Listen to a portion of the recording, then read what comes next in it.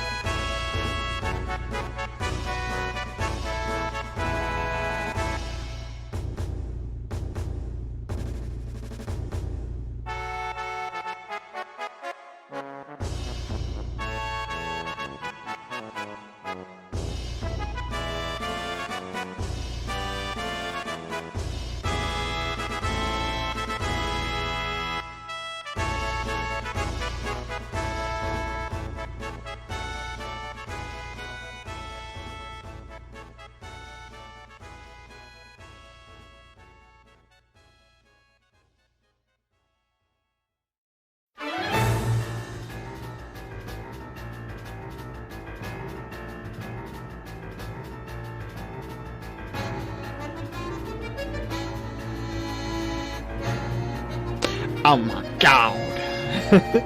I love this song. Hello everyone, how are you guys doing? Hang on, let me get the volume. Oh my god. Post update on the Lego build. Ooh, that's right, you were doing the Lego build. Oh my god. Dude, you know what I've been doing? Oh my god, that's coming out so cool. Oh my god, Sashi, that's coming out amazing. It almost looks like a Nintendo GameCube. Laconius, hello, how are you doing? Pyro, Cyber, hello. How are you guys doing? Alright, so what we're planning to do today?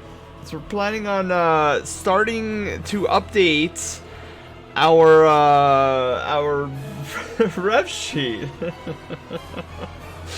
Our ref sheet is so old. It's crazy. Also, I'm really hoping Erudite comes into stream today.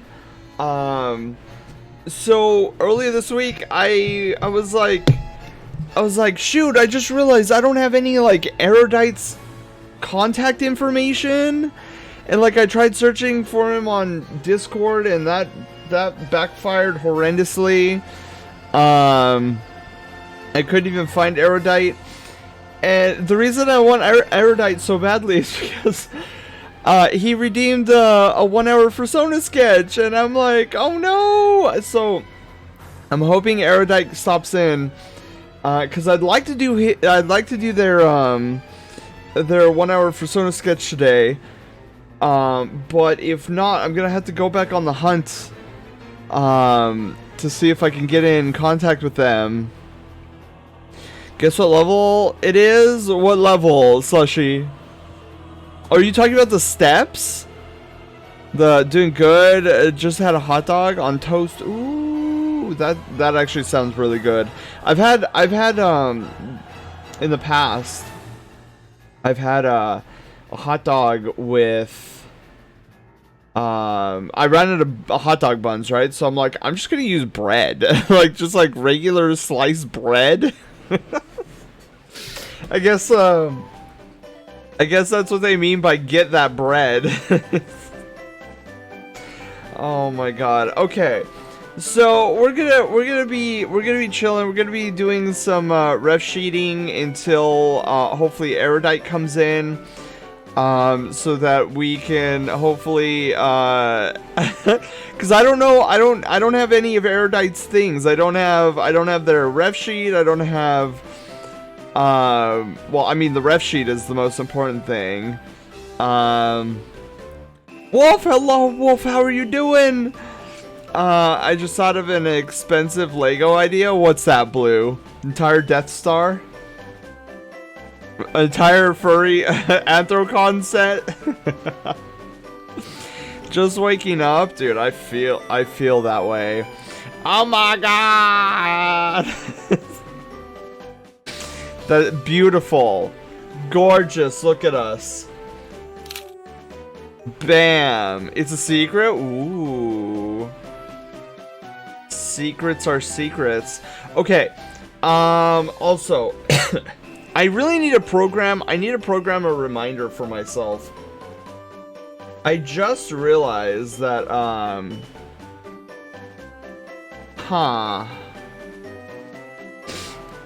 well, I think I just put myself in quite a predicament, didn't I? You guys have no idea what I'm talking about, and that's a-okay. So what I'm gonna do, really quickly, just for safety reasons, we're gonna just go and do this, and we're gonna do this. Oh my god, where'd the screen go? Did I? Okay, I was at least smart. Okay. Cool. What monitor is this? 2? Yeah. Okay. Sorry, I had to double check something. Just two Lego sets far away from each other so that all the Lego people have to walk a mile to move between them.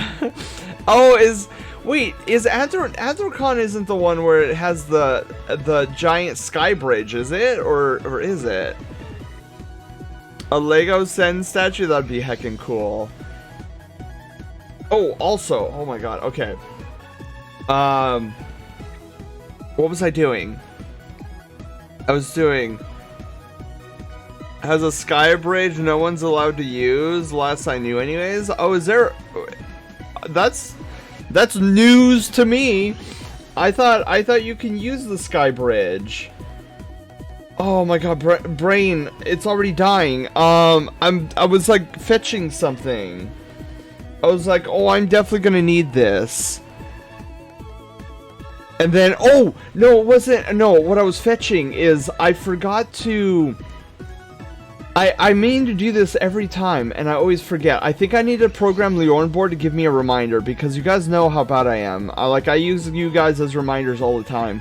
Okay, I need to go to the Leorn board, images, screenshots, and I need to move the old screenshots into the old folder.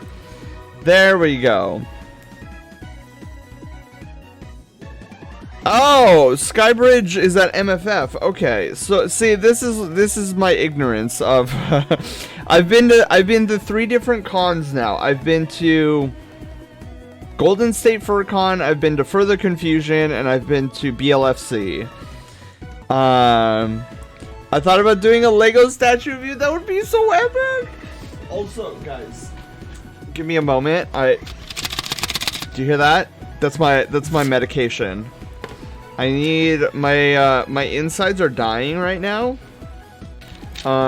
It's probably, honestly, I'm like, why are my insides dying right now? Like, not in the sense like I ate lactose and now I'm like scrunched up and withering away like the Wicked Witch of the West. No, this feels more like I ate a whole thing of hot Cheetos, dipped in like, I don't know, what's the hot ones? That's a hot sauce thing, right? I feel like my body is reacting as though I had hot Cheetos dipped in one of those like really spicy hot one dips or whatever, and I'm like, why is it doing this? And then, of course, if I just think back a couple days, I've been gorging on all manner of good food. Hot dogs, hamburgers, pizza, like all these classic American dishes, right? Because 4th of July. And so here I am, stupidly wondering why my body feels like it's on fire on the inside. That's why. So I need to take, I know you guys can't see it, but this is a pill that I have in my hand. See? Pill. And this is my water in the other hand. Okay, I'm gonna mute just in case I gag. I hate swallowing pills, by the way. I really, like, if you see me going, ah, you know that you know that I'm like, whatever. I'll be right back.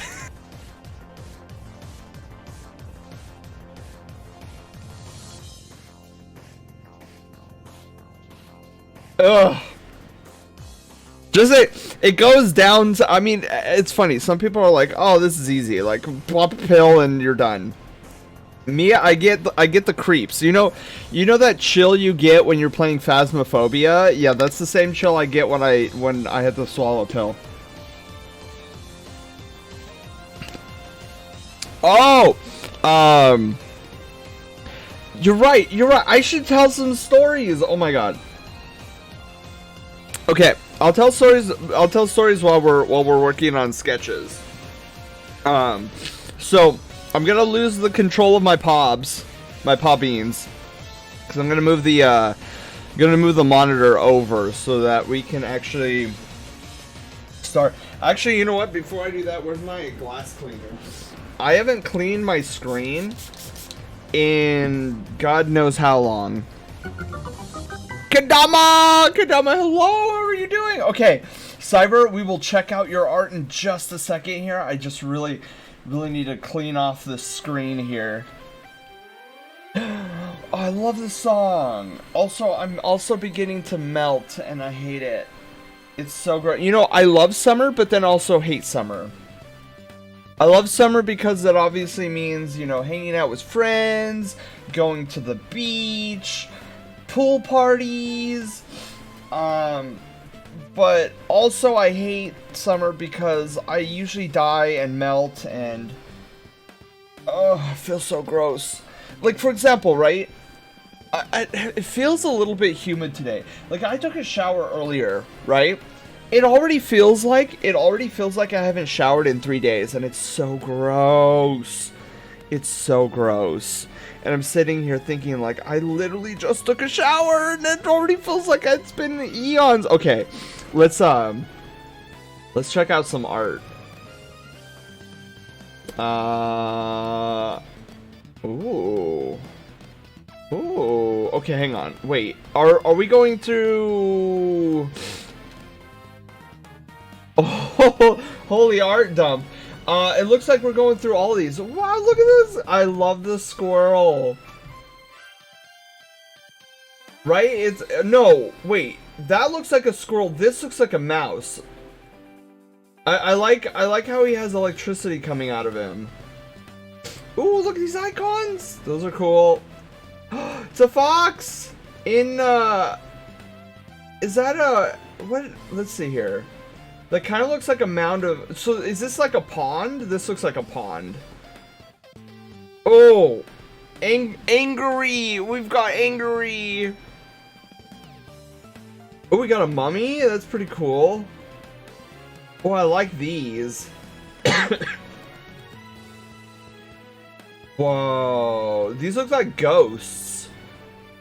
I could be wrong in that, but it kind of looks like a dragon ghost and maybe like a snake ghost over here, or maybe some kind of beast ghost. This looks like maybe like a river in the darkness somewhere. Oh my god, it's a Riolu. That's so cute. Oh, here's more of the rat.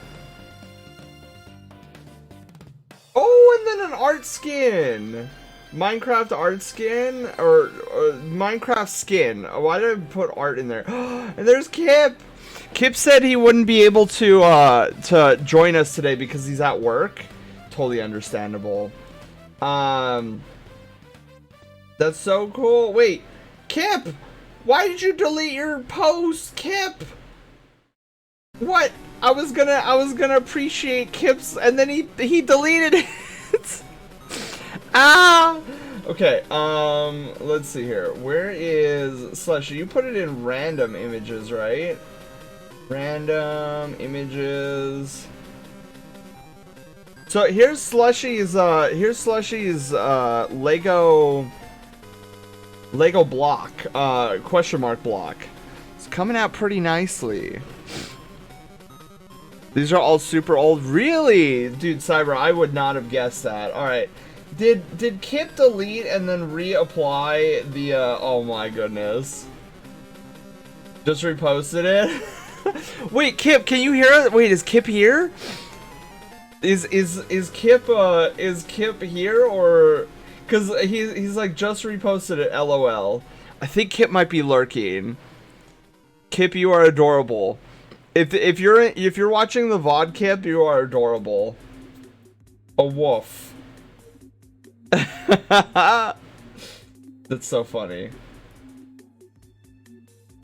Oh my goodness. This is all great stuff. You guys are amazing. Kip is sneaky. Exactly. Okay. So we go back to some arts. I can hear you. I was watching on my phone, not logged in. So, oh, okay. So he can hear us. He can hear us, but he can't respond. Oh, ripperonis. Okay. So, let us. Is this what's this image size? Wow, that's a huge image. Okay.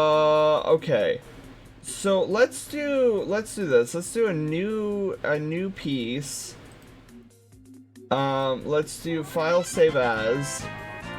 Boop boo doo! Stubby! Stubby, thank you for the tier 1 for heckin' how many months? 15 heckin' months! Okay.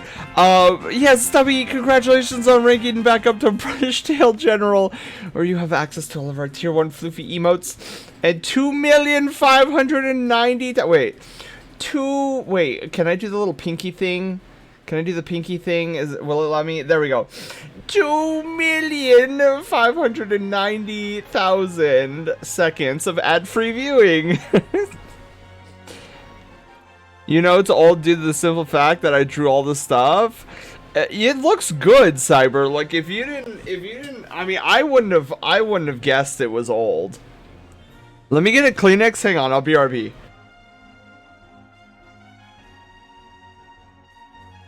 Yeah, so today is gonna be a very chill day. I'm still kind of recovering from all the shenanigans that took place over the 4th of July. Cause like my 4th of July, I guess like celebrating question mark. I don't know, like hanging out or whatever. Concluded last night. And so I'll tell you guys all about it. So between Monday and Tuesday, I'm just like, oh my god, let's take some moments to slow down a little bit. I think that's why my body is all out of whack too. With like the esophagus and like body's just like, you haven't been taking care of me the past 2 days. I'm like, I'm sorry. I was hanging out and partying to some extent. Okay,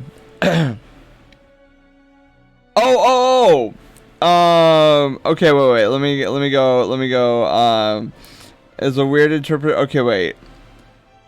Are you drawing sexy poses? Oh my god, Funky. Well, we're gonna try a little bit, if at all possible. We're doing a remastering of my, Fursona, ref sheet. But I have to be careful. I have to go into my send folder, and the send folder is, I can't show the send folder on stream. Not that there's a lot of badness, or like a lot of whatever you want to call it. But it's like, there's like a couple of things in there that I'm like, if that was accidentally on stream, I would probably have to shut it down and, like, I don't know, call in the Pine Sol people, clean the screen off. Whatever you want to call it. Anyways, okay. The character that you thought was a fox is actually an otter. Oh, Kilo the otter from the Martin and from Martin the Warrior. Ooh, Kip is sneaky. Yeah, I know. And I drew them on Saturn. Oh, that pawn is weird interpretation of Saturn. Oh, okay. Because I was looking at it. It looked like almost like a river. Like a river at midnight in the forest is what I thought it was. When these picture-drawn pictures came out. Show the lava world I posted. Oh my god. Okay. I will show one more thing and then we're gonna get started, okay? Let me see. Where is random pictures? Random images? Okay. Okay, so there's the lava world that Slushy has been working on. It looks pretty cool. So I guess there's like in the block there's different worlds. That's kind of cool. Oh wait, save as. Oh, we need to save as. Okay, so we need to save as new. Should I call it? Well, I guess should I hang on. Maybe I should post it in my digital pieces. Digital pieces. We'll do new no, Fursona ref sheet 3.0. Because this will be my third iteration. Oh wait, I have a ref sheets folder. Oh, okay. Let's just put it in the ref sheets folder then. Fursona ref sheet 3.0. Okay, perfect. So you're looking at the drawings that are about 15 years old. It's crazy. You know how I'll do the simple fact that I drew stuff, explain a lot of what the stuff was. A lot of the pencil drawings were done in like 2007, 2010. Wow, yeah, that was a long time ago. It's funny to think about that now, though. Like, how that's a long time ago now. Also, you know what I should do? I need to pull up some references. Let's see here. We need... Let me pull up, let's see here. Let me pull up a recent ref sheet. Actually, I was using this as yesterday for reference too. Waffles? Waffles is, ref sheet. I was, because I'm currently doing a ref sheet commission. Oh, commissions! Oh my god, I just remembered I'm supposed to tell you guys. Okay, so this will be posted in the Discord later today, in the announcements section. But I am opening up for 3 art commission slots. Technically, I was gonna say 5, but 2 people were auto slotted in, so I have 3 open slots available. If you guys are interested in commissioning me now that I'm back open, like either hit me up in the DMs on Discord or fill out a form on my website, Central Nexus. Which, do I have a website command? I don't, do I? Oh wait, no, I have a commissions. What? Commission? What? I don't even have that. King! Hello, King, how are you doing? Charizard, hello, how are you doing? Oh my god, I don't even have a commission? Wait. That's gonna bug me. Wait, do I have at least prices? Oh my god, what in the world happened to all of my...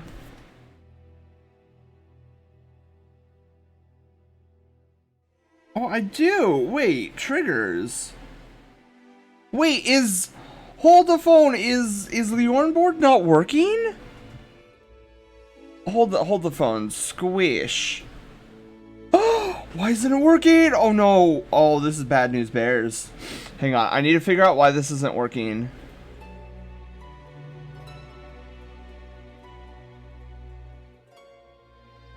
Could not locate a default to join Twitch chat. What?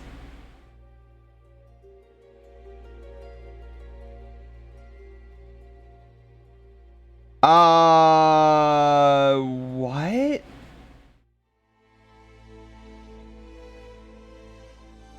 Oh, do I have to like, wait, do I have to move?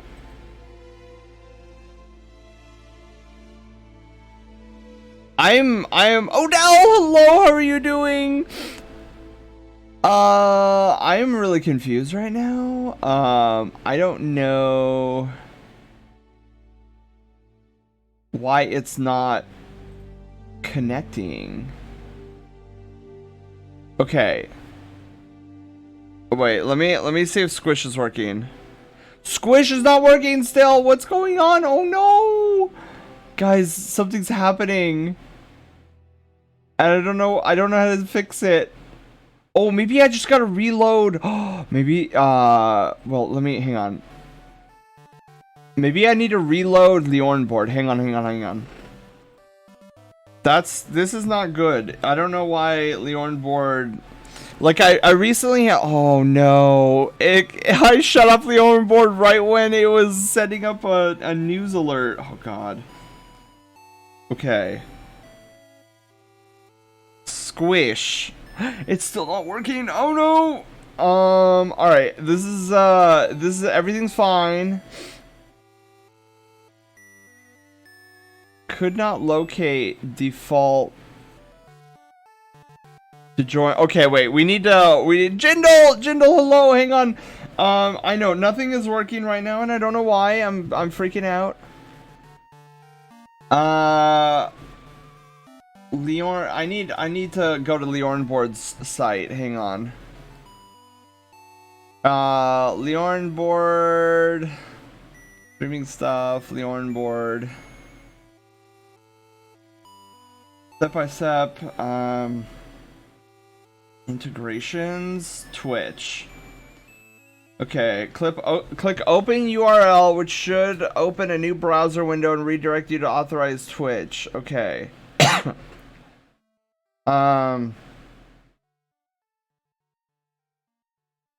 Okay.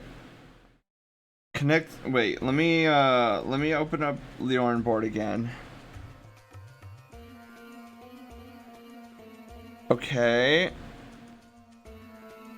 I literally have no idea what's happening. All right, let me just try that again. Twitch connections. Open URL. Access token. If you're streaming, make sure to hide your screen. Do not show if you're recording a video. Continue.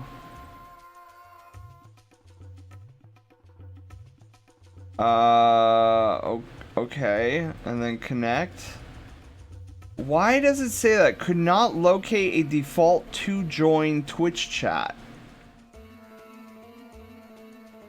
Hang on, let me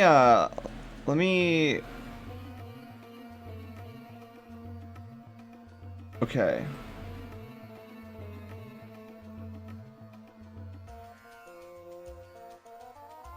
Okay, there we go. Connected to Twitch chat under the name Senor Crouch, which is me. Hit done, hit okay. Gerard, hello. Okay, let's see if Squish works. Okay, Squish works. Okay. Wow.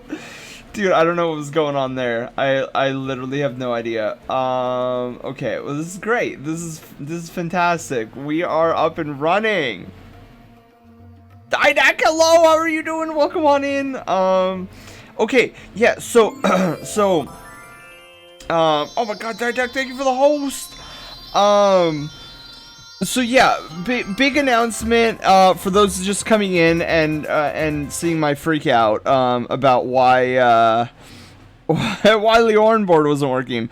Okay, so for those who don't know, I am announcing today that I have opened up my commissions. I am open for 3 slots right now. I'm giving you guys the first opportunity before I mention it. So what I usually do is I usually mention it. I mention it first on stream, and then those in the Discord will then get a message after that stream. And I usually wait a couple days, so to give the Discord community the opportunity to get first dibs on commissioning me. And then after a couple days I usually post on Twitter, sorry. I get those confused all the time because they both start with TWI. Wait, TWIT. They both begin with the same 4 letters. This is why I get confused all the time. I'm doing amazing, Didak. We just fixed Leorn Board for the umpteenth time. Lowlight, how are you doing? Welcome on in. So we're gonna be doing some art today, and I just realized I need to shut off the news, or the, well, I call it a news alert, but it's basically just that little bar over on the side that, says, oh, you know, if you want, fun things or whatever, do this. Where's my inventory? Okay, so I need the news banner to be shut off. There we go. I very much look forward to seeing the final result of my new rev sheet. Yes, so Odell is one of the ones who snagged the slot like immediately. Yeah, because Odell and Fire got the. So originally I opened up for 5 slots, but I auto slotted in Fire and Odell. Which sometimes I do for you guys if you guys like, if I know you, but if you're just like a person I don't know and you're like DMing me, oh, if you're not open yet, could you just like auto slot me in? Usually I'm like, like I don't know you. Like I usually do that for community members, not so much randos. Sorry any randos. Okay, so so today we're gonna be, so at least until we see Erudite. So I've been trying to get in contact with Erudite because they have redeemed a 1-hour Fursona sketch, but realize I don't have a way to contact them and I don't know their full name, so I just know them as Erudite. Am I random? No. Okay, good. Heckin Haywire knows what's up. Where's Waffles' ref sheet? Yeah, actually, you know, I should pull up Waffles and oh, but that was no, that, but yeah, Odell, your the ref sheet I'm doing for you is coming out so good. So I was funny story is I was gonna be working on it. I really wanted to work on it some more this morning, but then like I had this cascade of like stuff I had to get done before stream, and I was like, dang it. So expect more work in progress tomorrow. I'm planning, my hope is to get done with your ref sheet tomorrow, and then Fire, who I know is not here yet, but if you are listening to the VOD, by the time you listen to the VOD, I'm probably already going to be starting. But yeah, after Odell's, I'm going to be working on Fire's. You have tacos? Yes. Yes, tacos. I thought, oh my god, I read that as an egg hatched from the egg. I was like, wait, did I just mess up? In 1.5 hours? Yeah, because that's usually when Fire gets off of work. Okay, I need other references though. I have 2 references that I usually go off of. Also, do I have this in the Discord? Hang on. I'm hoping I have this in the Discord just so that I can Oh, okay, yeah. So if you guys have been, or if you guys have dabbled in art and whatnot, specifically like character art, whether or not you've been told about this or not, but getting pose references for the art that you're trying to do is so very important. It is crucially important that you have some sort of figure reference of the pose that you're going for. Now, if you're anything like me, you know that getting a pose, like there's bajillions of images on Google. You just type up pose, right? And there's like 10 bajillion images. However, getting the exact pose that you're looking for can be a little bit challenging. So, one of the things I'm going to recommend to you guys, and if you guys are already in the server, you can look this up literally right now. But in art resources, there is a resource that I posted called Magic Poser. And it's basically this like blank model. And I'm pretty sure you can swap back and forth between male and female. And you could just pose the model in any way you want. You can rotate the camera in any direction to get any pose, any camera angle. It's beautiful.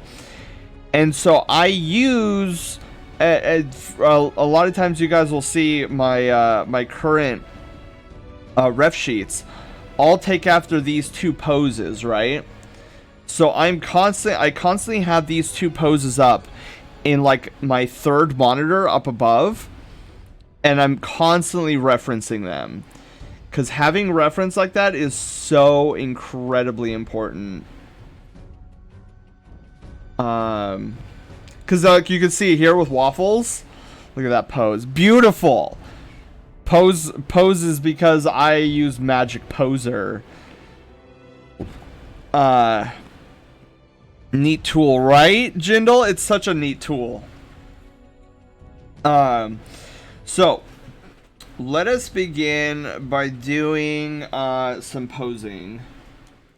I want to get, so usually when I start a ref sheet, pose sketch front. So usually when I start, and Odell can attest to this because I sent him like a bajillion work in progresses yesterday. So usually where I start is I start with the pose, because the pose I feel for me is the hardest part. Because as much as I would love to say like I'm a master at doing body like anatomy work, I have a very, very hard time with anatomy still. So I guess I'll start off with like a head, and then so at first what we're gonna be doing is we're gonna be designing this pose as like a lean figure, like somebody who is very lean and average body size, I would say. And I usually like to start there because and my sketches can get really messy, so don't worry about okay, so I need to actually like curve the shoulder a little bit, and I need to curve this way. So we're gonna go,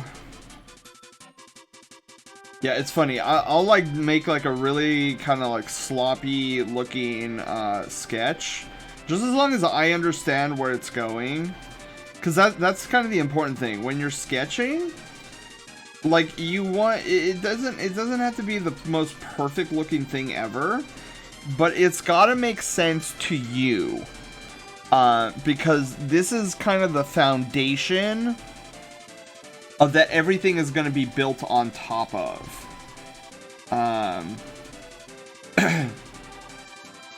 So you got a body started. I'm addicted to Stardew Valley. I got it on Monday and I'm already up to 25 hours in it. See, I can respect that, Odell. There's been games in my past that have done the same thing for me. Or to me, I guess I should say. Okay, and then we're gonna come in here. Gonna come in here. So we're gonna do the usual pose on the hip. I do that because so let me give you guys a funny little tip and trick. A lot of artists, whether they're beginners or professionals, unless of course you specialize in hands and feet, but you look at any artist, and more often than not, that artist will try to find cheeky ways to avoid drawing hands and feet. Why? Because hands and feet are super difficult. Now, of course, some people are just masters at it, like after doing the hundreds and hundreds of hands and whatnot. Usually, wait, I'm doing this wrong. The thumb should be over here. Hello? So it's funny because like I'm no exception. Like I know I at least have to draw one hand, right? Because you need to see the paw pads. But the other one, I kind of cheekily... I feel like I'm giving away the magic trick here. But I kind of cheekily, like, put the other one on the hip. I need to depart. Lyconius, have a wonderful day. I hope you have a great stream, a wonderful day to go with it. You too, Lyconius. Arson, hello, how are you doing? Take time to get used to drawing. Yeah, because out of everything on the human body, like, hands and feet are really the kind of like tough, the toughest, because they're so obscure in shape. Like, there's a lot of like nuances with hands and feet, specifically with like fingers and especially like the thumb is really complicated in shape. And I'm already doing this wrong. Look at how short those leggies are. Those are like really short leggies. I need to like do that over. Cause Sen is in fact like 5'11", 5'12", something like that.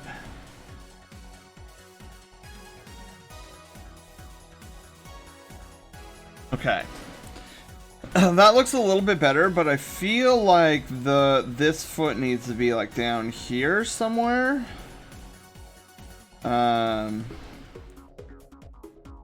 I always hate... Okay, so as much as I think this pose is cool, I always hate this leg. Because both in... It's so difficult because the leg is kind of facing the camera. And it is so... You know, if I was a smart person... You know, I would be like, okay, we're changing the pose so that I don't have to be, you know, spot on perfect with my work here, and like find an easier pose. And yet here I am because I can't help myself, because I like the pose too much. Struggling through it because I figure if I just practice it enough time, eventually it'll come to me. Now I feel like he's too long though. I think I made him a little bit too long of a boy. So let's crap, I kind of clipped his foot there. Hang on, let me move him. Yeah, he is like he is maned wolf leggy now, and that's too much leggy. Oh, and you know what? Another thing I think I'm like getting all bent out of shape. According to the pose, this is why it's so important to have like a pose ref sheet or a pose sheet or something that you're looking at. So this leg should be higher than this one. Also, according to the man,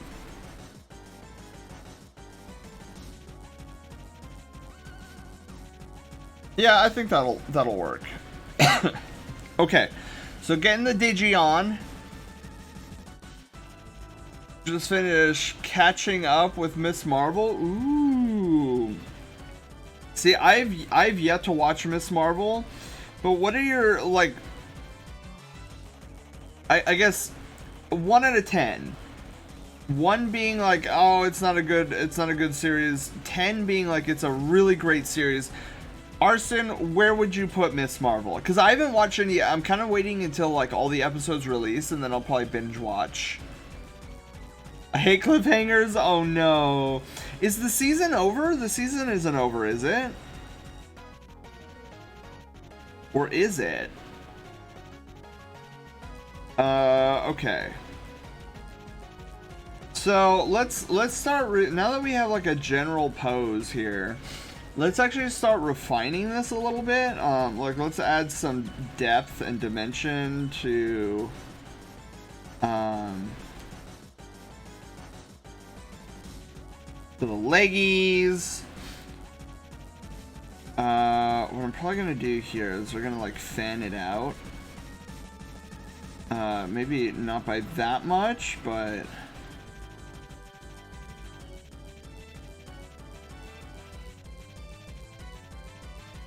okay. And then we really need to be careful with this leggy. Like this leggy is hard. Okay. I really hate this leggy because I can never figure out if I want it to be like over on the side or, cause like I can't do that. Maybe I can do something like that, and then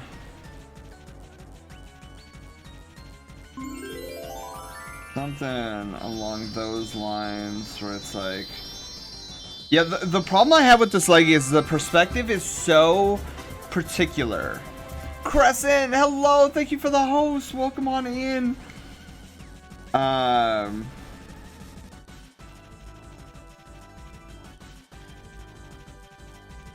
Okay, hang on.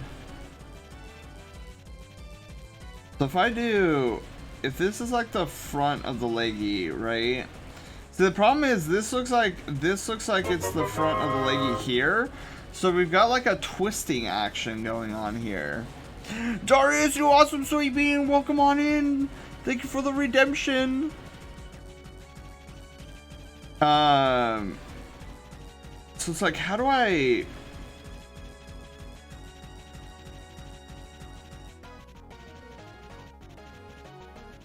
Do I go full back?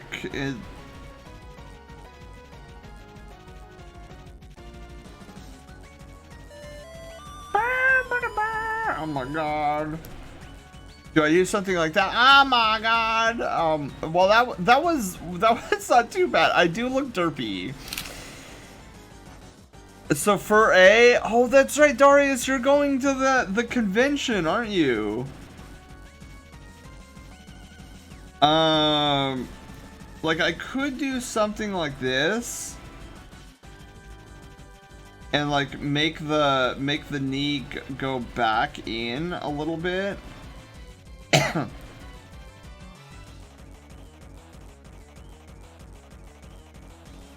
Where it's like that's the kneecap right there.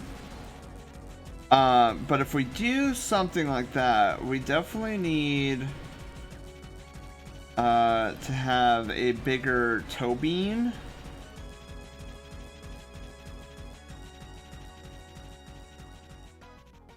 Yeah, it can get this could be so challenging.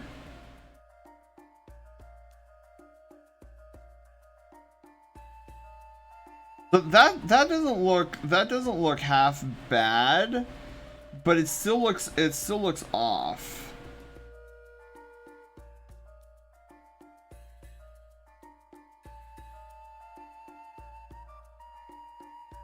I think that perspective-wise that looks better, but it looks like he's doing some kind of leg stretches. Maybe I do need to open up because I really like what I've done for Odell's pose. Maybe I should open that up and have that up on the other screen too. Because I feel like I did a really good job with Odell's pose. Where's Odell's folder? Oh, there you are.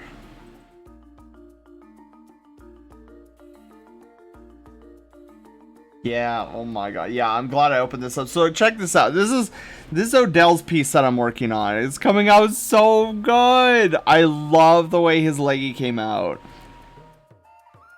One more week. Let's go. Will, hello. How are you doing? Welcome on in. Gonna meet Clace when I'm there. Heck yeah.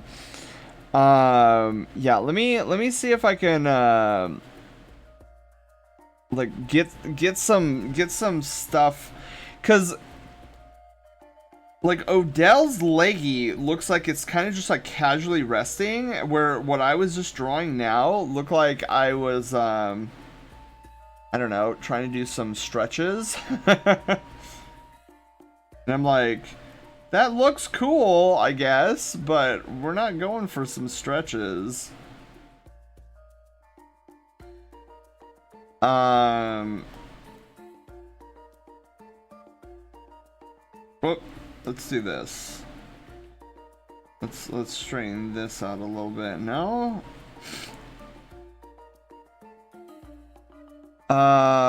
And then we've got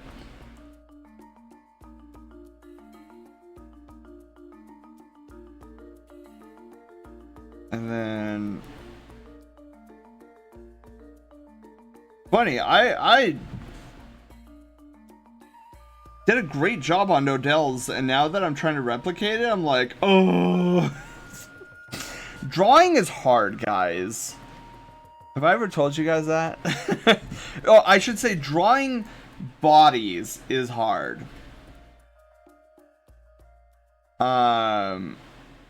Actually, you know what? I should probably open up, do I have, hang on, cause like, with the piece that I put, the line art I put up, okay.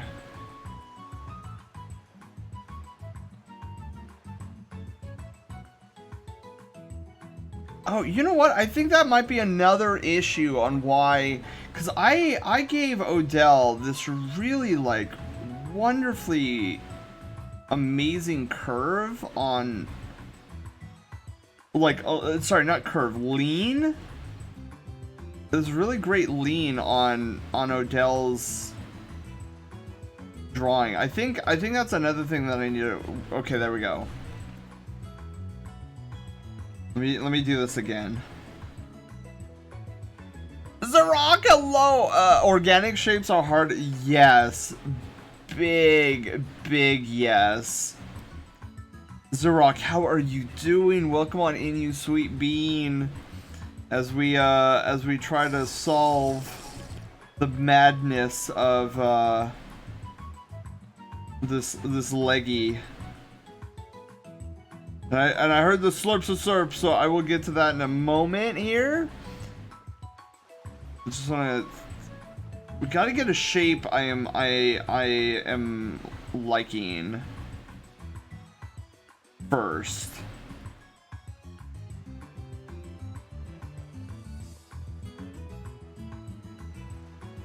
I need it to go in, but I also need to come back out.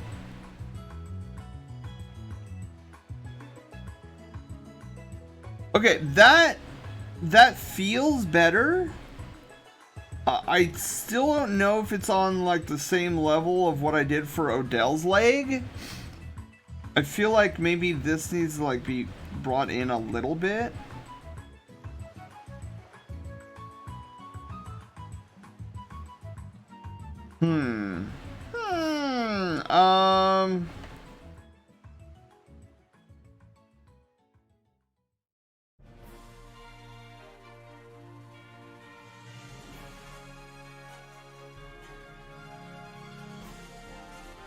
See, like, I definitely see the kneecap being here, but this connector is not working for me. Get my PC to update to the current 10 OS. It hasn't updated in about a year. Oof. Big oof. Okay, let's get some hydration.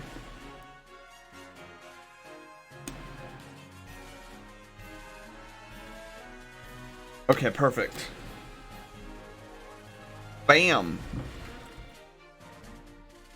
Okay, so I'm definitely liking the leggy here so far, but how this connects is not happening. Okay, wait. What if we do?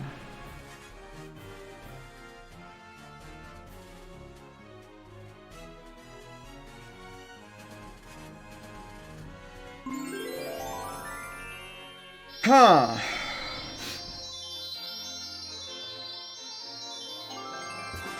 I guess that kind of works.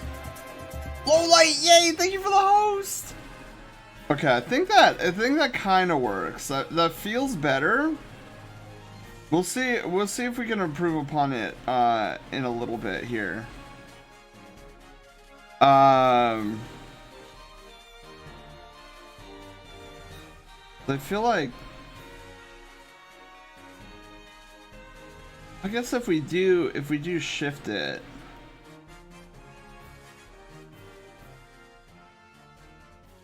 like the knee being there.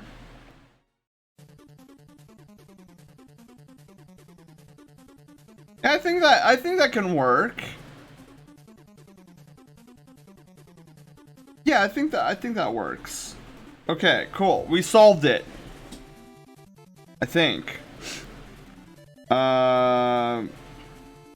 Actually, wait. Maybe we need to elongate this. I think we may need to elongate.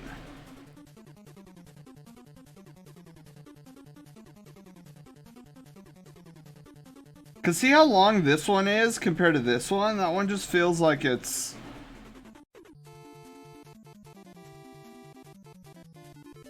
Maybe go up just a little bit higher.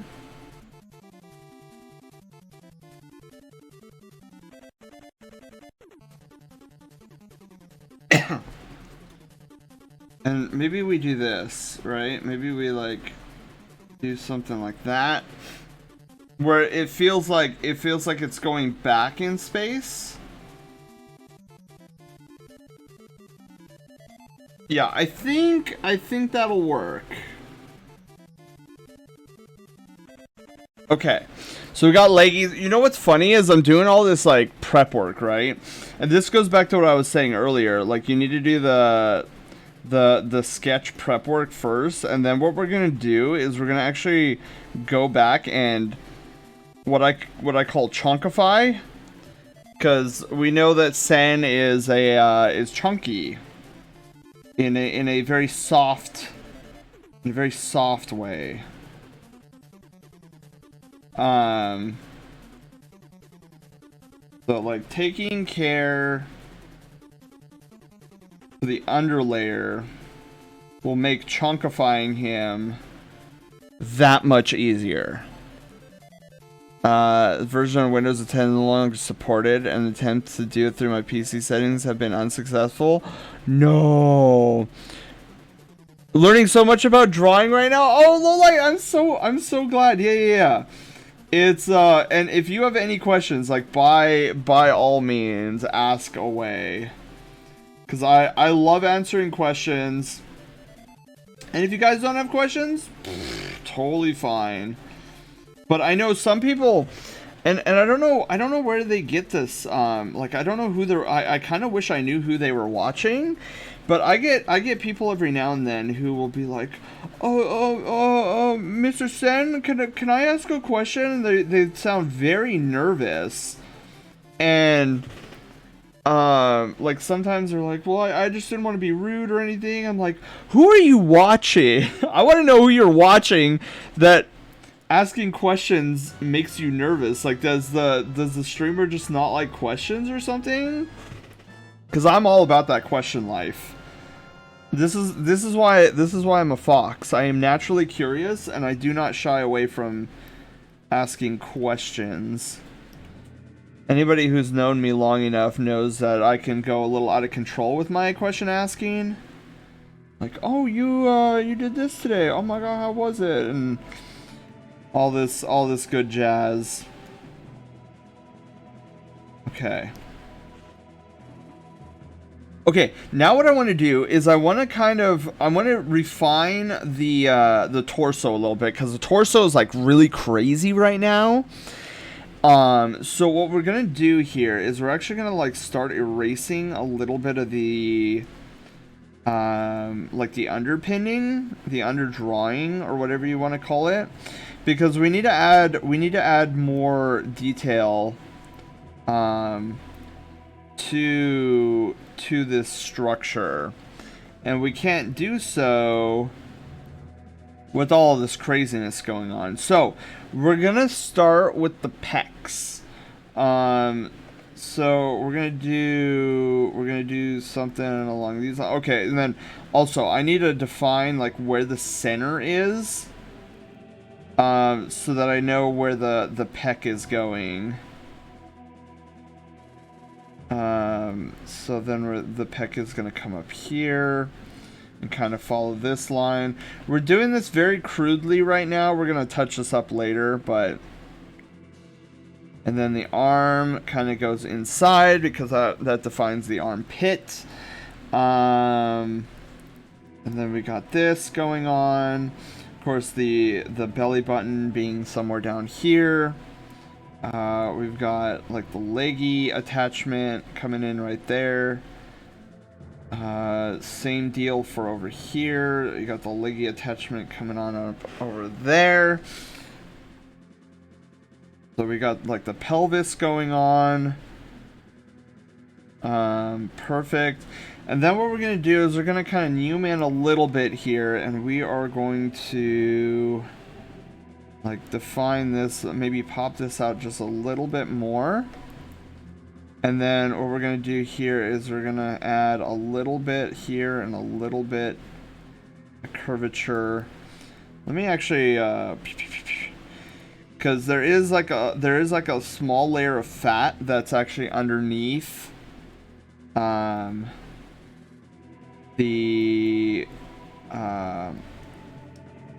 pec, and then you come out and then you have the stomach. Usually you don't notice this too much on people who are chiseled, but on like average people, like average bodies, you kind of see it, and then on more heavy characters, you definitely, or heavy people, you can definitely see it. Like on me. Then we wanna chunkify this a little bit, differentiate like the Bootius Maximus with the right? Yeah. We're also gonna clean this up a bit here. So usually what happens here, and we can try to define it a little bit more. There's usually a little bit of like an outcropping, usually, and then you could usually see it on the other side too. Just a little bit of and we can clean that up. Okay. Just a little bit. Just a tiny little. It's the source of what people call a muffin top. And so a lot of times, even with highly chiseled people, you kind of see that outcropping. Just to give it a little bit more definition there. And we could do something like that, and then wait, how am I doing that right? Why am I even? Yeah. Okay. Yeah. I think I'm like going a little crazy there, though. I think this needs to be more. Whoop. There we go. We need a little bit more of a curve than like the harsh. Cause like hip, it's on the hip, yeah. Okay, so we're getting there. Let's refine this a little bit here. So we got a little bit of this. So a lot of things, a lot of times, and this was definitely me a while ago, but I always thought that everything had to be defined by a line. Oh, line this, line that. I gotta. Oh my God, this isn't connecting. I've got to make it a line. But as I've you know, progressed in my arting, I've realized no, not everything has to be a line. Sometimes you just let the audience connect the dots themselves, and oftentimes, it makes the drawing look better. I'm actually gonna crop this out a little bit more. So see how I'm not like connecting these lines, really? That's good. That actually, you know, because if you draw a line all the way through, right? I mean, it doesn't necessarily look bad, but it looks like a Lego set, right? Oh, this, you could detach the leg and then put the leg back in, right?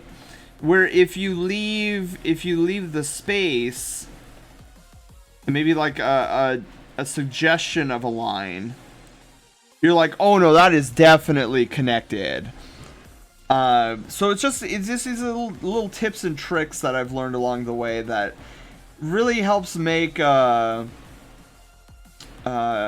figure pop out a little bit more, I guess, in some places. Where before it was just like, oh, I gotta connect it, it's not touching, oh my god, it looks bad.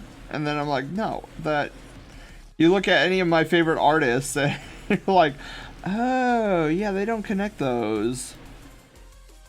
Pecs have always been an issue for me. I don't know how to draw like really good pecs yet. I'm trying to learn though. And that is the best that anyone can hope for, is just try, keep trying. Try again, as they always say. Okay. So I'm generally happy with this body. I know it's a little flat right now, but I feel like, well, not flat, but blocky. I feel like, especially up here, is a lot blocky, but that's okay. As long as we, like, normally if it was like a lean person, I'd be like, okay, I need to go back and touch this up, yada yada yada. However, we are not interested in a lean body today, now are we? We are interested in chunk. And so now we're gonna build on top of this. So now that we have a basic structure, there's something, hang on, there is something about this leggy that I'm not jiving with, and I think it's just that. Okay. Then we could probably clean this line up just a touch. Oh wow, that was yikes. Okay. So here's our generic body.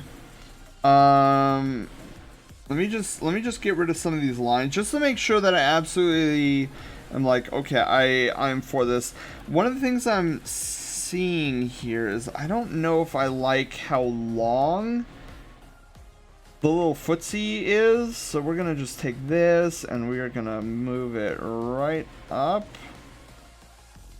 And I think that looks so much better. Now it looks like his feet are kind of the same length rather than what we had earlier. The only thing that I am unsure of right now is I don't like how these feet are basically on the same plane. I want to try to differentiate. Because technically speaking, this leggy is further from the camera than the other leggies. So naturally, the back leggy is going to look like it is higher than the front leggy, the front leggy being closer.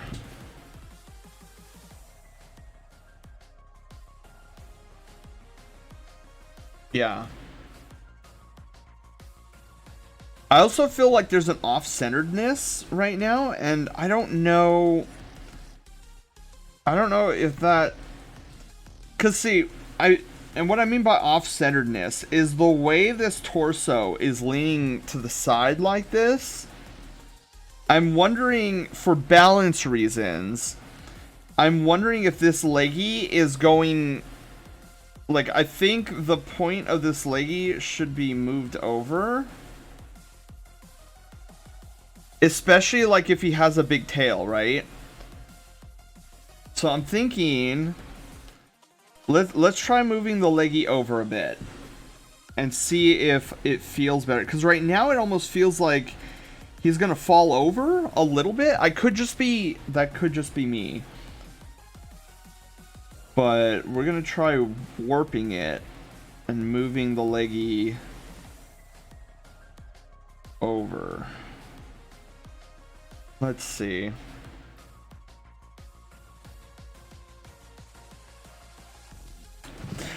I mean, it definitely feels like it is more balanced.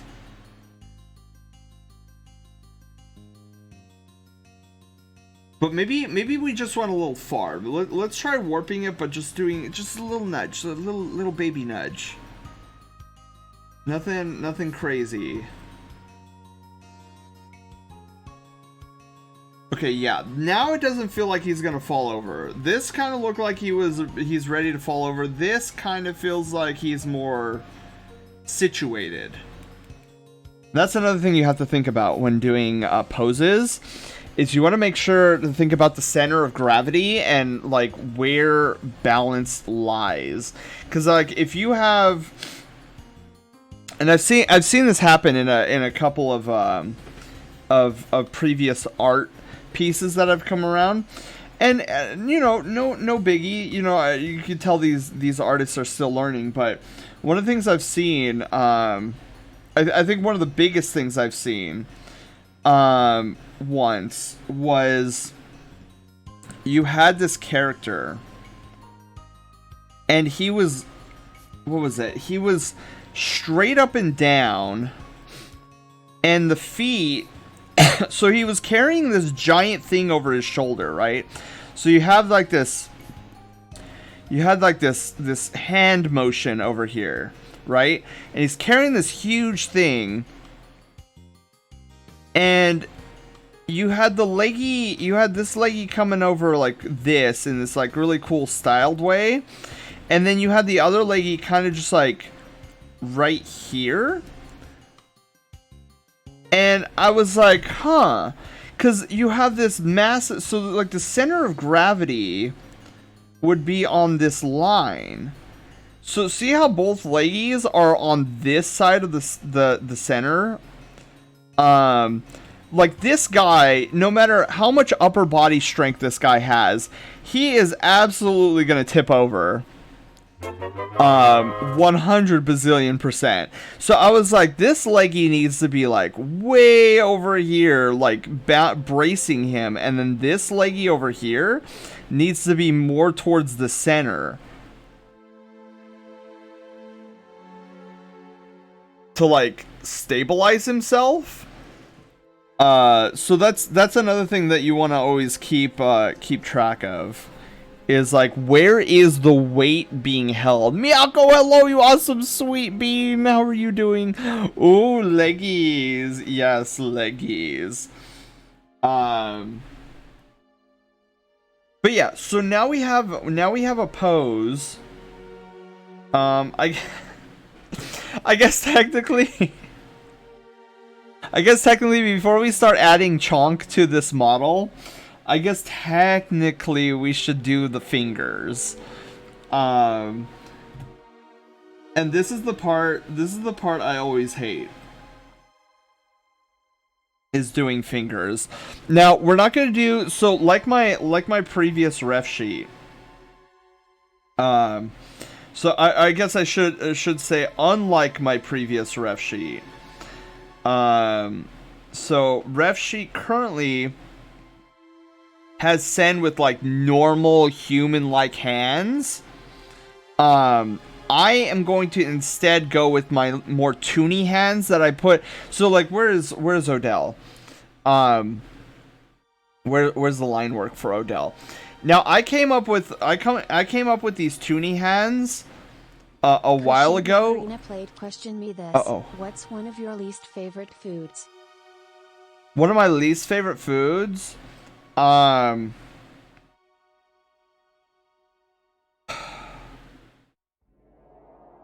Least favorite foods? That's a good question. I'm trying to think of something.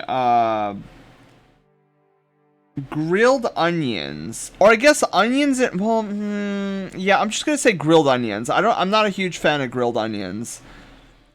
Green bean. Oh, green beans is another good one. I don't like green beans. I mean, I'll eat them if they're there and I'm hungry and it's the only thing there. Just like pineapple on pizza, but yeah. So that's my answer. Brussels sprouts, yeah, Brussels. I don't like broccoli either. So here with Odell, and I've done this with most of my ref sheets that I've worked on. I created these really cool toonie hands where it's like they're a little bit bigger on. I mean, it still kind of follows the same format of like humanoid hands, but you have this little I don't know, bulbous like tops to them. I think they're the cutest things ever. And I think they lend themselves really well with my already toony style. And so I've just been like, yes. So we're gonna give, and you can kind of see it on Waffles here. Waffles has kind of like the little bulbous, and just gives it a fun little cartoony vibe with the hands, but not, cause like I don't know, like you put this cute tooniness on the body, right? Like this cute toony head, and you give him realistic hands, it's just not gonna work. It's not gonna work at all. Yeah, I guess they're, well, okay, yeah. Odell's looks a little bit froggy with the webbing because he's part otter. But yeah, so that's what we're gonna do. That's what we're gonna do for Sen's hands.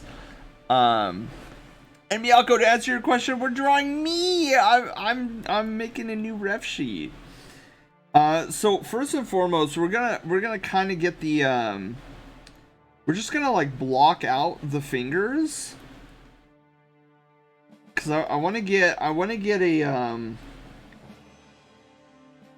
rough understanding of like where the fingers are gonna be placed.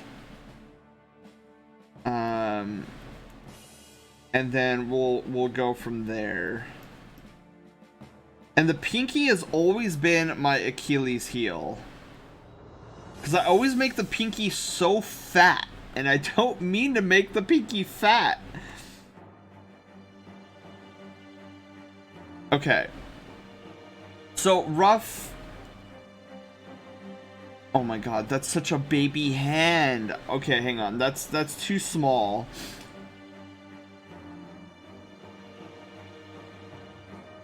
Oh, no pixels were selected. Roy, thank you. Thank you. Alright, we're gonna free transform.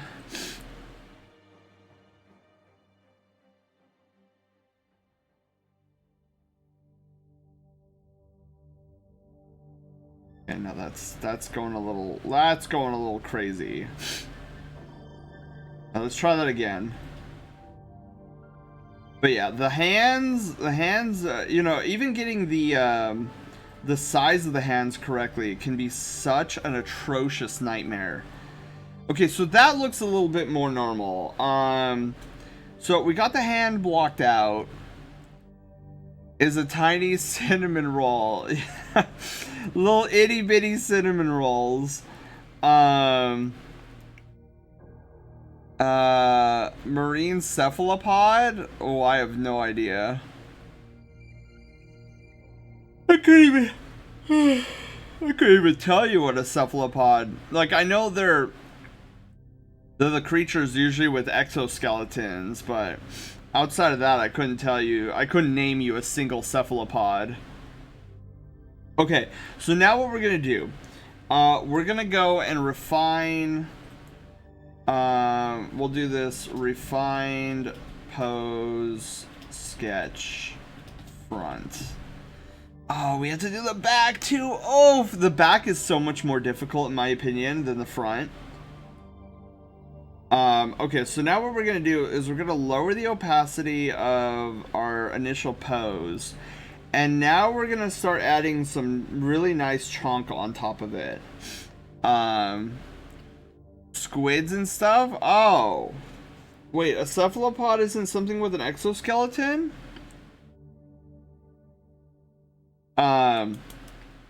Okay, so here we're gonna like come in and we're gonna start adding, we're gonna add some Sen chunk on top of this.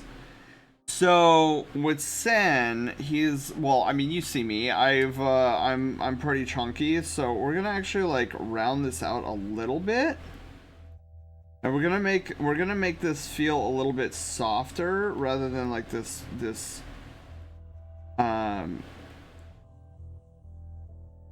like jagged. We also have to be careful too, because like you go too far in one direction and then suddenly you're like, is Sen a female? Okay, so then we've got this, so we're gonna bring that out a little bit. We're gonna probably bring this down just a little bit. And then instead of like this curve down, I'm gonna see if we actually like invert the curve. And then come in and swoop down. Something along those lines. Where like the chunk is getting squeezed on this side. And then I should probably have reference up on this. I just realized I don't have any chunk reference up, and I'm trying to do this by memory, which is always a bad thing to do. Unless you're like a master at it, and I am by no means a master. And that could be another difficult thing too, right? Is like most images you'll find online are of like average or like beefy to average to like well-toned figures. Very, very rarely will you come across a plethora of like chunk.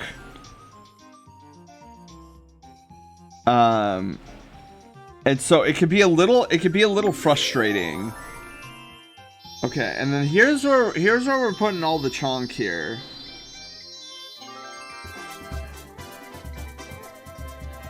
Oh my god, Gato, hello, welcome on in, thank you for the host. Okay, hang on. So this is where it always confuses me. So you're gonna have like this layer of chunk like coming over and kind of like almost sagging off the body. And so we're gonna have some details being covered up here. We're also gonna like make this a little bit wider because, you know, there's going to be chunk down there as well. And then we're going to kind of come off here. Oh my god, it's the Troll and Roll Adventures theme. And then the belly button is going to be way out here. And then, of course, the chunk is gonna come out into the booty a lot too. The cinnamon appreciator ref. Yes. Exactly. Let's see here. And there's definitely going to be a little bit more chonk on the legs. So we're gonna like make him a bit thicker in that regards. I have to be very careful here to get this right.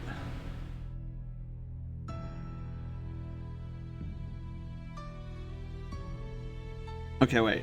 Let me because I feel like the perspective is getting lost here a little bit.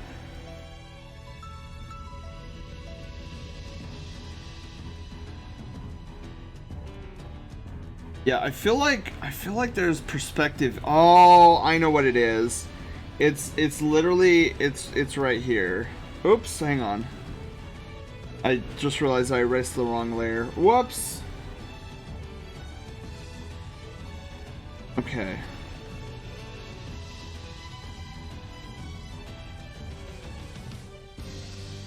Yeah. So it needs to come up like this. And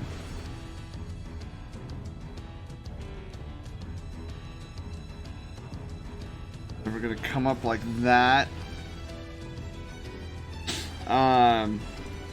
I still feel like there's something missing about the belly though. Like I can't figure it out yet, but we'll see. But I definitely feel like there's something I'm missing about El Belly.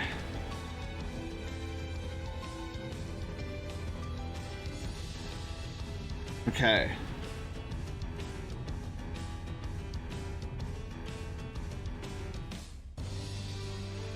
Definitely something, and I always do this to myself too. I'm like, what am I missing here?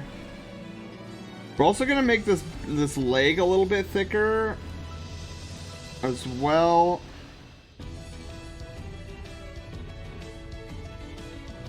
Feel like this actually needs to come down a little bit more.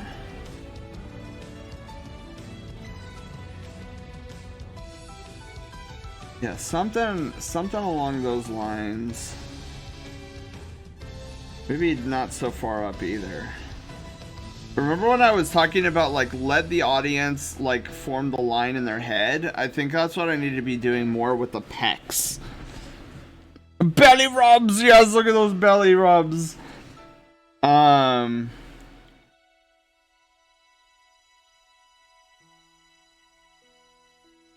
But yeah, so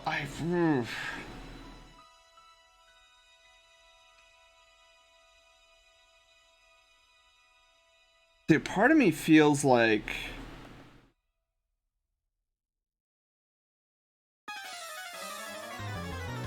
it needs to come out even more. So hold up all the chonk. We'll see. And then maybe instead of like such a hard curve, maybe we just like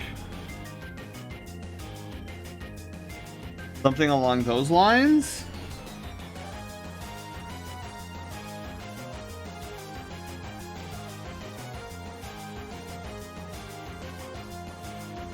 Okay, and then we come into this.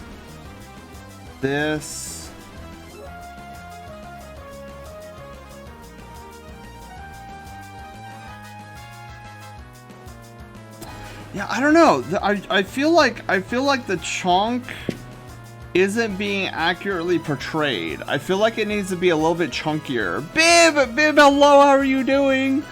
Welcome on in.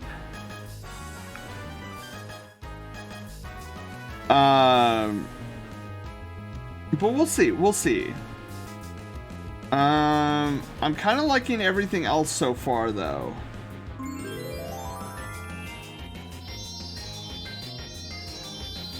Yeah, maybe what's like throwing me is played no fines for a woe.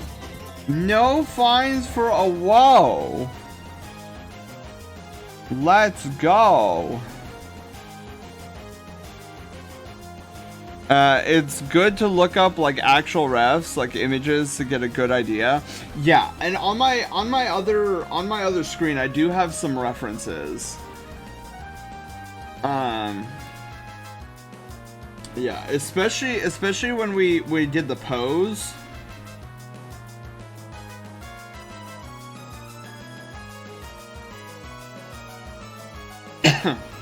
Okay.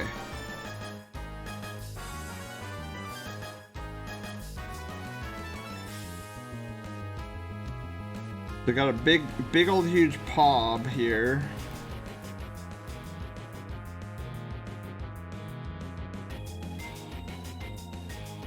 I wonder, would this look good if I just went like straight down like that? Now I feel like, all right, the woos are back up. The fines for a woo are back up.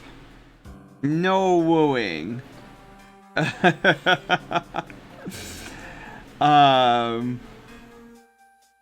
wanted to boop him. I don't know. Like, I wonder if Panda's doing something today, or I hope he's not. I hope he's not sick or anything, because we haven't seen him all stream long. Okay, we gotta hydrate. Pyro, thank you for the hydrate. Hang on, let me put this down here.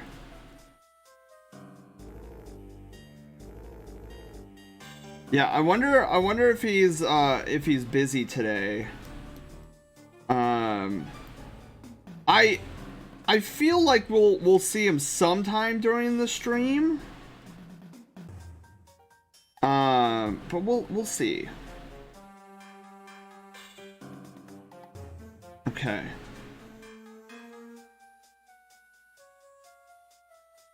Let's do this, and let's do this. There we go. Booyah. The chunk is real. All right, where is I'm gonna move the monitor over. I will woo without a license.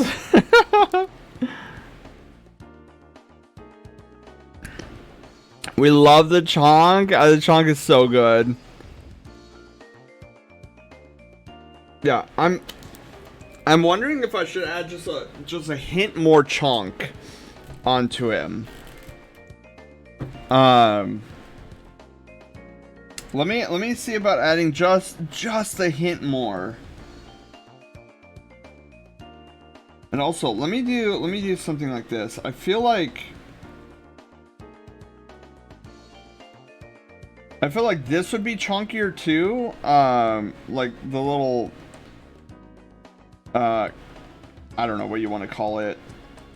Yeah, I feel like that would be a little bit more chunky. To add to all the chunk as well. So we're gonna just try.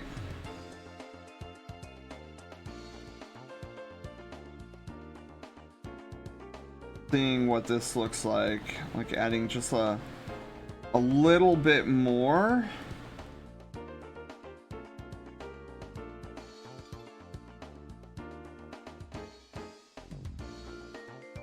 Like add maybe a little bit more pounds of cinnamon roll on.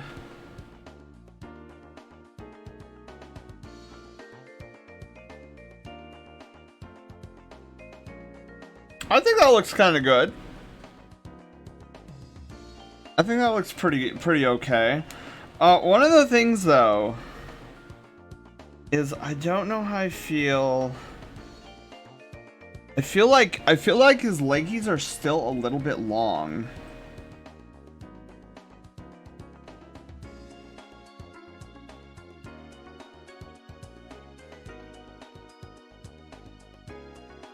Yeah, let's see what happens if we move the leggies a little bit here.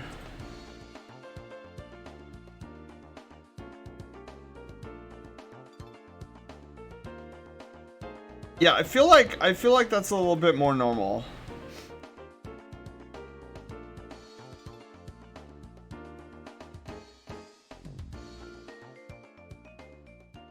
Except I do think this leggy is a little long still too. But on this end of the leggy rather than anything else.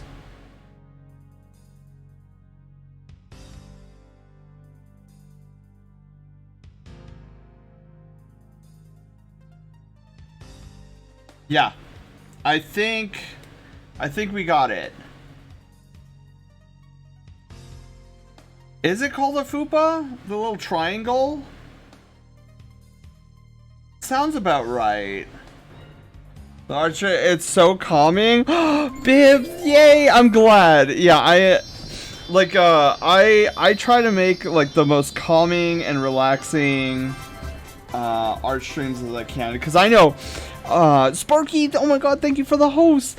I know, because when I'm usually lurking in other people's art streams, I don't know, like one of two effects happens to me, usually. Either like I'll get really drowsy and really calm, which is a desired commodity for me because of all the anxiety that I don't know, have to deal with. There we go, that's the word I'm looking for. And so watching other artists, like, it really relaxes me. It's almost like an, I don't know, it has a similar effect as like ASMR, but like the good kind of ASMR, like not like the eating, but like more like the raindrop ASMR, like the calming storm. I don't know, it has a very similar effect on me. And so when I do art myself, I'm like, I want to embrace that I don't know what you want to call it, that kind of chill vibe to it. I also want to make his arms like chunky, not necessarily like buff, but like chunky. And so hopefully I do this justice here. Because either I wind up making, I should say, I usually make arms too thin, which is why heckin' Waffles, look at Waffles, like this is why Waffles' ref sheet came out so magnificently, because as a squirrel, you know, squirrels are naturally like limber, thin, so like my tendency to make things a little bit too thin lend itself perfectly to Waffles' ref sheet. But when it comes to like beefier and chunkier, like I have a hard time with that. I have a very hard time, because for whatever reason, I like drawing wise, like me myself, I'm gravitated towards chonk, but drawing wise, I gravitate towards like thin and lanky.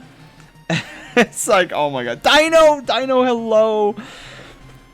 How are you doing? But yeah, I'm doing fantastic. The start of the stream was a little bit rocky for me. In the sense that, and I already told, I mean, Lovely's watched me swallow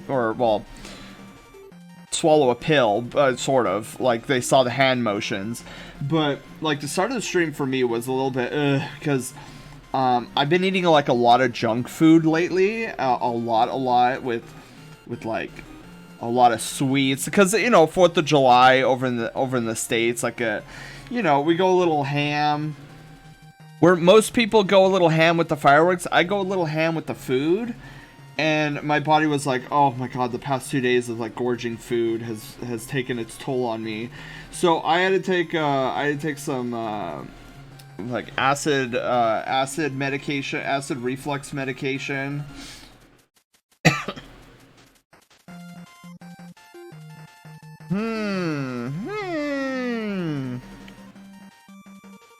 I guess that looks okay. I'm like, am I drawing? See, this is what this is. Oh my god, you guys are witnessing it firsthand.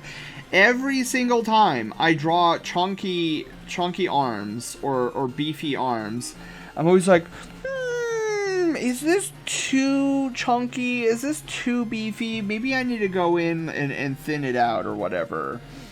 And then I go back to like thin arms.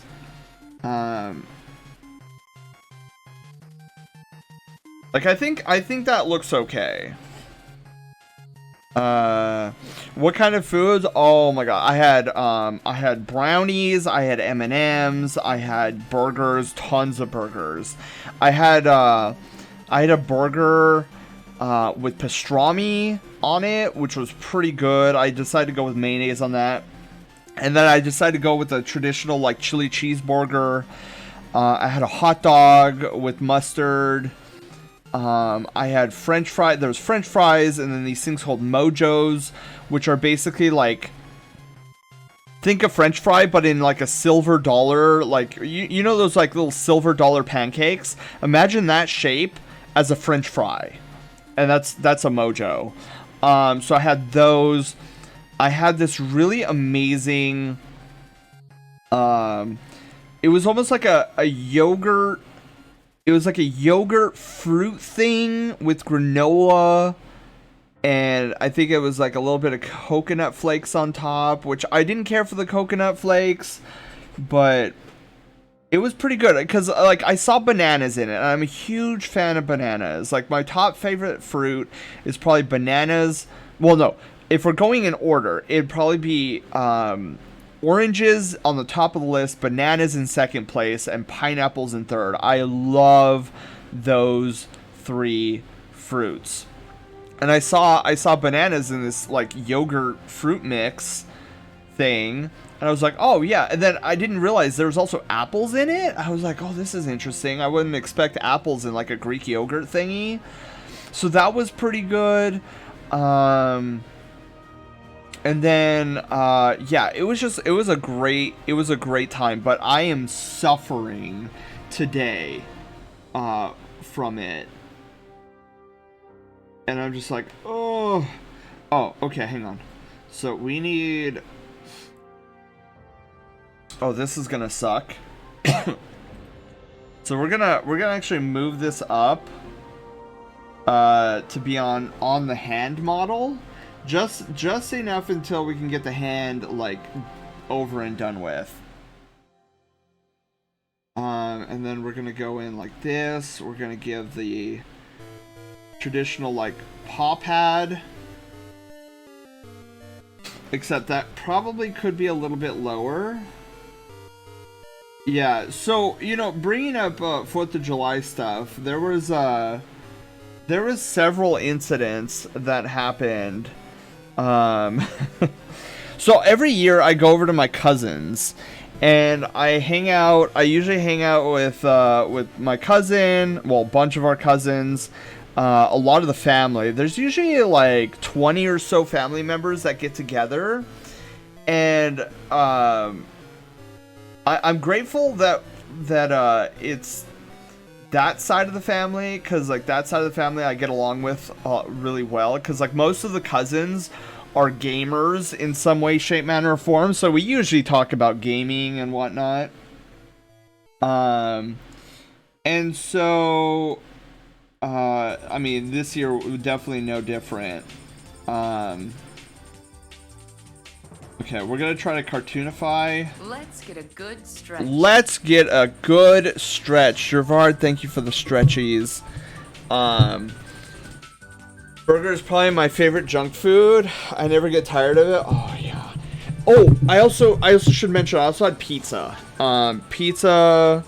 I was gonna have. We had sandwiches too. We had like these Italian subs, but it was just too much food. I was like, no. By the way, guys, I should probably, like, if you guys haven't stretched in a while, now is a good time to do some leg stretchies, which is what I'm currently doing while talking with you guys. Where was I? Oh, right. So we had 5 incidents happen not last night, 2 nights ago. I'm thinking 4th of July was yesterday. No, it wasn't. It was me trying to recuperate from all the fun, and then I wound up going to another cousin's yesterday, and we had more burgers. I had this really great dessert thing. It was like this black cherry crumble. Oh, it was so good. The only thing that was missing from it, I should have asked if he had ice cream. Oh, that would have been so great to pair with ice cream, now that I'm thinking about it. We had chili cheeseburgers there too. I was like, oh, chili cheeseburger. Anyways, so 5 incidents. And I guess I should give context about where my cousin is situated, in terms of like the city that she lives in. So the house was our grandfather's, and so it's basically a heckin' landmark at this point. Like, a lot of the city knows our house specifically, because we do a lot of crazy things for like Halloween and Christmas, and so it just like, we've been in the newspaper countless times, so especially when it comes around Halloween, but that's a whole different story. So yeah, so the city that the house is at is known for, and I don't know where, because I wouldn't even know where to, but anyways, so like, it seems like each and every house of that city has some connection to some illegal firework dealer or whatever, because I swear to you guys, if you guys have ever seen the Disneyland fireworks show, imagine that city-wide, right? And I'm just like, how do you guys, first off, how do you guys even find people like that? Because I can't just like go online and be like, illegal firework distributor, right? You would get nothing. It's like, how do you guys have all these connections? Because it just seems like it's the entire city. Which, the entire city, mind you, like, those types of fireworks, very illegal. Very illegal. And yet, the entire city has them and starts shooting them off. So as you can imagine, every year there's usually a horrifying story or something. And this year was no different. So the first incident is pretty tame. It's a big question mark, but pretty tame nonetheless, in terms of like fireworks and exploding. It was still really weird. Let me sit back down here. Oof. Okay. Let me get my little lumbar support pillow situated. Where is it? There we go. Alright. Okay. Ascend all desserts by adding ice cream. Right, Zarok, right? Are you a madman? Don't forget Odell's beans in his restaurant. Oh, that's right. I didn't put the beans on yet. Okay, Odell. Yes. I will make sure to put those beans in there. Is like the ones that make a giant bang. Yeah. So it's like one of those ones where you see go into the sky and it's like a giant, like it explodes into like a giant circle of color. It's usually just one color, but it's a giant circle. Those types. Not the ones that you put in the street light and it's like, oh, little fountains. Oh, pretty. These are the ones that are like industrial grade, like boom, boom, and then like explodes in the sky. Right? Everyone is secretly a pyrotechnician. Yeah, it feels like that, especially. But anyways, so our first incident happened actually before nightfall. So what we usually do is we usually set up in the front yard. The house has a gigantic front yard. Well, I mean, okay, maybe I'm over exaggerating, because like if I say gigantic, you guys are probably thinking like mansion level front yard. But it's a street on the corner, so you can imagine like the you know, the yard is not small. Like there's a big patch that could easily, like, if you were to lay down a giant blanket on it, you could easily fit like 20 people just laying on the grass. It's pretty sizable. So we're starting to get ready. It's getting close to sunset, and we're getting things ready. So we're putting out the chairs, you know, getting out the blanket to put on the grass and all that stuff like that. And you know, so usually what we have over on the side is we usually have a wheelbarrow with a bin next to it. And we usually fill those up with water, so that way when we light the fireworks and after the firework is done, we put those into the wheelbarrow and the bin. Bin as overflow, wheelbarrow as primary. And both of them are filled with water, so, you know. So we set it out. And we didn't fill it up with water yet because I'm like, you know, it's not sun. I mean, the sun is still up. We're not going to start for another like 45 minutes to an hour. No big deal. So we put it out there, and and then like 30 minutes later, we one of our family members had to run out to the car and get something. They come back, and they're like, "Wasn't there a wheelbarrow out in the front yard?" And I was like, yeah, we put that out there earlier. And she was like, well, it's not there. Did you guys move it? And I was like, you're joking, right? Because my mind is like, somebody took it, which it turns out somebody did take it. And I'm just like, who steals a wheelbarrow? Like, you think about anything that could be stolen, and wheelbarrow is probably not on the list, right? And so I was dumbfounded. I'm like, somebody actually had the gall to take a wheelbarrow. I don't know. Like, for somebody who cannot fathom stealing from a person, right?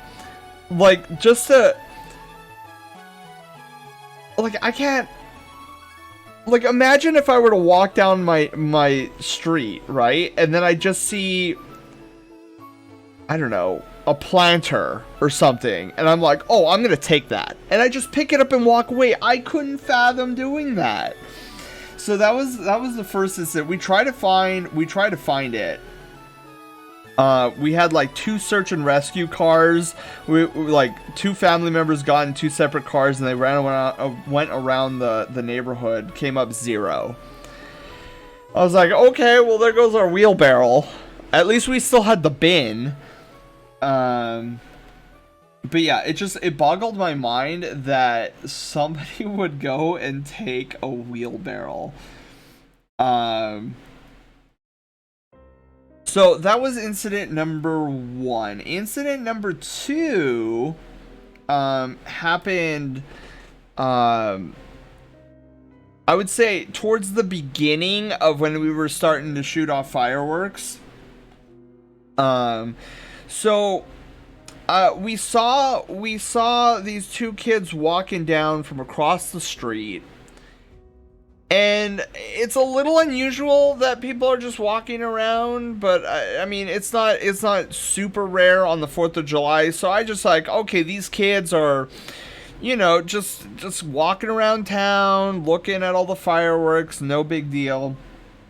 And then one of the kids pulls out something from underneath his coat, lights it, throws it into the street in front of all of us. Like, we're all sitting, you know, so in our street, in the middle of our street, where we're all sitting right in front of, kid lights something, throws it in the middle of the street, and both of them haul it. They start running in the other direction, and I'm like, I don't know what it is that they lit, but I'm gonna cover my ears. And I am so grateful I did. The thing exploded, and you could literally feel the force fly through you. It was one of the loudest things I've ever heard. And it shook up most of my family, because most of my family are sitting there talking and enjoying each other's company while fireworks are in the background. me, being the observant one, noticed this immediately, and I was like, hey, luckily I did like quickly warn people around me. I'm like, hey, what are those kids doing? And then I put my hands to my ears. But yeah, I'm just like, oh my god. Heading out, thanks for the stream, Send Stubby. You have a wonderful, wonderful day. Thank you for stopping by. Happy Wednesday.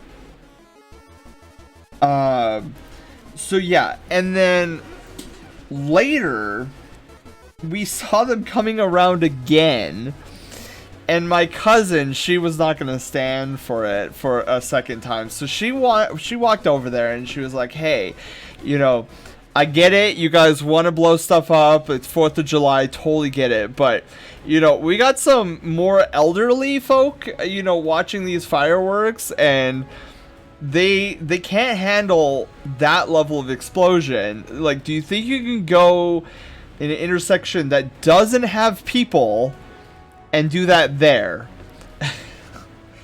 Now, luckily, I thought there was going to be a confrontation, but luckily they were pretty chill about it. So, they go walk down the street, and like 5 to 10 minutes later, I hear another one of those giant explosions. I'm like, oh. I'm glad it was no longer in front of us, because even for me, that was a lot to handle, to have like a giant exploding firework like explode basically right in front of you. So that was incident number 2. Here's where things start to escalate until we get to the finale, which de-escalates. Incident number 3. So, down our street, there's a giant family who always shoots off these crazy fireworks. And I don't necessarily trust this family with that many illegal fireworks. And it's nice to know that my trepidation wasn't without substance, because what happened midway through the night is, so if you guys know anything about those like giant like industrial grade like fireworks, usually what happens is those industrial grade fireworks is this giant ball, and you have to load this ball into like this cannon looking thing. It's like a tube, almost like a pipe that places on the ground, and the pipe is looking straight up. And so you drop the ball in there, and then you light the fuse, and then the ball ignites, and the tube shoots it straight up into the air. That's like a mortar. And that's what you're supposed to do if you have these illegal fireworks, because you don't want them going in any other direction. Well, Q are very intelligent neighbors who lit one of these off and wasn't paying attention and knocked it over on the side. So the thing shot off and got very close to our house. It exploded. So it like it shot off, it neumed through the street and detonated like 2 houses away from ours. And I saw that entire street light up with so many sparks, like fireworks sparks. And our neighbor, I have never seen, it was like watching, like imagine if a dump truck dumped off just a truckload of Christmas lights onto the guy's porch. Literally what it looked like. I've never seen so many sparks in a front porch before. The whole porch was lit up. And I'm like, this guy's house is probably catching on fire. I've never seen so... It was... Because it was all contained in this guy's little porch. Because I guess a part of the mortar exploded and blew off into the guy's porch. And the rest of it detonated inside that porch. And I was like, oh my god. So me and my cousin like ran over just to make sure that the porch wasn't on fire or anything like that. Luckily, none of the houses caught fire. Which I don't know how they didn't. I don't know how that, because it was very windy. It was like dry and windy on Monday, which is just prime fire ignition weather. So that happened. That happened, and literally 5 minutes later, incident number 4. Suddenly, out of nowhere, 7 cops barreling down the street, down to that house that lit off the mortar sideways by accident. I'm like, these guys are getting in so much trouble. And so I watched them. Like, half of them went back, ran back into their house. But then, here's the twist on that. The cops zoomed right past that house and continued all the way down the street. And I was like, wait, it's not the guys who blew up like half the street? They're going past that? So now I was like really curious. I'm like, what is happening here? And so then about a minute later, a fire truck comes. And I'm like, okay, this just got serious. What's going on? So again, my cousin and I, being the sleuths that we were, went down. And we were like, we gotta figure out what's going on here. So it turns out one of the last houses on that street, and this is, I can't confirm because I didn't see it myself, but the story was that we were told from from the neighbors is that guy, the second to last house on the opposite, like all the way down the street, his backyard caught fire. Like, so I don't know if they were shooting off illegal fireworks in his backyard, which caught everything on fire, or if it was just like an illegal from, anywhere around, and it fell down, like an ember fell down and caused the backyard to erupt in fire. Again, I don't know how big the fire was. I never saw it, and it didn't look like there was that much smoke, so I'm assuming that it wasn't out of control. So yeah, guy's backyard catches fire, and I'm like, oh my god, I like that would freak me out if my backyard suddenly caught fire. So that was incident number 4. Incident number 5 happened at the very end of the night. That was actually a good time warp scan too. I wasn't even paying attention.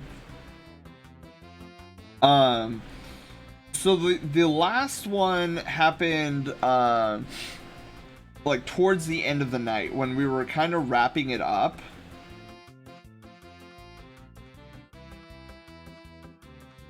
That looks like a pretty good chonky hand, I think.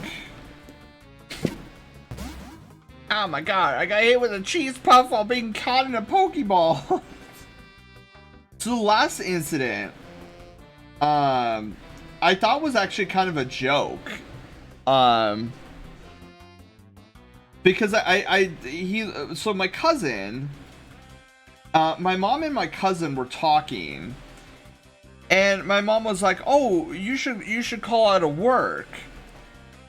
And he was like, "No, I can't call out of work because then they think they won't believe that I'm actually sick." And so I just thought they were horsing around and being like, "Oh, you want to stay up all night?" Because he has like the graveyard shift and he didn't want to go into work. And so I just thought my mom was being like, oh yeah, no, just, you know, cough, cough, like pretend you're sick or whatever. That's what I thought, because I came in the middle of that conversation, so I thought they were just having a laugh. And then so my cousin, he casually walks up, and like I thought he was just gonna go inside or something, but like he went over to the gutter in the street, and then he started tossing cookies. Like I was like, oh, he's actually sick. Like, what? Because like I was talking to him throughout the day, and he looked completely fine. He sounded fine. He looked fine. He was, you know, laughing with the rest of us. There was no inclination that he was sick at all. And he was like, yeah, I don't know, the past 15 minutes I just started feeling really sick. And I'm like, yeah, I mean, look at, you're tossing cookies in the street, like what? Like you're clearly sick with something. I don't know what. I'm guessing it was food poisoning or something. Cause yeah, he was saying like, yeah, I was completely fine, and then in the past like 5-10 minutes, like suddenly I felt like tossing cookies, and I'm like, yeah, I don't know if you should actually go into work tonight. Like, I don't know if it's a corporate policy to have a man come in who's tossing cookies. So. And I totally get where he was coming from, too, because he wasn't going to do it. He was like, no, they'll think I'm lying, yada, yada, yada. And I totally get it. Like, that's one thing I hate about, like, customer service and retail and stuff like that, is, like, and those of you who have been in retail know this, like, they'll guilt trip you or think you're going to get into, like, serious trouble if you don't come into work, even if you're sick. I hate that mentality. I mean, I get it. You need people there to man the store. But I'm sorry, if your employee is tossing cookies, like, there is no way on this planet they should come in.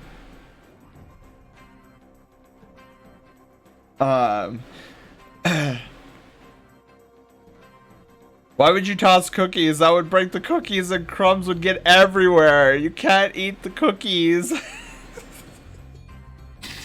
Yeah, if only it was the good kind of cookies, Pyro. If only. So yeah, we finally convinced him to call out sick because I was like, bro, there's no way.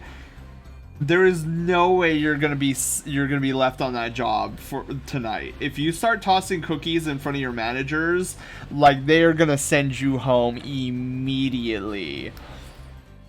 Immediately.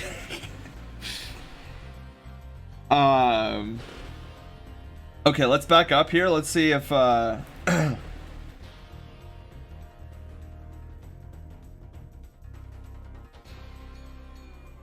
okay, I like it. I don't know about the middle finger though.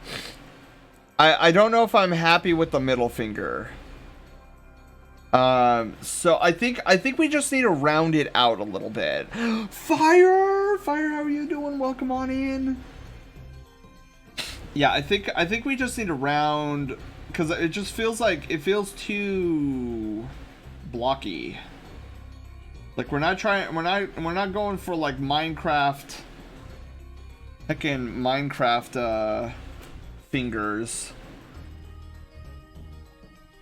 Also, we need to flip this. I just realized, like, we haven't flipped. I think there's a little bit of a skew with my hand. So we're gonna flip and see. Oof. Big oof. Yeah, there is a skew to this hand, and I am not okay with it.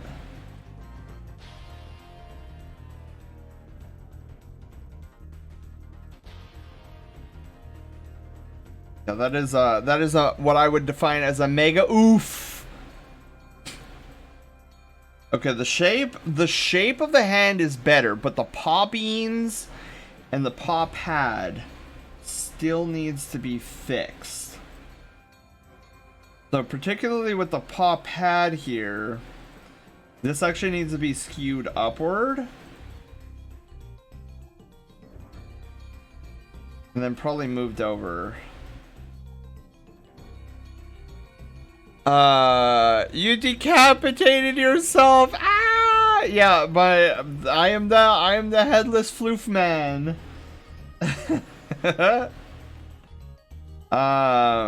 Okay, we need to redo these paw beans.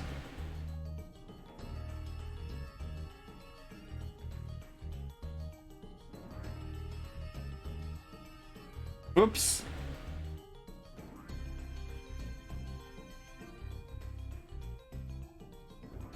You know, it's too small. Okay, that's decent. This one's too small. We need to there we go. And this one is like moved over way too much. This one looks like a shield for some reason, and I don't know why. Okay. Little claws.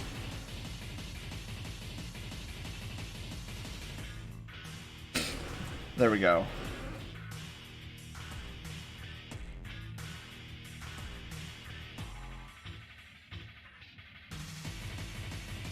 Oh, we still haven't done the other hand. Oh, we haven't done the other hand. Oh my goodness. Oh my god. I'm trying to think. Is there... It kind of looks like there's a little skew to the torso. Just an itty bitty one. Let me try fixing it.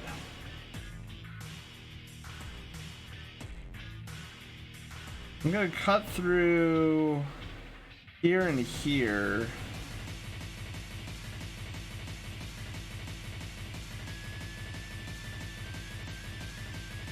Yeah, it's very tiny of a skew, but I definitely feel like that feels a little bit better. But let's also like move this back.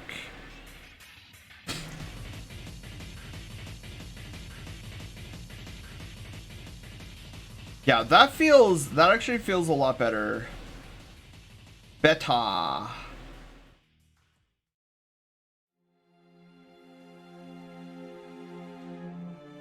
Huh, you know what I think needs to happen here too? I think one of the things that I'm like wigging out about is I think it needs to like almost be like coming up and over? Maybe I'm like exaggerating it too much.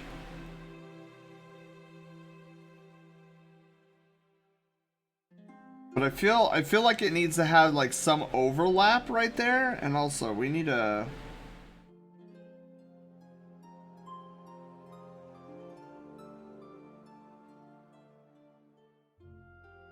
yeah, I think that looks pretty good. And maybe you just have a little bit of that come up like that. I think that is what I'm looking for.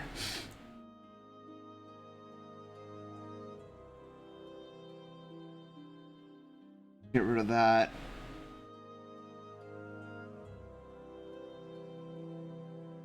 There we go. That's what I'm looking for. I think that looks great. Fingers. Subnautica Below Zero quote. The standard oxygen tank can be upgraded for deluxe and VIP breathing. VIP breathing? What does that even mean? Okay, let's flip it back. Yeah. That I think we're pretty solid there. think we're looking pretty solid. But Fire, how are you doing, by the way? I'm trying not to roast here in my room.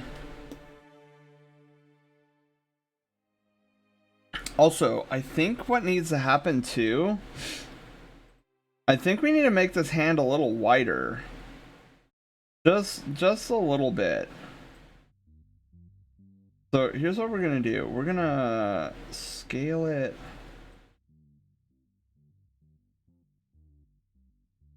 Scale it this way.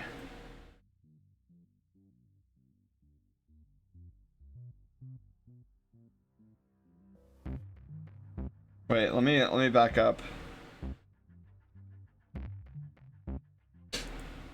Okay, the palm size I like. I think the index finger I think I think we need to trim back the index finger a little bit. So here's what we're gonna do. We're gonna like straight up like move it over. And then we're gonna fix up the paw bean and fix this. There we go. I think we got it. It's 97. Oof. Heavy thunderstorms popping up here and there. Ever I'm okay. Hurting for cash, but I'll live. Oh no, Fire! That's right, Fire. Didn't you have to make a big purchase lately or something? I feel like there was something you said that you bought or something. I don't remember. I could be thinking of something completely different.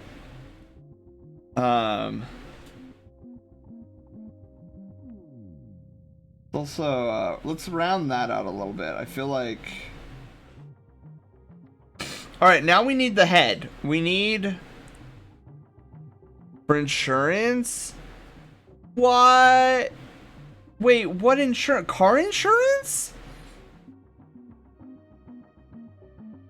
Because I use my vacation time? Oof.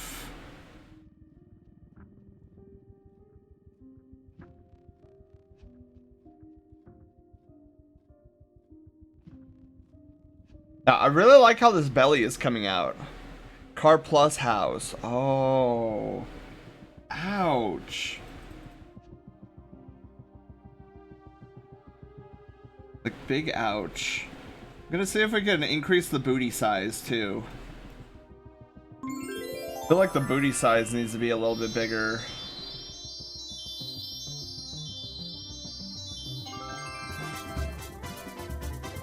Okay. Panda! Panda, hello, how are you doing? I can handle it, it's just gonna hurt. I know that feeling. Because I know, it's funny, shortly after...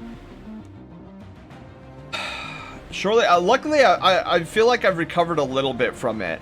But shortly after my PC, like a bunch of things happened, and I was like, oh my god. Like there was like 3 big things that I made purchases on and I only intended to do 1, but you know, so the 3 purchases for me were the PC, obviously, that was the big one, and then shortly after that, my car, there was something wrong with my car, and I had to fix that, which was more money, and then, like, I was gonna try to wait another 6 months, but I realized that I was just doing myself a disservice. The 3rd thing I purchased was a new mattress. I was like, oh, I could survive another 6 months without a new mattress. No, I honestly couldn't have. The mattress was almost a decade old, and I was basically sleeping on springs. And how I was able to maintain my cheerful demeanor, even though I was getting like crap, because I didn't realize how bad it was and like how much pain I was in until I got the new mattress, and then I slept on it, and I had the most relaxing night's sleep I've ever had in like months. And I'm like, wow, that was But Panda, how are you doing? Welcome on in. I got back from the dentist and I had dinner at Taco Bell. Okay, I'm glad. I'm glad it was. Yeah. Some of us were a little concerned. I was like, oh no, I hope he's doing okay. Like I was starting to get concerned myself. I'm like, oh, I hope he's doing okay. So you went to the dentist. What are you feeling okay? Is your mouth puffy? Did they have this sedate you? I don't know if it was just like a simple cleaning that you had to do, or if it was like oh, we're doing a root canal or something. Dentist visits can be so like hit or miss. It's like you're either going there for a simple cleaning or you're going there because your mouth needs you need to exchange like all of your teeth. It was just an annual cleaning. Okay, good. Squeeze. But Panda, look. Oh wait, you can't see it because the crystal loot chest or the crystal chest loot thing. Look at we started. Look at this chonky boy. I am so happy with this chonk. I feel like I like the chonkiness on the arms. I don't know how I feel about the leggies. I think the leggies still need to have some chonk added to them. Taking out Monday? Oh no, Odell. Odell, okay. This goes for everybody, by the way. So, wisdom teeth. Cute chonky boy, right? We still gotta add some more chonk to the legs, and I think I'm gonna, fix up the hands some more. I feel like there's still an issue with the hands. But anybody getting their wisdom teeth? Odell, are you getting all of them, like both top and bottom, or are you just doing? Are you doing it like one at a time?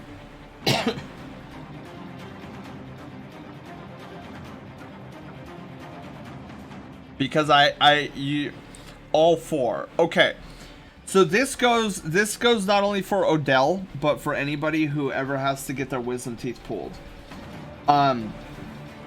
The doc will tell you that no solid foods for at least a week. That is if you're lucky. You probably will get 2 weeks. I waited to get mine out until they broke the molars in front of them. I had to have 8 teeth out. Ooh, fire. Oof. Yeah, luckily, my bottom ones had to be removed, but my top ones, the doc said that I didn't have to have my top ones removed, because they were situated in such a way that he didn't see them moving any further, and he doesn't think that they're gonna He said that they looked okay, and I was like, okay, but the bottom ones definitely had to be removed. Because the bottom ones were situated in a way where they were getting dangerously close to the nerve that controls the entire feeling of the lower jaw, and he was like, yeah, these have to come out. So it's like, yeah, I don't wanna, because he's like, if these start pressing up against that nerve, and it was on both sides, by the way. If it starts pressing up against the nerve, you could start to feel numbness in your jaw, maybe even pain, and if it's not taken care of, I might risk losing feeling in my lower jaw. I was like, oh yeah, take them out. I need these. I like the feeling of my lower jaw. So he was like, yeah, the one on the left side is actually so close to the nerve that he can't actually rip out the tooth. He has to go in there and cut the tooth and leave bits and pieces of it still in my gums.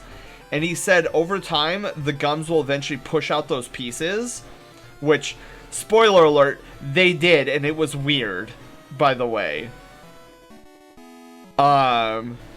You've got this. My words of wisdom to you. Make sure that you're able to eat solid foods again. Ask for a syringe to fill with water and get your molars. If there's food back there, don't get an asbestos in you like me. Oh, yeah, okay. Food. Okay. How have we not evolved to the point of not even having wisdom teeth anymore? Right, Aaron? I have no idea. But okay, food. So you will not be able, he will say one of two things. He'll either say no solid foods for a week, or if you're gonna have solid food, make sure that you wash the areas of your wisdom teeth out, because if food gets trapped in there and then the healing process goes through with the trapped food in there, it can become infected very easily. So me, I'm prone to disaster. So I'm not risking it. I'm not gonna have solid food, but I don't want Jello for a week, right? So here's what you do. Here's a hot tip for people who cannot eat food for an entire week or more. Broth. Okay. Chicken broth is probably the best, but if that doesn't work, vegetable broth if you're vegetarian or vegan. Or like beef broth, some sort of broth, like soup broth. That's not a solid, it's a liquid, but it will satiate you more than Jello or yogurt ever will.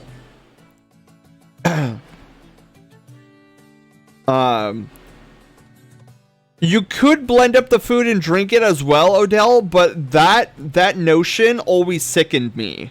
I'm like, oh, because like in my mind, I'm like, oh, here's your cheese sandwich. It's cheese sandwich, grilled cheese sandwich smoothie. And I'm like, oh, that doesn't sound appetizing at all. So I'm like, I'm just going to go with the broth. Cheese shake witch. Yeah. So if you want to survive, and you don't want to do like the blending of solid foods into a liquid, because that just grosses me out like hardcore. Like things that are supposed to be solid but are in a liquid form, just like every time I think about it, my brain's like, oh, I'm gonna toss cookies. Yeah, soup broth is the way to go. Here's what you do: you take the broth. You take a mug, like a hot chocolate mug, a coffee mug, pour the broth into the mug, put the mug into the microwave, and heat it up in the microwave. Suddenly you have warm, satisfying food that will satiate you. Like, okay, so for me, yogurt satiated me for 30 minutes. Jello, 30 minutes. Warm broth satiated me for at least like an hour or two. And that was good enough for me. Just feed me a sashimi. Slides down my tongue easily. When I had to get my infection drained, ew, they put a numbing agent in. I was like, oh, it's already going. The numbing agent didn't kick in until after they were done. Oh no, Panda. Oh no. Yeah, luckily I am very susceptible to numbing agents and anesthesia. I am such weak sauce on it. Like those things will start working in a second, because I'm just so like my body is so weak to it, which I am so grateful for, by the way, because yeah, just no.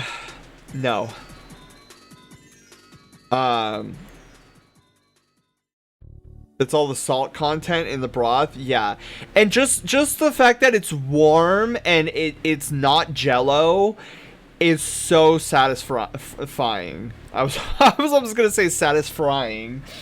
So that is my recommendation. If you don't want to risk food. So yeah, I tell that to as many people as I possibly can, because yeah, it has helped me during recovery sessions.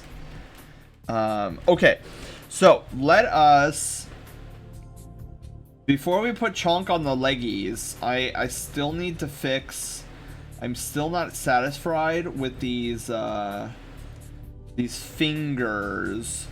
Just use finger. Bring. Okay. Yeah, that looks better. Cause like, this felt like there was too much space between the index finger and the thumb for my cartoony style. I think that feels a lot better. Adi, how are you doing? Welcome on in. Oh my goodness, Adi, how was work the next day? You missed quite a bit of action after you left.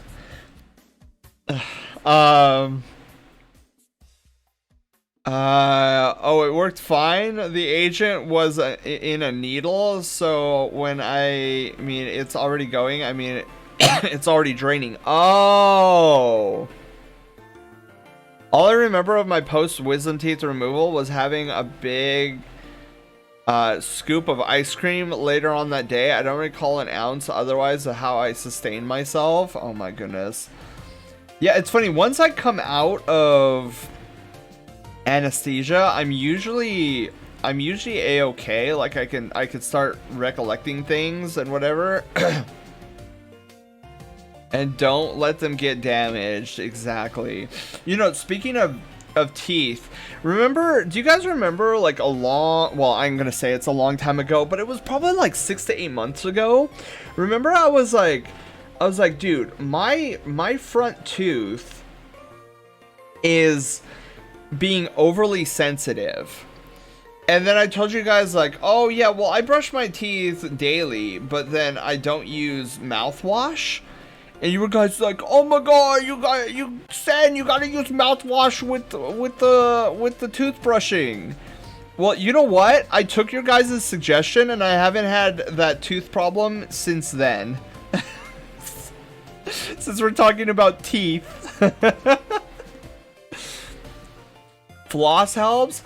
I probably should do flossing, but it's just so much work.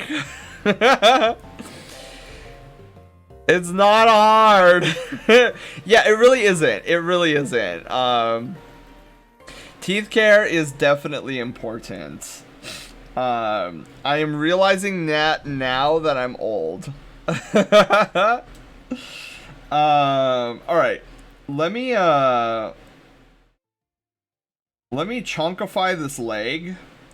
I really want more chunk on the leg.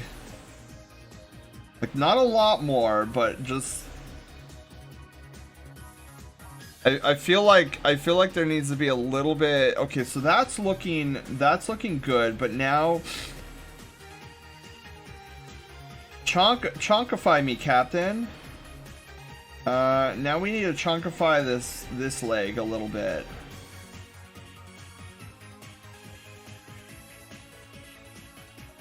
I say chunkify, but like it's also like beefing it up too, because if you think about it, the leggies are going to be a little bit more strong because of the fact that you know, the leggies have to support the extra chunk.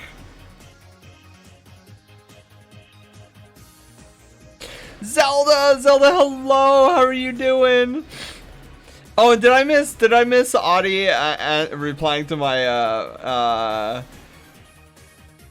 hang on, oh gee, oh, it was that bad? It must have been that bad. Rip.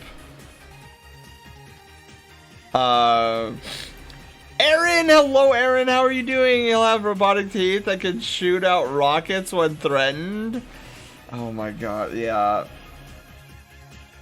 I'm only gonna briefly touch on this little story because it makes me sick every time I talk about it. But not too long ago, okay. Sendad had to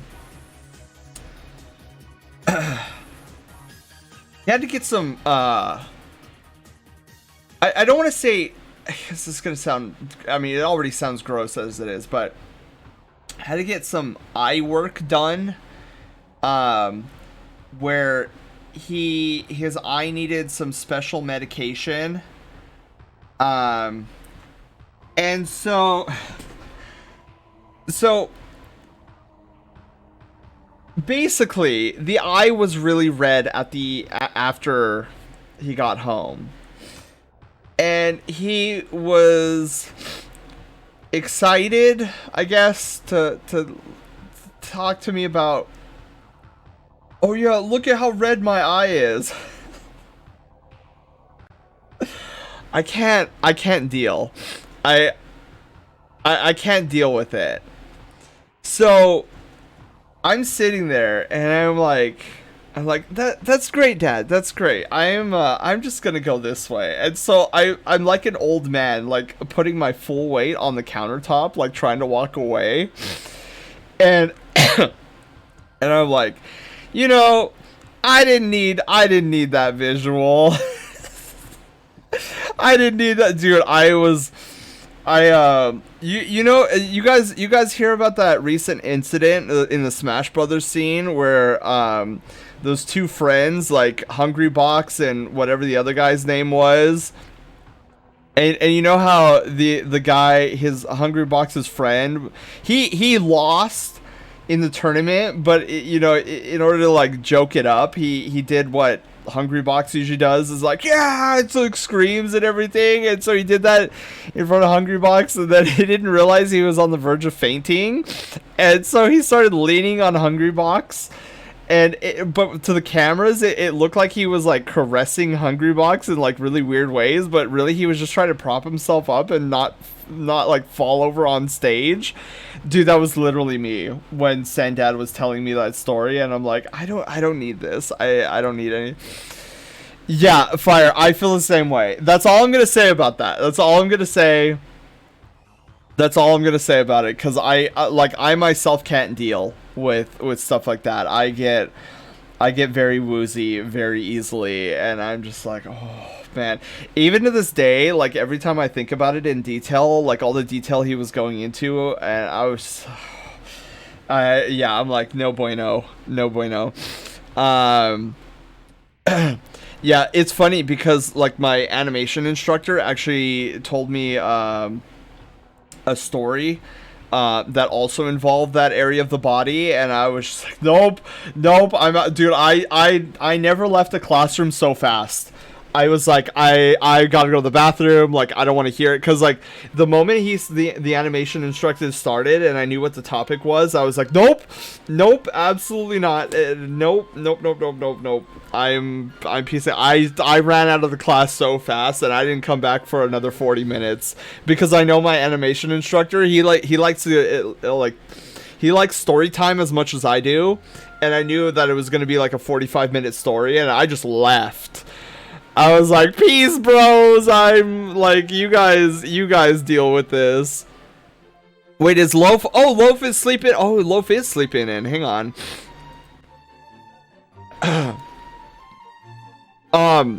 Well, because I think Zelda, I think that's because I think of it like toony eyes, like they're not really eyes, and like my brain doesn't register it as like actually being like eyes and whatever. Like my brain looks at them as like symbols of eyes, and not, even though like some of the bosses, like it's their actual eye, but like when it comes to IRL eyes, Loaf ready. There we go. Loaf was taking an extended break there. Okay, I'm also gonna turn on my giant fan because it's getting to that point where like every part of me is starting to sweat. I was gonna try to hold out for another like hour or so, but I can't deal with this heat. So I'm gonna say BRB, but I'm basically just gonna get up and turn on the giant fan. Boop. Okay. Fan initializing. Giant breeze incoming. There we go. Hopefully you guys don't hear it too much. Oh my god. Alright. So back to drawing our chonk here. Let's see how the chonk is coming along, because we still need to work on the face. Oh my god, that looks so good. I am thoroughly pleased. I am 99% pleased with this pose. The 1% is actually down here. I actually don't like this foot. Specifically like this part of the foot. I want it thicker. See, I want these two to match, right? Where beforehand, see, that looks so much better. Cause let's take a look at what it was, right? Wait, what did I do? Oh, right. Let me do this. There we go. So there was the foot before. See how thin that is compared to the other foot? That foot looks like it's more... Not sure how you pull up the headless look at the next con. Thick palms, exactly. I also feel like maybe I can bump up the this paw as well. Like I feel like this needs to be a little bit bigger for stability purposes.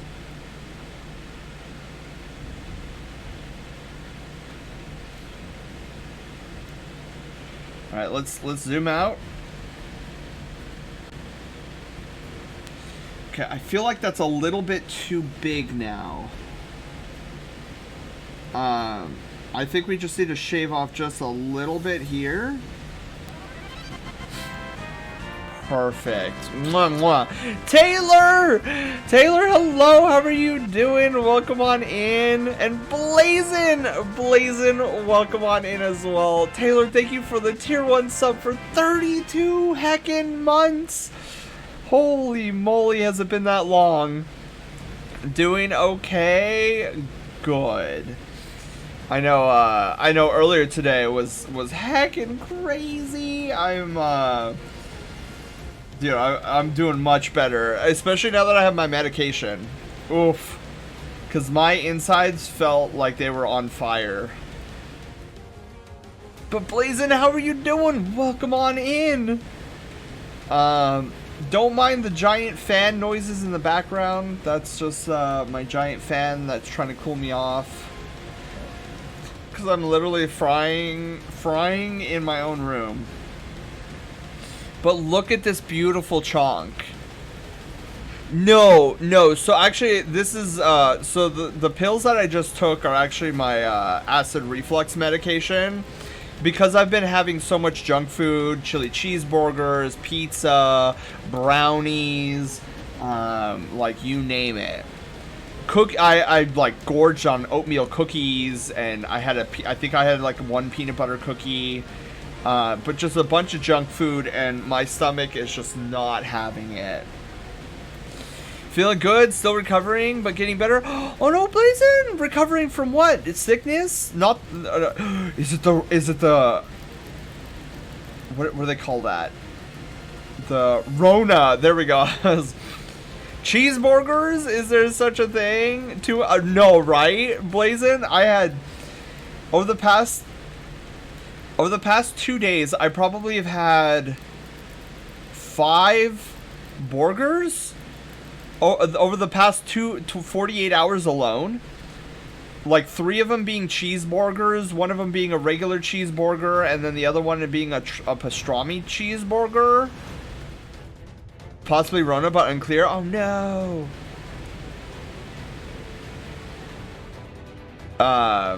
But see, this is why I have so much chonk on me, because I love burgers, I love food. But I really like how the chonk came out. Oh, we need to finish up this paw bean.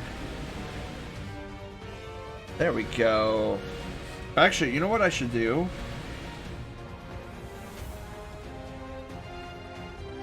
Because it does kind of look like it's more on this end.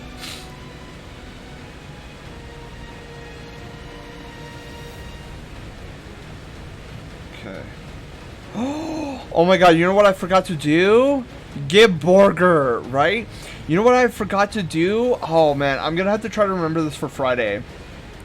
So between now and next November. No.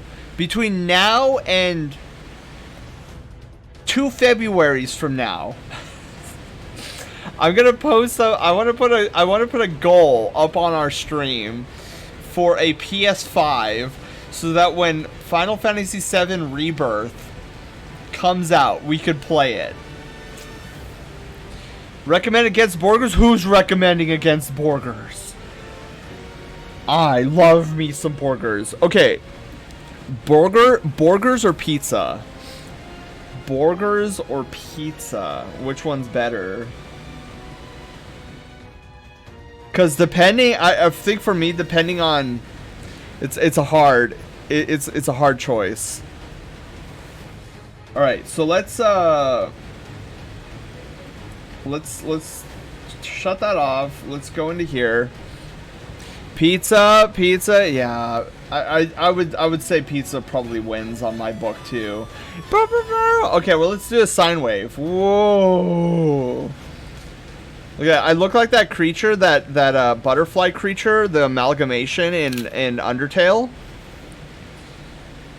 Name a warehouse with a time and place. We'll say the PS5 fell off the truck. Just go and steal one. If it's pizza with French fries topping, then pizza. Really? So besides the French fries, is there anything else special that's topped on top of that pizza? Because that almost sounds like a burger and fry pizza. Can't do cheeseburgers. Something about the way the cheese melts with the burger makes my stomach go, please don't. Oh no! Aaron, that then poses the question, would you have a burger without cheese on it? You can have pizza burger and burger pizza. This is true. Okay, we need to work on the head pose. Head sketch. Front. Pizza, salami, and French fries. So Blazin, does that include, when you say pizza, does that also include like the mozzarella cheese and the marinara sauce? Or is it, because it's pastrami, or sorry, salami, is it instead maybe like provolone cheese? Okay, so it is still the marinara and mozzarella. I do kind of need to be in the mood. I would, without cheese. Okay, cool. Dragon, hello, how are you doing? I saw a crazy looking pizza that had chili cheese tater tot. Oh my god, dude, Panda, I know what pizza you're talking about. It's like a chili cheese burger and fry pizza where it's like pizza dough, and then it's like chili as the sauce, cheddar cheese, I think I've seen it with and without like shredded meat, and then tater tots on it. I would absolutely try that. I have had a I've had a cheeseburger with peanut butter. It's weird. It's not, I wouldn't say it's bad, but it's weird. Like, because, see, I feel like it kind of falls in the same category of like a cheeseburger with just mayonnaise. Because for me, I'm either looking for the slight sweetness of either like sweet barbecue sauce or ketchup, or the zing of mustard.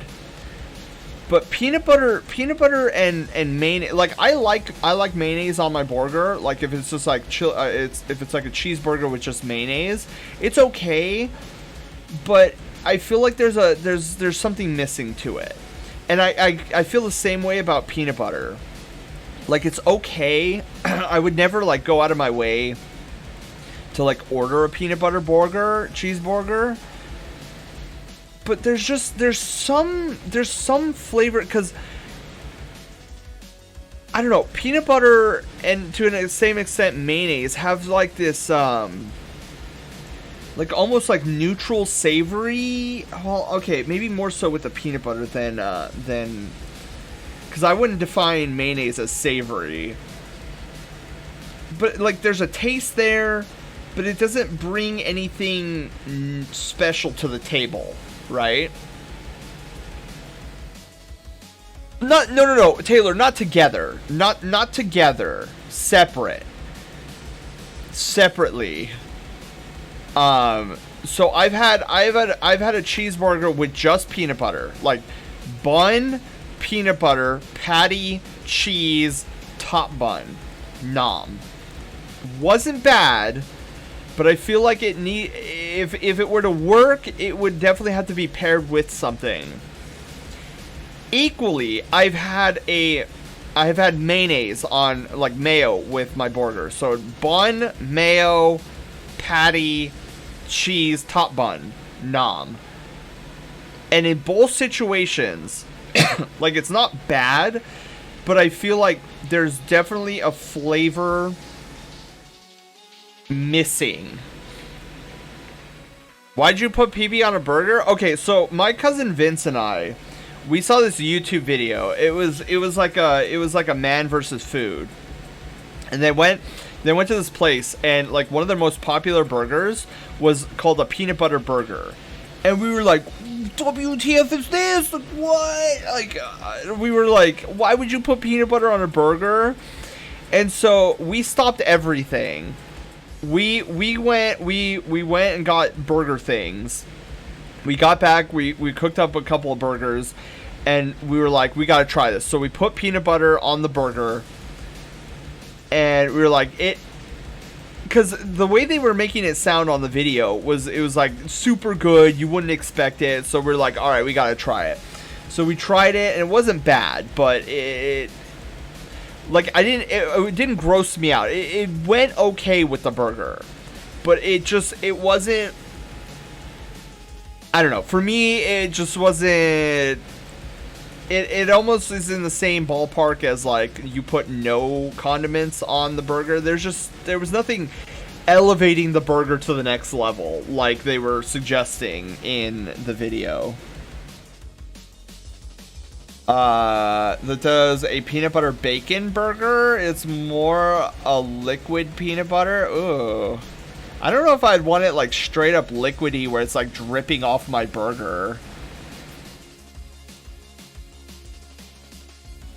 It's rated as food. Yeah.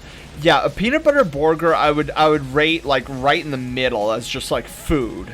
It's not disgusting, it's not delicious, it's just food. It's for me, my personal take is that what's missing is something like on the sweet side or the zesty side, and peanut butter does not add any of those. But again, I grew up with ketchup mustard burgers, which you get both the sweet and the zesty. Sweet from the ketchup, zesty from the mayo, I mean the mustard.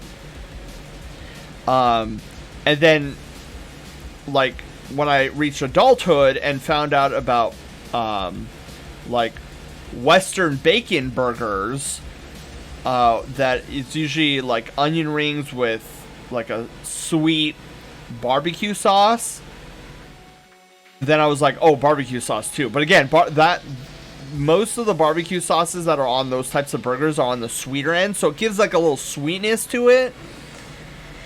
So, like, if it's not adding sweetness or zestiness, then I usually rank it as average for a burger topping or a burger condiment. And mayo, like, I like putting mayo on my sandwiches, my burgers, but it really has to be paired with like mustard in order to get it that factor I'm looking for, because the mustard will add that zing to it that the mayo just can't. And mayo's not sweet. Like, I wouldn't be like, oh yeah, mayo's sweet. No, it's just like a neutral, it's like a neutral flavor. But anyways, getting back to working on some art before I get distracted by more food. There's nothing more important to me than food talk. I get super distracted on it. Speaking of food, though, recently I made one of my favorite breakfast dishes. I call it a bacon, egg, and cheese sandwich supreme. And the reason, so there's like 3 tiers of bacon, egg, and cheese sandwiches that I can make myself. I say bacon, egg, and cheese. That's right. I didn't have bacon that morning, so it was more like just an egg and cheese, an egg cheese sandwich. I get so distracted by talking about food. Oh, speaking of food, yes. Oh my God, Panda, do you think you could add that, or Taylor, can you add that as a quote? That is a great quote. I tell you, man, it's mustard always stained the bottle at Subway. You knew which one was the mustard bottle because it yellowed the plastic. Yeah, mustard is very stainy, and I don't know why. Blue, hello, how are you doing? Yes, it's working! Yes, okay. Wait, no, is that working? Oh, no, okay, wait. I think it's add quote. Try exclamation mark, add quote, and then put the quote in with quotation marks. There we go. That's right, it's... Okay, I need to, Let me do that. Hang on, I got an idea. Quote optional where number could be 1 and 50. I'm also gonna add to it. Where is that? Oh, I love this song. Let's go. We're gonna do add quote.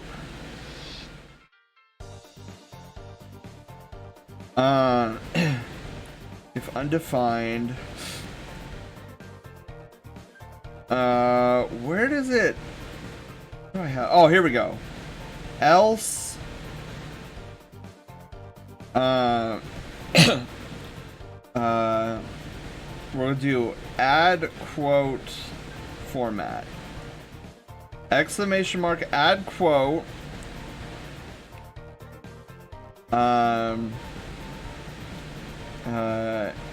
Insert quotes here.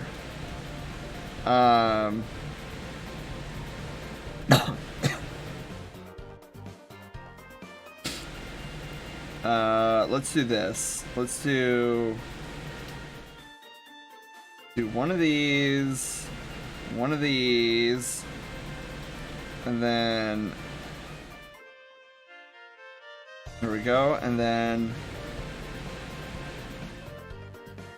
make sure the quote is in quotations.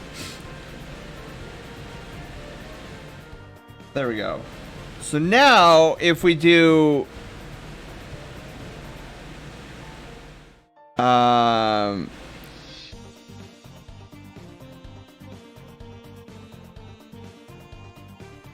quote, so if we do like quote add, right? I'm sorry? What?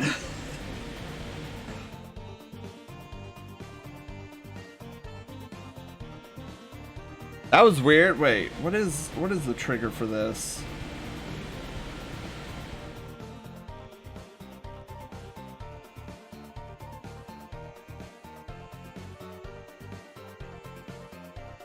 I don't get it. Just in case? I don't remember that one either. Most of these I kind of forgot. What is, okay, well, I mean, hopefully next time that happens,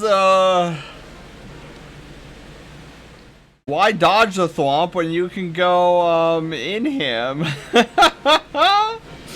That one I do remember. Okay, so let's make sure to save because we have our chonky body. I got today's quote. Yeah, oh my god, yes. I get so distracted by talking about food. Oh, speaking of food. Yes. Well, okay, yeah. So, like I was saying, so I have 3 tiers of egg cheese sandwiches. Do you guys here know what an egg cheese sandwich is? Have you guys ever made an egg cheese sandwich? If not, I could quickly explain it. Well, I could explain it anyways. But an egg cheese sandwich is basically so you put like 2 slices of bread in a toaster, you toast them. And then you make eggs, usually no more than 2 eggs. You either scramble them up and then make like scrambled eggs and then like form the scrambled eggs almost like an omelet, or you can leave the egg, like you could crack the egg in the pan itself and cook it as is, like don't break the yolk or anything, but cook the yolk all the way through, flipping occasionally. And then you layer cheese on top of your little like omelet thing. And then you butter one side of the toast, and then you put the egg on the buttered side, and then you butter the other toast, and then you put that buttered side on top of where the because you know it's bottom bread, it's egg, and then it's cheese, and then it's top bread. So you put the buttered side on the bread, the cheese, and then you have an egg cheese sandwich. Well, I have 3 tiers of that. You have like the normal egg cheese sandwich, which is what I just described. Then you have deluxe.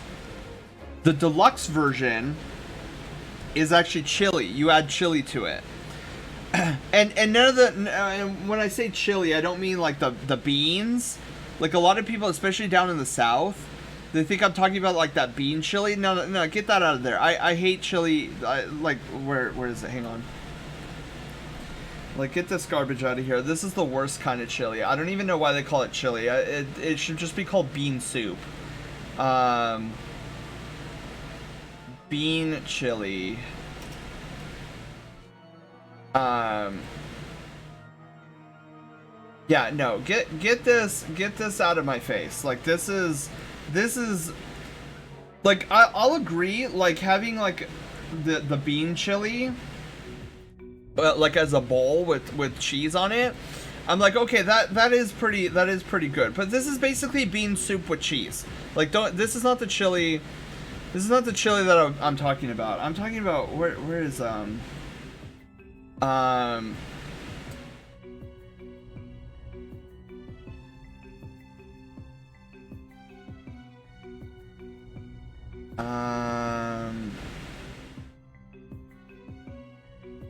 these have like really good pictures.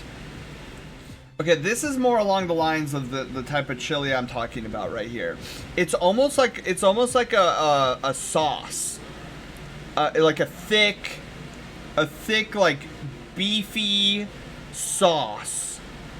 That's the kind of chili I'm talking about. That's the kind of chili that you That's the kind of chili you want on this. So my deluxe edition of my egg cheese sandwiches, I'll do toast, little butter on one side of the toast, then a dollop of chili. With this boring chili, yeah, I okay. Again, I like the bean chili. I like the bean chili by itself, but like with anything, it's like no. Like, get that out of there. Oh my goodness. Send with this boring chili. Replace ragu with ketchup and you've got me. Oh, open cans of ragu and drinks it like soda. Oh my goodness. No. What? Hang on. I got. Let me go to Tommy's chili.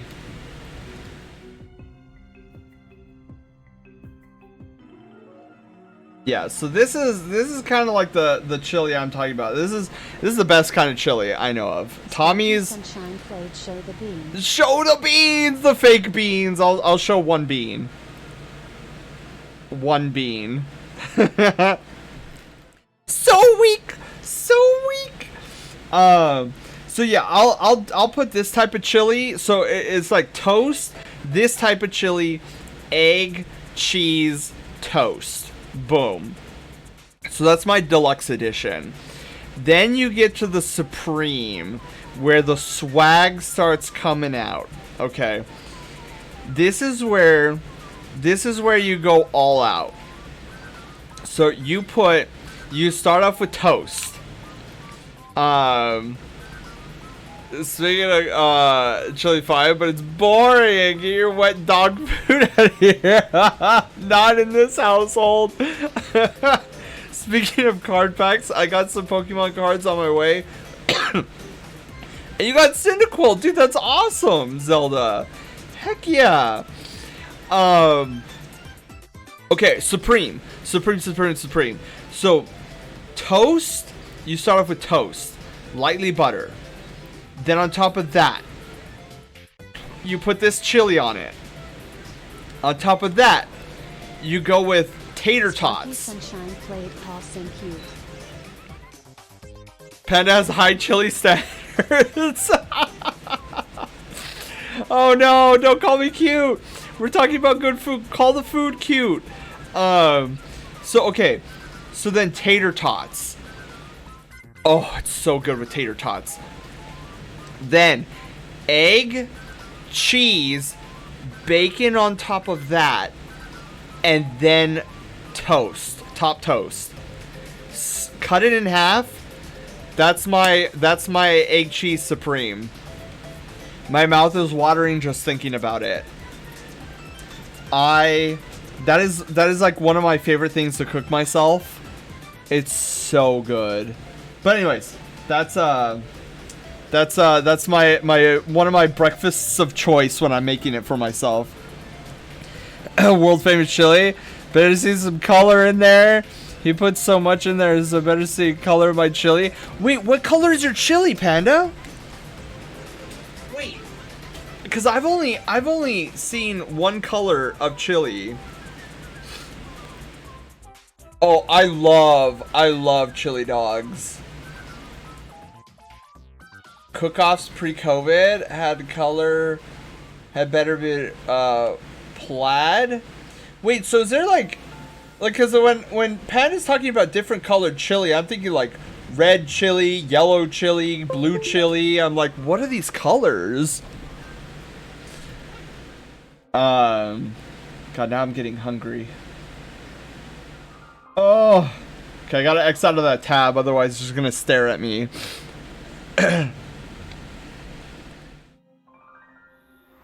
It's still brown, but he puts beef, like 3 types of beans, tomatoes, and corn. I was with you, Panda, until the corn part. I was with you until the corn. I don't know what it is, but I just don't like. I'll eat it. Like, for example, like if it's in chicken pot pie, chicken noodle soup, I'd have it, but I'd prefer it not to be in there. Sparky played Lettergories. The letter was B, and the theme is restaurants and fast food places. I mean, I see Burger King in there, so I don't want to take that. But what? Starts with the letter B, restaurants. Oh, here's a funny one. I think they're only a West Coast company. But it's a pizza / brewery literally called BJ's. So my answer is BJ's. If I made it for you, you'd probably still eat it. Yeah, I would definitely. Panda, I would 100% try it. I'd probably like make a quip about their corn in it, but I guarantee you because I think there's only been like one chili I've come across that I'm just like, oh, this is gross. And it was basically just like beans and water. It was like so liquidy. It was gross. It was so gross. Buca di Beppo! Oh my god, I haven't been there in such a long time, Audie. I love that place, but I hate the fact that, you know, you order something, you order for a person of one, and you're spending $45, no matter what it is. So pricey. It's so pricey. Buca di Beppo is an Italian, like this super authentic Italian joint. Really good food there, but it's just so pricey. It's definitely one of those luxury places.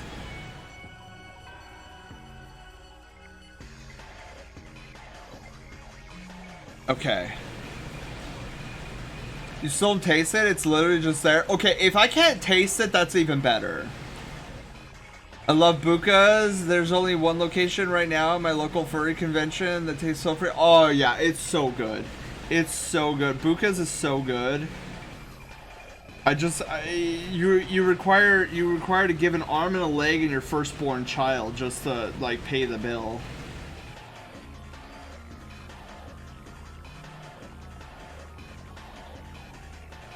Okay. Spicy chicken carbonara? Ooh. I'd probably go with the mild one. That's why you go with friends. Yeah. If you ever go to Buca, you want to go with friends. Because then you order like one thing and it feeds like an entire family. Okay, I need to redo the like I am not pleased with the muzzle shape, anyways. The muzzle shape. What other good food place? You know, Audie, I really need to get with you one of these times, and I need to find good ramen places. Sen Mom and I have been talking about going to a ramen joint, but we don't know of any, and we don't want to get like, we want to get good ramen. We don't want to get like the top ramen or the instant noodle ramen, like those kind of places. I accept your challenge. I know, right, Panda? You know, don't you love it? I think I mentioned this before, but don't you love it when you like, you're like, I'm gonna cook myself some boxed macaroni and cheese, and you look on the side of the box, it's like feeds 2 to 4 people, and then I'm sitting there thinking like, I'm like, do you see this chunk? Like, it'll feed all of me. There's a great ramen place in Fullerton. Really?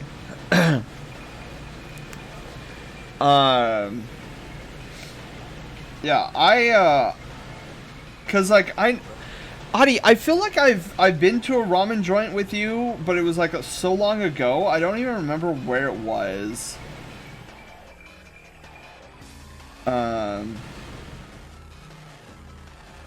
Also, we need to make sure our boy is chunky.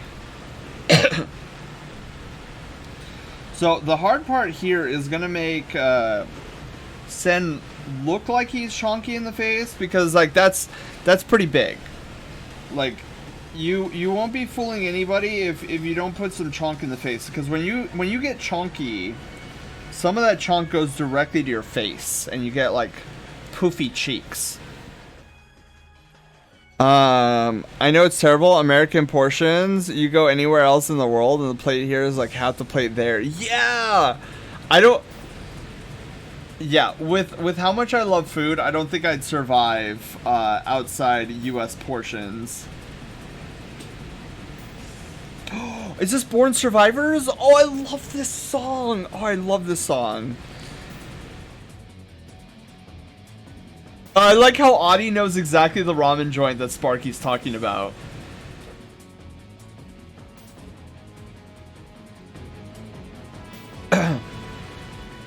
Audie, is there any good ramen joints next to Sketch? Oops. Oh! What just happened? No! What just? I pressed the button. No! What? Scared the bejeebies out of me. It's like, what? Oh my god! What? What just happened? I was literally drawing, and then the music started. Oh my god. Well, good night, everyone. Don't forget to have your pet spayed or neutered. Dude, I thought I accidentally hit the next button on the music on the playlist, but then I realized Born Survivors were still playing.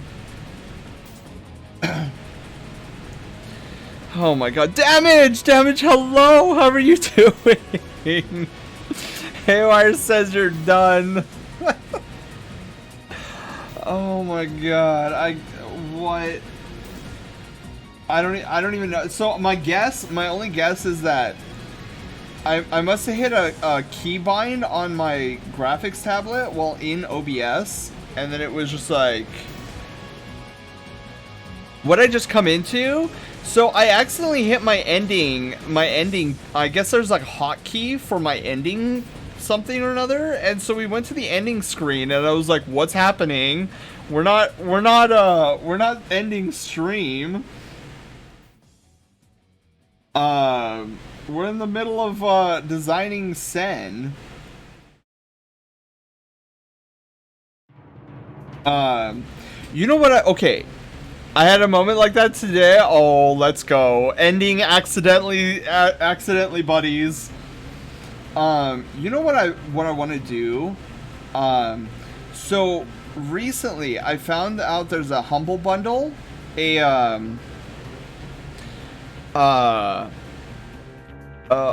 it called?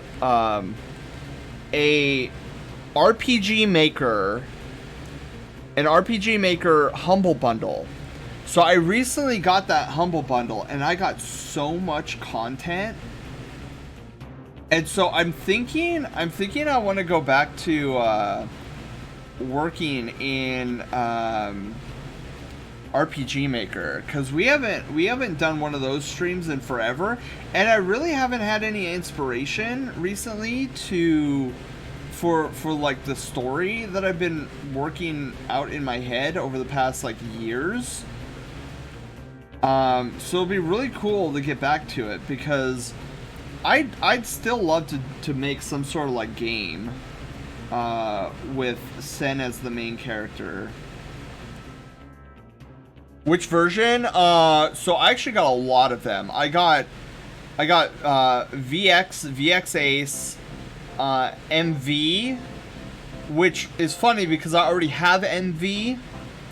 So I don't need MV, so I have a free code on that one, which I'm saving because I'm trying to think of, we're gonna do a 2,500 follower celebration sometime, and I want to give away RPG Maker MV. I want to give away like a couple other things, but I'm still trying to like come up with an idea for that. So I have a RPG Maker MV that I'm gonna give away to somebody, and then am I missing anything else? I don't think I'm missing anything else.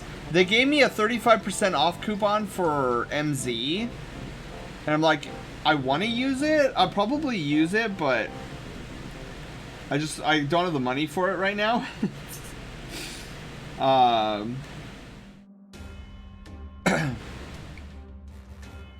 Also, this doesn't look right. I think that I needs to come up a little bit more. So the newest one is MZ, but I didn't get MZ because I'm like, there doesn't seem to be any like breakthrough technology with MZ over MV. So I'm like, why would I just, because like, I'm looking for the plugins, right? If any of you guys know RPG Maker, one of the greatest modders or plugin designers, I should say, is Yawnfly. Yawnfly makes these incredibly amazing plugins for MV, and this is why I've stuck with MV for so long, is because it like overhauls the entirety of what you can do with RPG Maker, and it's beautiful. And I'm like, why would I go from MV that has all this Yawnfly support to MZ, which is basically just MV but without the Yawnfly support? And I'm like, oh, I don't know if I don't know if I want to go there yet. Want to turn down the yeah, so that's that. Oh, also before I forget, Taylor, are you still there? If he's not there, I'm gonna have to message him. I need to ask him a question, because as far as I understand, like, I think him and Bio are gonna be doing more of the Destiny 2 story, and I'm gonna be their third tonight. And I want to know if that's still on. Oh my God! Somebody's following. Somebody's joining the Brushtail Brigade. Who is it today? Fur! Welcome to the Brushtail Brigade, and congratulations! You're no longer a peasant. Team Fur Aztecs of the Octavius, don't worry about me. I'm just gonna lurk and work on my tire commission form for the team. Oh, Blue, that sounds exciting. Yeah, you go heck and do that, Blue. We're gonna continue chilling.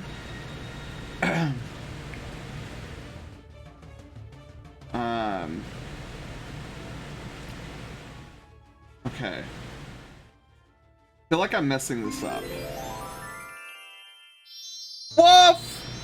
Oh, well, VB! Oh my God, I just saw Woof with 2 Fs. I was like, oh, is that a new VB? Oh my God, VB, hello, VB, how are you doing? Welcome on in. Happy Wednesday. I hope your guys' Wednesdays are going amazing.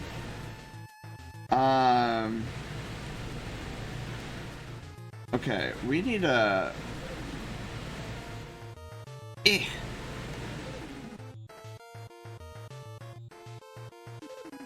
There we go. I think it looks a little off though. I think the reason for that being is this. Let's straighten that up. I am detecting a massive skew, by the way.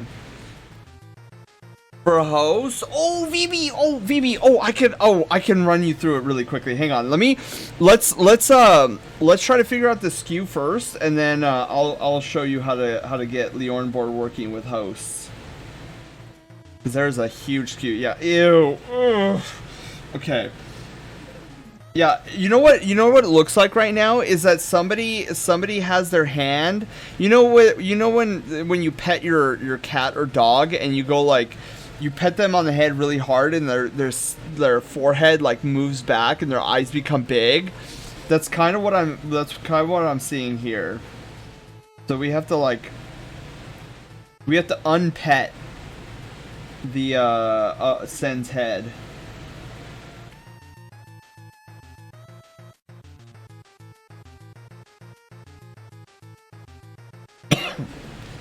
Okay. He has now been unpet. I still feel like there's something not quite right. Maybe I just need to touch this in a little bit. Maybe do something like that. Erase some of this. But yeah, Vivi, how are you doing? Unpet? That sounds illegal. Fur, hello! Oh my god, those are cute emotes. Are those yours? Oh, it's Corgi Cam. Oh, Corgi Cam has such cute little emotes. Okay. Yeah, the unpetting sounds illegal. Like, why would you unpet? You always want to pet. Okay, let's flip back around. Flip horizontal. Okay, the head looks a little flat. I think I don't know why I'm spending so much time on the forehead part. It's gonna be mostly blocked off by the hair. But yet here we are. Okay, let me we also need to get the pupils in, honestly. Oh, also, Panda, do you happen to know what Erudite's full name is on Twitch? Because I haven't been able to get a hold of Erudite, and I know he redeemed the 1 hour Fursona sketch, and I wanted to do that today, but I was like, I don't have his ref sheet. Does anybody know Erudite's like full Twitch name?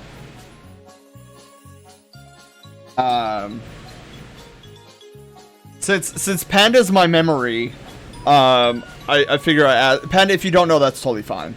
I figured I'd ask. Okay. Oh, right. Let's save and let's okay, so VB. Let me show you how to set up a a host alert. So here's my host alert right here. I love my host alerts, cause I like your drawing style. Oh, thank you. I can show you. I just want to. VB, you're still there, yeah? I don't want to I don't want to be like, how horrible would that be? It's like I go through half the tutorial and VB's like, oh, I was in the restroom really quickly, and I'm like, oh no. Okay, you are. Okay.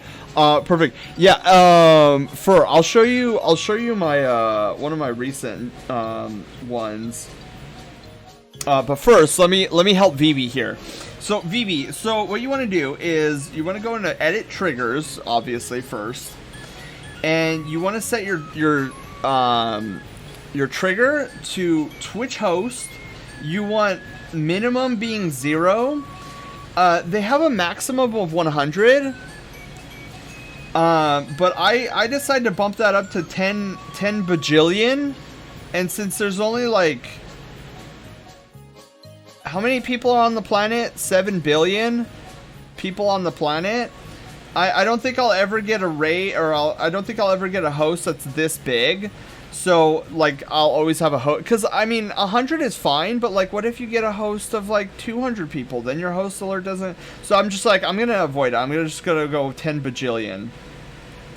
So there's my trigger. And then from there you could just do whatever. So I have 7 people on the planet. Yes, there's only 7 of us, guys. If you're not part of the 7, then you may or may not be a ghost. And then what I do is I pull data. So I pull the host name, which you can go in and you can find, where is it? Twitch host display name. And then you can see here, I pull the host number. So Twitch host amount. So then I plug it into the variable amount. And then, does being dead inside count? I don't know. Would you consider yourself a Spectre? Are you Spectre Knight? And then, okay, so then what I do, VB, is because I really don't like the idea, like you could omit this if you want, but, But what I do is I don't really like it when somebody is hosting for 0 viewers. I don't really like it being like, oh, like some trash panda is hosting me for 0 viewers. I don't know. There's just something, I don't know. I feel a little icky when, because I want people to know, like, even if you're hosting for 0 viewers, like, you are special, and you are helping the channel out. So that's why I have this if else statement. So it looks for the host number, and if the host number is 0, it displays text on screen that says host name, which is whoever's hosting, is hosting and supporting the channel. And then in the chat message, it's basically the same thing, and it's an announce host name is hosting and supporting the channel. And then if host number is above 0, so it's not 0, so then it'll say host name has hosted for this many viewers. And then the same thing for the chat response. So that's what happens. So that way, like, nobody who's hosting for 0 viewers gets discouraged, because I don't want them being discouraged, because every host helps support the channel. And then it's just a bunch of toggling on and off sources down here. So you got the host alert text goes on, and then after 7 seconds, the host alert disappears, or the host alert text disappears, and then after 14 seconds, the host alert disappears. And then there you go. Now, this is something very important that I learned recently. Host alerts will not work in Leonboard if you're using a bot. So if you're using a bot account for Leonboard, it will not trigger your host alerts for whatever reason. I have no idea why. So it has to be under your account. So like if you have a command, right? So like squish. If the response is your bot, is coming from your bot account, then host alerts won't work. It has to be you. And I don't know why that is, but after some hair pulling, because we had this problem in Team Sweet Beans, where somebody was like, I don't know why my host alerts aren't working, and I looked over the code. I don't know if you guys know Merrill Cause. Him and I were both looking over this code, and it looked right. It looked spot on. There was nothing wrong with it. And after like days of testing with this fellow Sweet Bean, we finally came to the conclusion the only difference between our Leonboard and this other Sweet Bean member was that the Sweet Bean member was using a bot account for Leonboard. And so we had him switch over to his main account, and the moment he did that, everything started working. Twitch says I'm ugly as well, why don't you? Right? I was so fuming. When Twitch broke host alerts and then was just like, oh, we're just not gonna fix them. So I'm like, oh, you know what? I don't take that laying down. So that's when I came to Leonboard and was like, wait, you know why it's not working? If you have a solution to like bot accounts. Oh, you know the frustration. Oh yeah, I was so fuming. I'm like, why does Twitch take this stuff away when all they have to do is give us the option? Like if some streamer is complaining about hosts and like people abusing hosts on their channel, well then by all means have the option to turn it off. But don't get rid of the functionality altogether. It always annoys me that Twitch's first knee-jerk reaction is pull the plug on it instead of like an on and off switch. It's like, what? Okay, So getting back to our God, he is looking so good right now.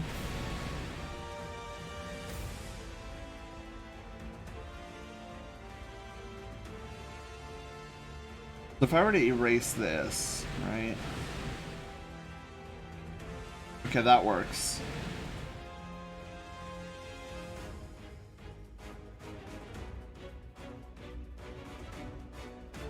Yeah, that definitely works.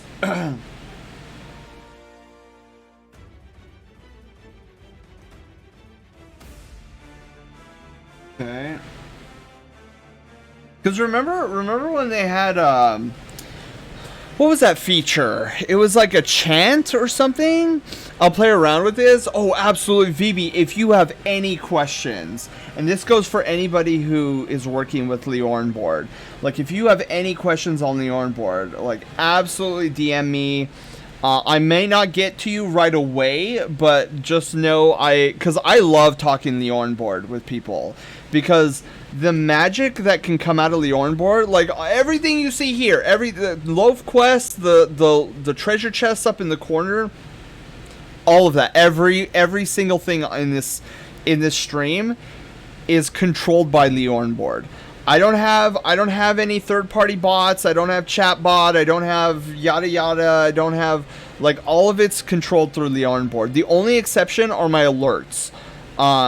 Like the more standardized alerts. So like donation alerts are handled through Stream Elements, and then follow alerts and subscriber alerts are done through Streamlabs, but like there's no bots.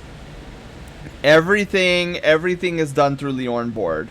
And of course, like some of the movement and stuff are OBS plugins that runs through my Leorn board, but yeah, basically the brains right here. Bam! Brains. Brains.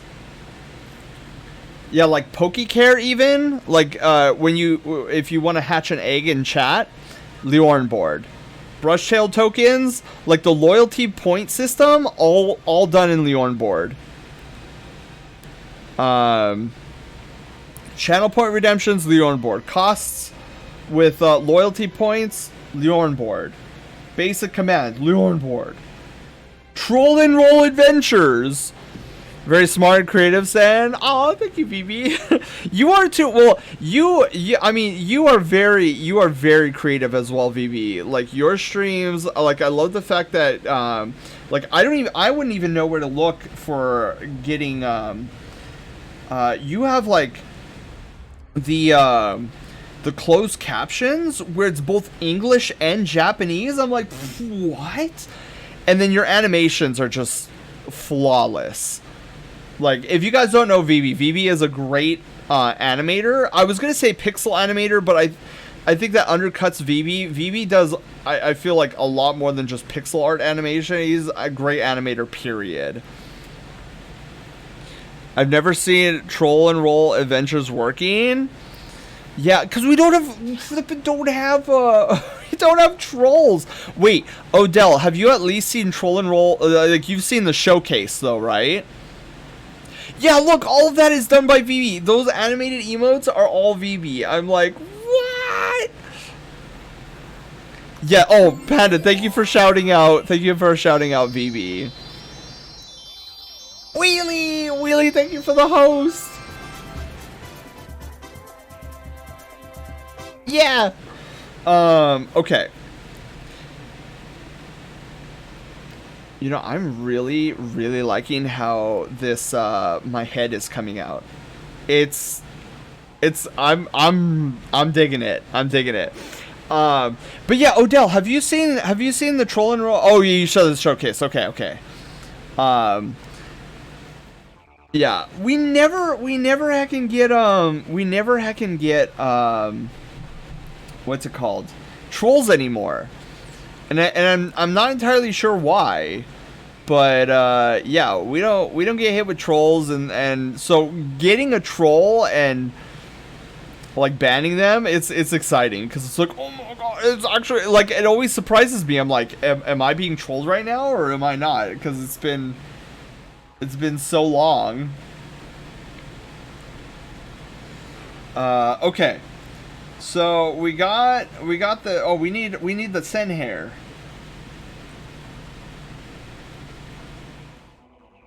Gotta get us that Sen, the Sen locks.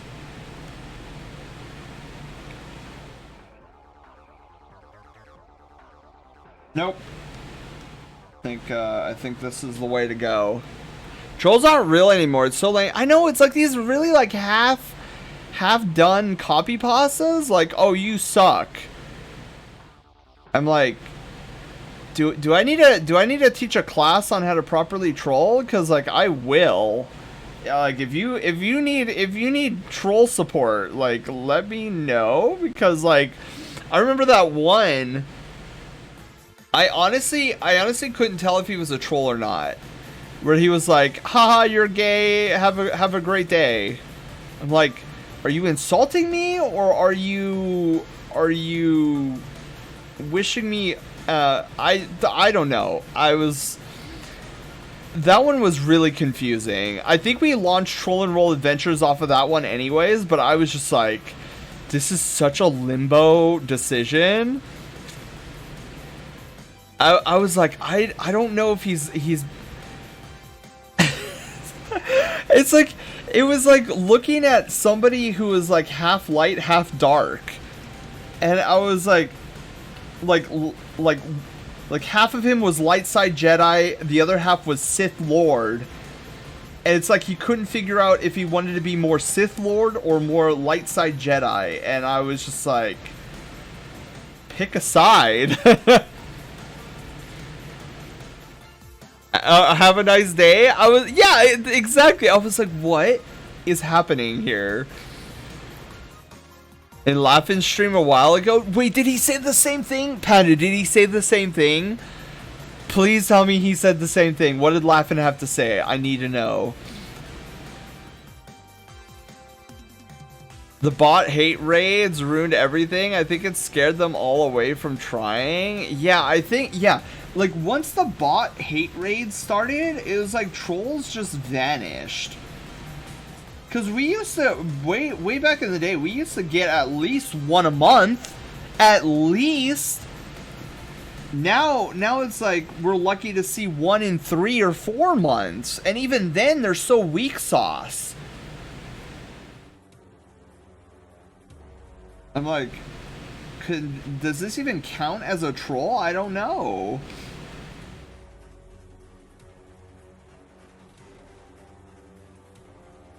Oh, wait, is this, The Valkyrie? I love this song, too. Okay, dude, see you later. And they got banned? I don't get it. Like, unless this is some, like expert tactic on... Like, have the trolls have the trolls evolved into advanced warfare where they're like, oh, we're gonna troll, but we're gonna, like, the taco shell will be nice and pretty, and then the meanness is gonna be the meat and cheese inside the taco, and that'll show the streamer. That'll really confuse them. And if the trolls have advanced that far in troll warfare, then like cinnamon rolls help us all, but why are trolls so weak lately? Yeah, because we never get to play Troll and Roll Adventures. Uh-oh, wait, oops. I did the thing again. I think I know which button it is. It's my eraser button for Photoshop that's causing things to go to the end screen or stop the music. Like, it's almost like Uncle Roger's so weak! So weak! The last one I remember recently was the person who came in, ha, I hate you, just kidding, that's not true. Yeah, that one was really weird. I was the big confused. I was like, what is happening here? Because usually what I do is I say hi to them, right? Like, unless it's like really bad, but like usually with the weak sauce stuff, I usually give them one more chance before like I'm like, okay, ban this guy. So that one I was like, okay, this is like so weak, I'm gonna say hi and see what he says. And then if he says something vulgar or whatever after that, okay, then ban. But like, then he was like, just kidding, haha, like don't get upset. I was like, who's upset? Like I'm more confused than anything. Like, I'll be completely honest. During that entire encounter, he was like, "Yeah, bro, it's just a joke. Don't get all mad." And I was like, I'm more confused than anything else. Like like, I don't know. Like, they don't breed trolls like they used to. Like, trolls used to be, at least here in the channel, used to be like, definite, like, this is some hardcore vulgar language and you need to get out of here, like, now. Oh, there's somebody at my door.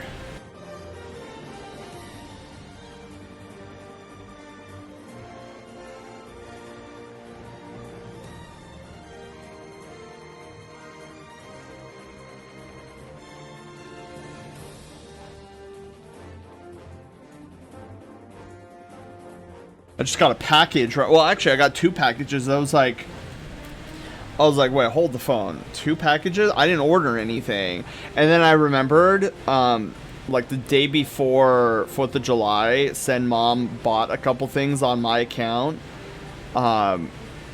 So that's what they are.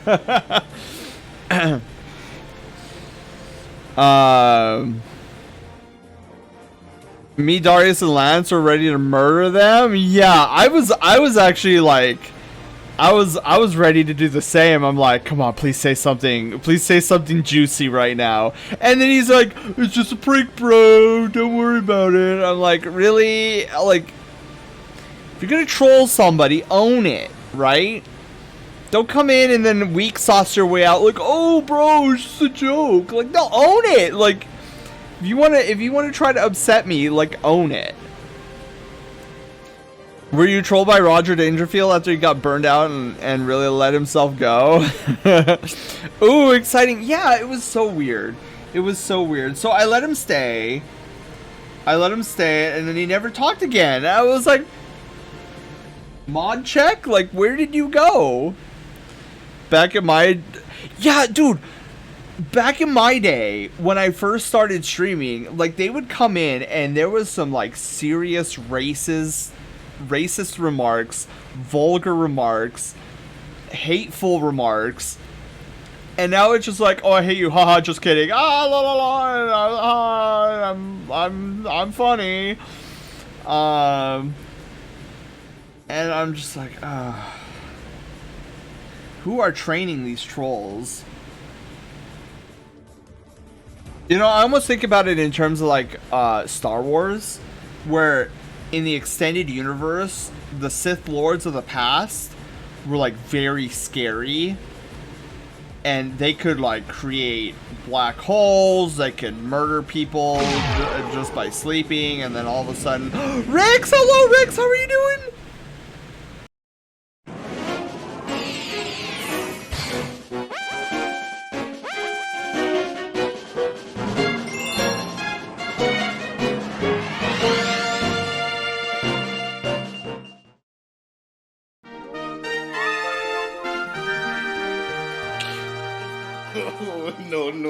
No. Tabloid journalism. You want some? Oh wait, oh man! I don't have any more. Hi, welcome on in. I'm your wholesome host and variety game master, Sen. We do a variety of things on this channel every Monday, Wednesday, and Friday. I invite you to stick around and uncover the secrets hidden within this channel and get to know our fun and inclusive community, the Brushtail Brigade. Meet the cast. Haywire, our sassy bot. She controls all the bells and whistles on the channel. Loaf, the silent protagonist, hero of Loaf Quest and Troll and Roll Adventures. and of course, the Brushtail Brigade. All of you guys! So, set your life points, choose your Pokemon, and grab a controller, as an adventure awaits. Darn right, an adventure awaits. Rix, how was art? What were you arting? I must know. We're doing art here too. Wednesdays are usually our art days. But Panda, that is probably one of the greatest compliments I could ever received. Or receive. I don't know why I put an ED at the end of that. But Panda says, also, I blame you, said. You have conditioned me differently on trolls. I used to be like, oh, here we go again. Now I'm like, woo! that is, because, yeah, I mean, because, first off, thank you, Panda. Like, I'm glad I could make that, exciting. Yeah, because, like, if you can somehow make trolls, like, if you can make banning trolls something fun, like, A, you're killing all their momentum, because that's not what they're there for. They're trying to get a negative reaction out of you. And then B, we then start flipping something negative into something positive. Like, we take a destructive force and make something positive out of it. And that's like the mantra here on this channel. Like, if there's something bad, or there's something negative, or something destructive, right? If there's something destructive, there's always a constructive way to turn it about. And I try to, because, like, we could be like, oh, you stupid troll, you're such a piece of trash, and like try to match the troll's energy. But then, I don't know, like, for me, making it something fun instead is actually like threefold, because A, you, like, the first pillar is that you take the wind out of their sails immediately. The second pillar is that, like, we then, instead of focusing on whatever vulgar, hateful things that they're saying, we instead focus on the fact that, oh my god, we get to play a mini game here. And then the third pillar is that, and this doesn't happen with all trolls, but the third pillar is always a hope and a wish that the troll is so blown away about how much fun they're having, or I guess how much fun we're having, that they decide, you know what, this was cool, I'm gonna hang out with them, like, I'm gonna lurk on my alt account, and then they kind of, you know, are introduced to some level of warmth and understanding and kindness that otherwise they wouldn't have. Because, like, I don't know about you guys, but most of the trolls that come around, at least around this channel, when they do appear, are usually like furry haters, right? They come in, oh, you're insert hateful racist thing here. And then by us, you know, having such a great and grand time, that they stay and realize, you know what, even though this guy's a furry, he's not that bad. Like, maybe other furries aren't that bad either. And then we have single-handedly changed the mindset of somebody who otherwise was just like, oh, I don't know who these people are, but I've just been taught to hate them, and yada yada yada. Oh, Fur, yeah, that's right, Fur, you're brand new to the Brushtail Brigade. That's your first time seeing our raid alert, right? You guys have summer school tomorrow? Oh no, Charizard! Well, hopefully summer school goes by quickly, and hopefully you do well in summer school. Rick says, I drew a quick birthday gift for Dr. Wildlife, and working on a new starting scene. Oh my god, Rick, you're gonna have to show us that when it's done. Oh, I need to see that. Dude, I need to work on our starting soon screen as well, because it's old and outdated, and I need to totally revamp it.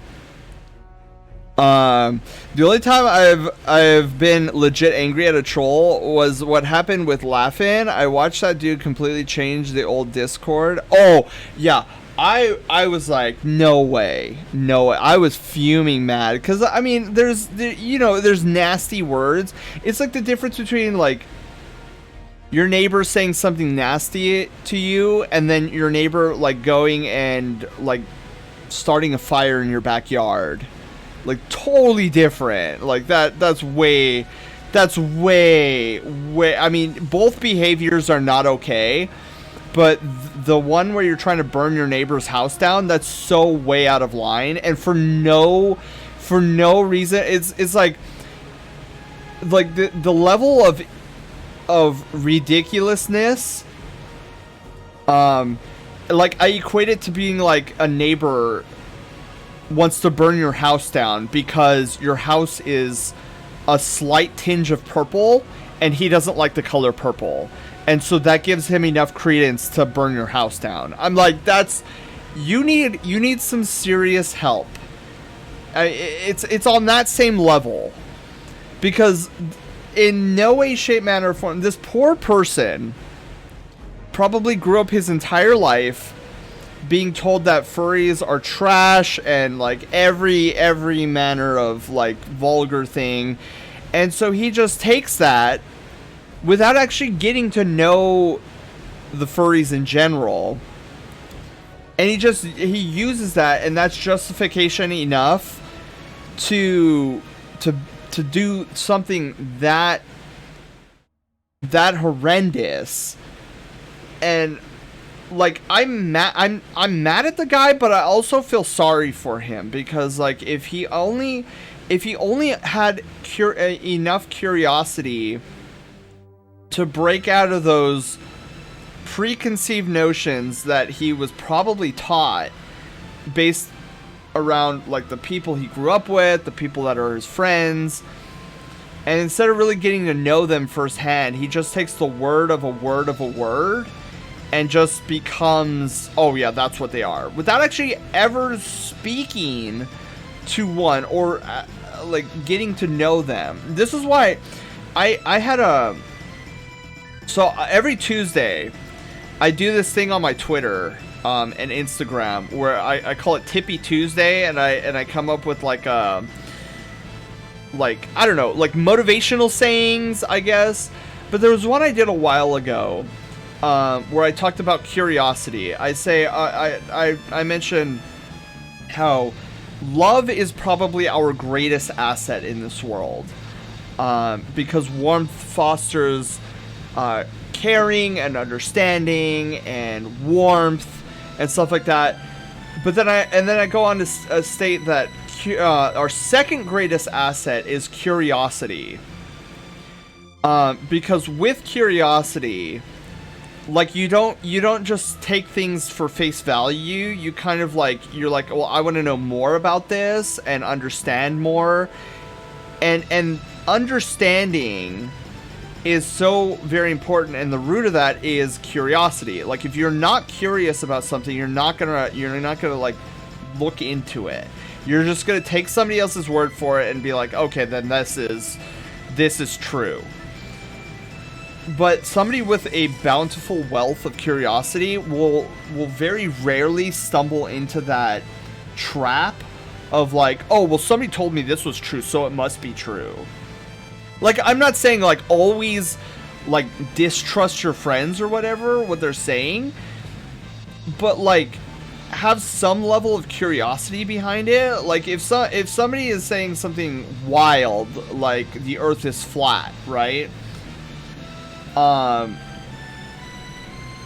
I don't know, like, if I wanted to believe it, I would want to see some level of, like, I would want to do my own research and dig into it, like, is the earth really flat? And, like, do all this research, and, like, surely we've been up into space, surely somebody's taken a picture of Earth from outer space, and does it look flat? I don't, does it look flat? It looks more spherical to me, but, like, that's why having bountiful curiosity is such an important asset.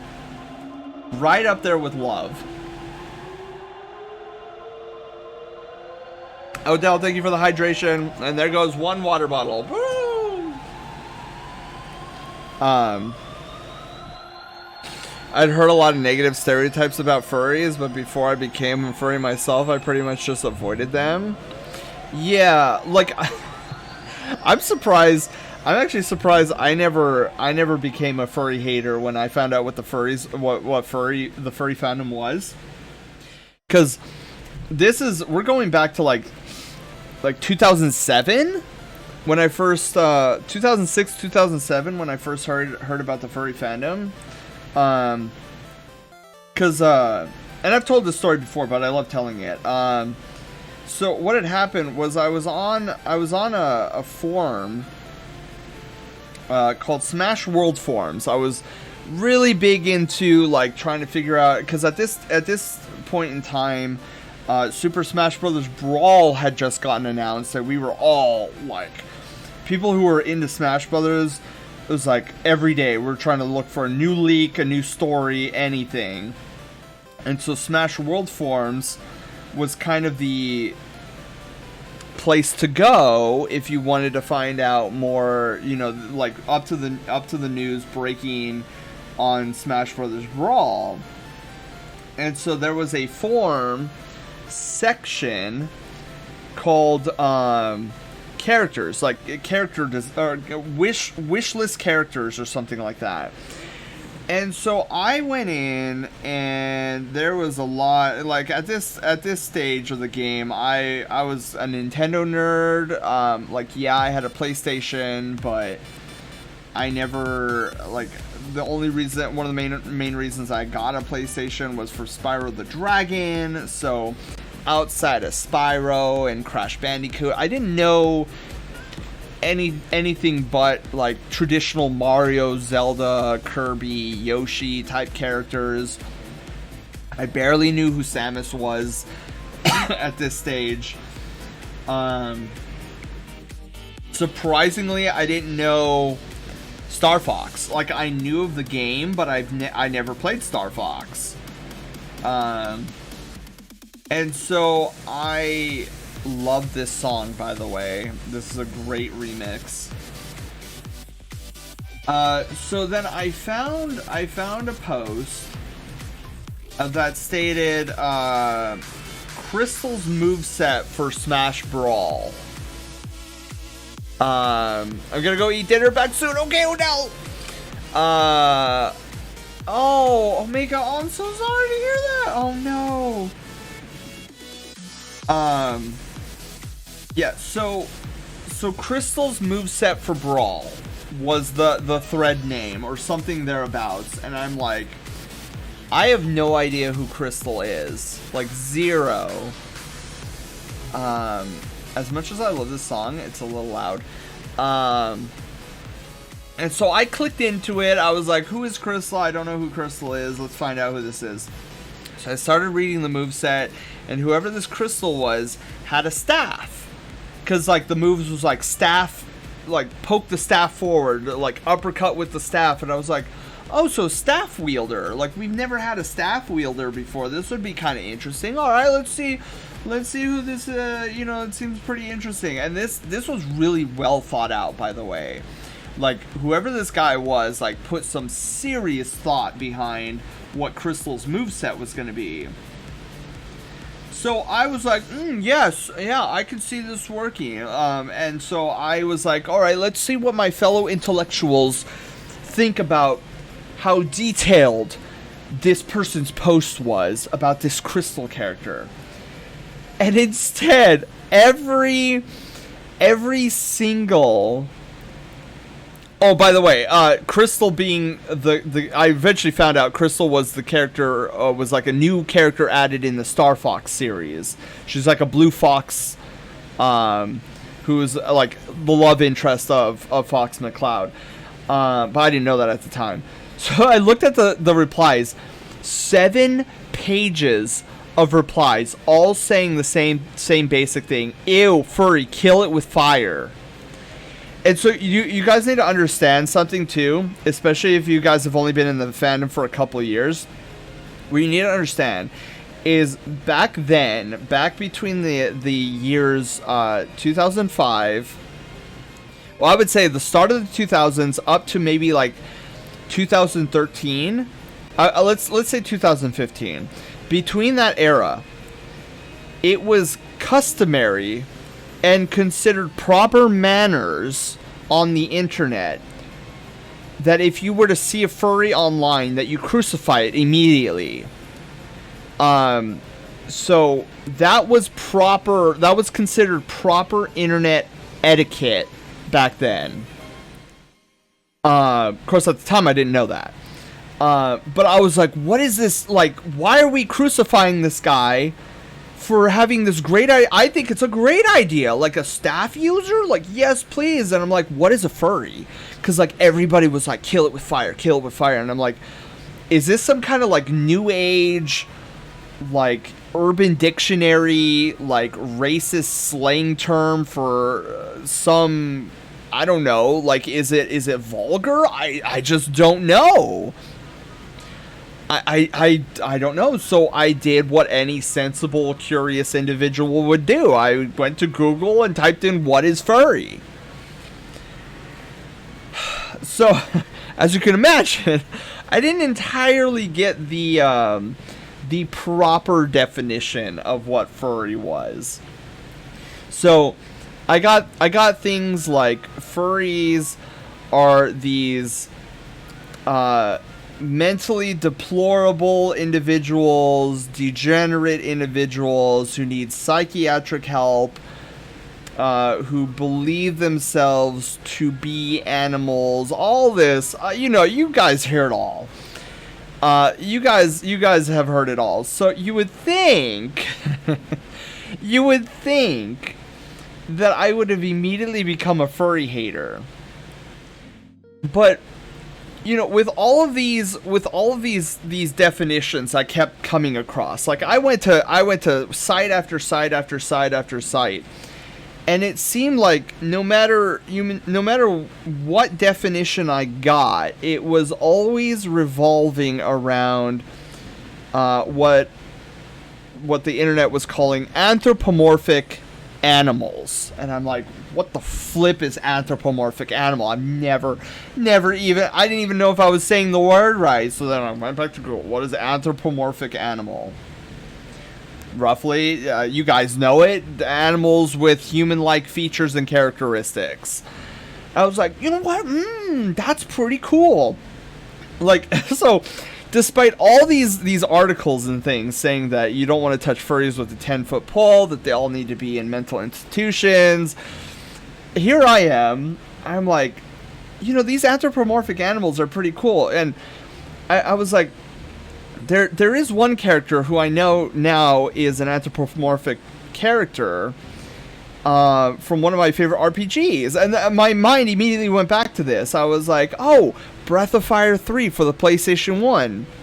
You had this were-tiger by the name of Ray, who I always gravitated towards. I thought he was the coolest character in Breath of Fire 3. I'm like, dude, he has a giant tiger tail. He's got like yellow fur all over him. He could transform into this giant like were-tiger thing. I was like, he's so cool. And I'm like, okay, so I really like the aesthetic of these anthropomorphic animals then.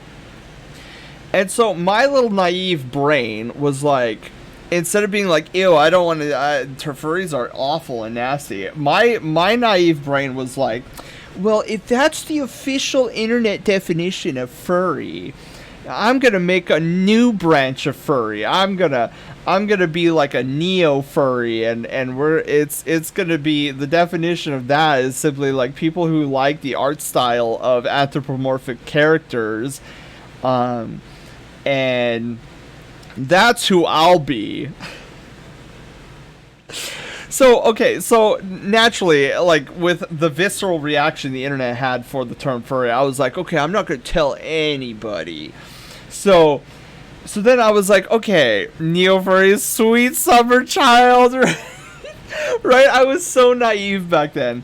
So then I thought about it, and I'm like, I wonder if I can, like, talk to some of these furries, because all I've been getting are, like, these Google articles and whatever of people who clearly aren't in the fandom, right? Because, like, the article said there's a fandom, and I was like, wait, there's a fandom? Like, I want to talk to some of these people. So I finally found an article stating like the primary amount of furries you can find online through the two prominent sites, Second Life and IMVU. So naturally, I'm like, oh, I know Second Life. So I logged into Second Life for the first time ever. My computer couldn't handle it. You can imagine, like, a computer that could barely handle Microsoft Word wouldn't necessarily be fit to handling something like Second Life. So I was like, all right, I'm not going to get onto Second Life. Obviously, there's too much lag, and there's just no way. But what is this IMVU place? So I went to IMVU, and it was like a dumbed down version of Second Life, but it was in such a way that my computer actually could handle it. I was like, cool, we're in. So now where do I find these furries? So I found a couple of public rooms, where it was like furry lounge, furry room, it was like, okay, so here I could talk to these people. So I went in, and I was nervous AF, like, no joke. This was like the height of my social anxiety. Like, I didn't know how to interact with anybody. And so even going into like this online public forum with like 3D, yeah, it was basically the OG furry VR. And so I said hi, and I got to know some of these people. I was like, what attracted you to furry? Like, why are you a furry? Like, I told them, like, I'm brand new to this. Like, you know, I learned about the term furry literally not too long ago, and I gotta say, I'm like really into the aesthetic of anthropomorphic animals. And so I was like, okay, so let's hear what the furries define themselves as, right? I got the Google article definitions. Let's see what they had to say. And they said the same thing I did. They were like, oh, furry is basically a group of, like, the fandom itself is a group of people who really like the aesthetic of anthropomorphic furry characters. And I was like, mind blown number one. Because I was like, dude, that's my own definition for like my little neo-furry idea, right? So I'm like, okay, so maybe these articles that I've read are wrong. Because here's people who like live and breathe furry, and they're telling me that this is what they consider furry to be. And I'm like, am I going to trust people who are, like, live and breathe furry, or people who just are looking at it through a Will Smith binoculars and then writing articles from it? I was like, okay, so... And then that's when I like, went, like, full in. I'm like, all right, I'm a furry. Like, there's no getting around it. Doing your own research, right, VB? Because I wanted to know more. I had to know more, and I wasn't satisfied with what I consider to be like an armchair definition of what furry was, because it was obvious that these articles, these people were not furry. Like, they just were writing about furries, and I'm like, did you even talk to any? Like, I want to know if you've talked to any, and this is what they were telling you, or is this just an emotional, like, regurgitation of things that you've just heard about of the furry fandom? And that's the story of how I became a furry. Just one Google... Wait, oh! Wait, did you Google search 2 Omega? Or are you just reacting, or are you just commenting on what I was saying? I would always ask people, what if your significant other was a furry? And it was always the same. Oh, nah. Yeah.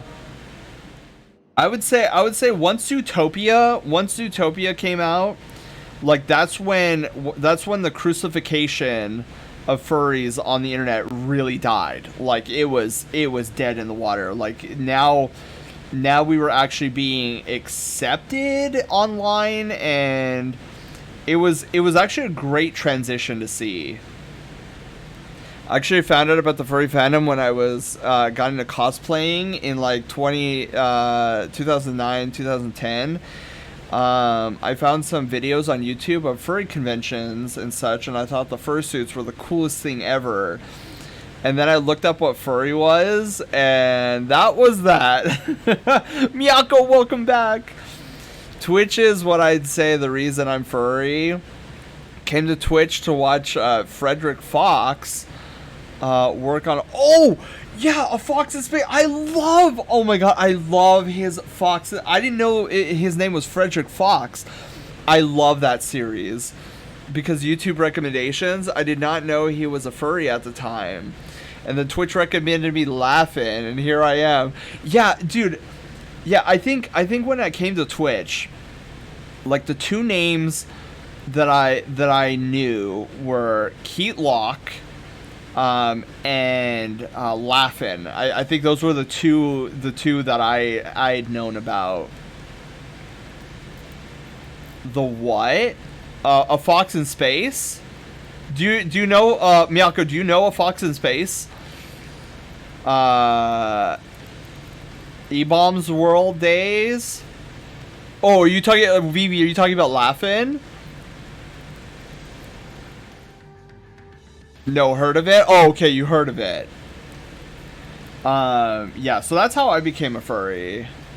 Oh, Frederick Fox? Yeah, I didn't know that was his name. Honestly, I should, but you know how I am with names. I am atrocious at names. Technically, I found Laughing and Keat at the same time. They were playing DBD together. Really? See, I found Keat first, and then I found Laughing. And I forget how I found. I think Laughing was just recommended, and I was like, oh, cool. This guy looks like a furry as well. It's so awesome. That series helped me love Wolf as much as I do. It's like if Cowboy Bebop and Star Fox had a baby and a crossover. You missed what I said? Oh my god, no. I do that all the time. Oh, you've not heard of it. Oh, okay. So Miyako, you've never heard of A Fox in Space? Oh, wait, let me get a link for you.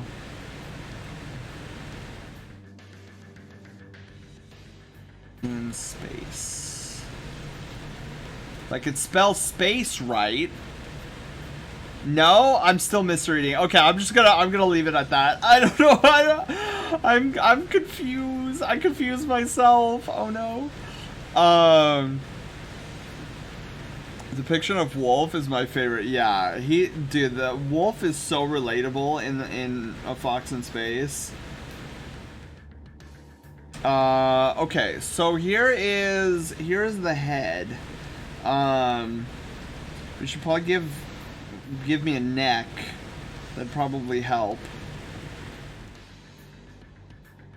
And then the classic Sen glasses.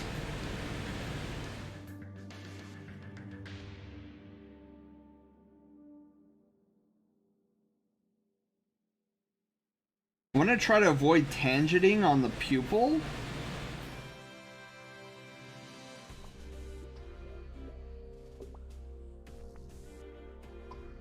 Bam! Look at him!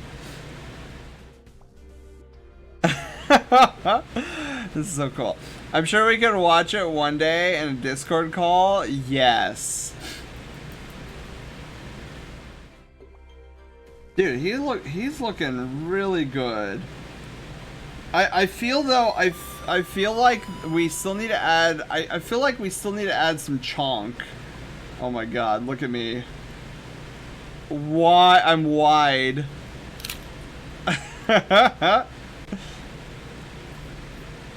I feel like man. See, here's where I don't know exactly where to go with it, right? Like I want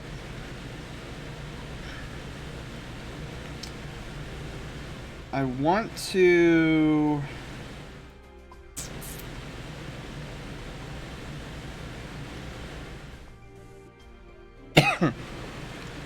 so let me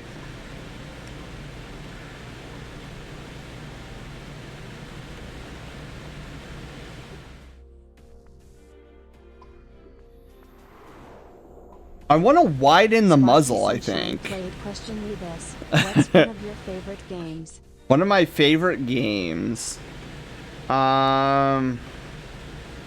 Okay, here's one that's not well known.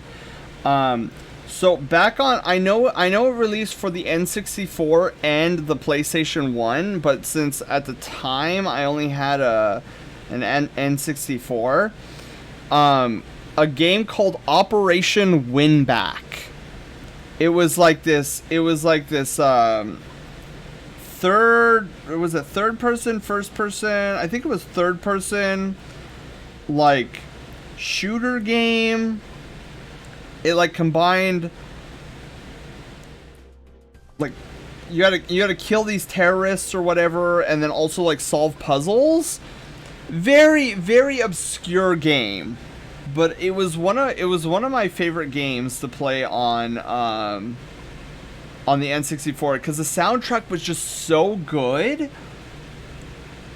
Episode 2 comes out. I've only seen Laughing. Oh wait, is Laughing in the? Oh yeah, Laughing is in it. Fox in Space, right? Never heard of it, but it sounds fun. Yeah, it's got such a good soundtrack. Okay, you know what we're gonna do? We're gonna do some experimenting right now. I just don't want to. I don't want to destroy what we have here, but so we're gonna duplicate the layer. And I'm gonna try to widen the muzzle. I wanna see if widening the muzzle will give us more of a chonky look, or if I'm just ruining everything. I might just be ruining everything. I don't know. Thank you for the belly pats. Who was that? Lucas. Lucas, hello. How are you doing? Welcome on in.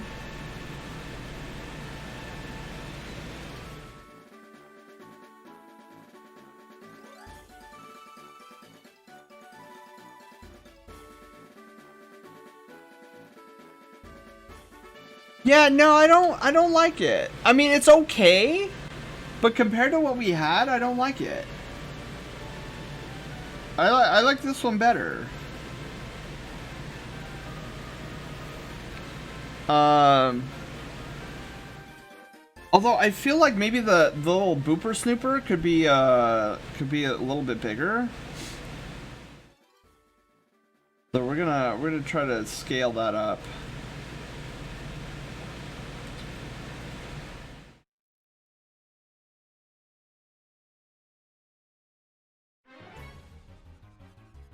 Oh, another good song. I might have made the booper snooper a little too big. No! No, actually that looks okay. Finally finished cleaning my room. Dude, that's something I need to do. I mean, my room is not like a disaster or anything, but you know, you have a little pile of clothes here. I mean, I didn't do the great job on making my bed today. I just kind of threw the blankets over to one side and I was like, that's my bed made.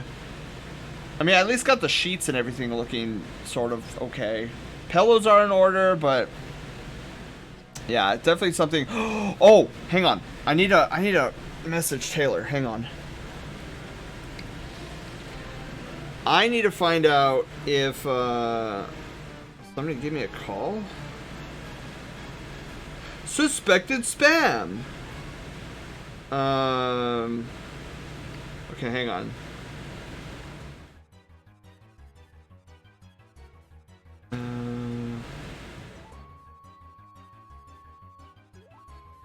Oh.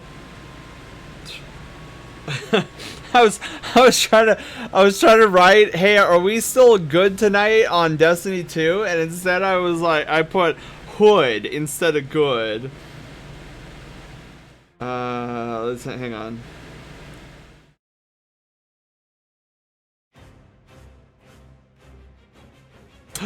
Another good song. This one is oh,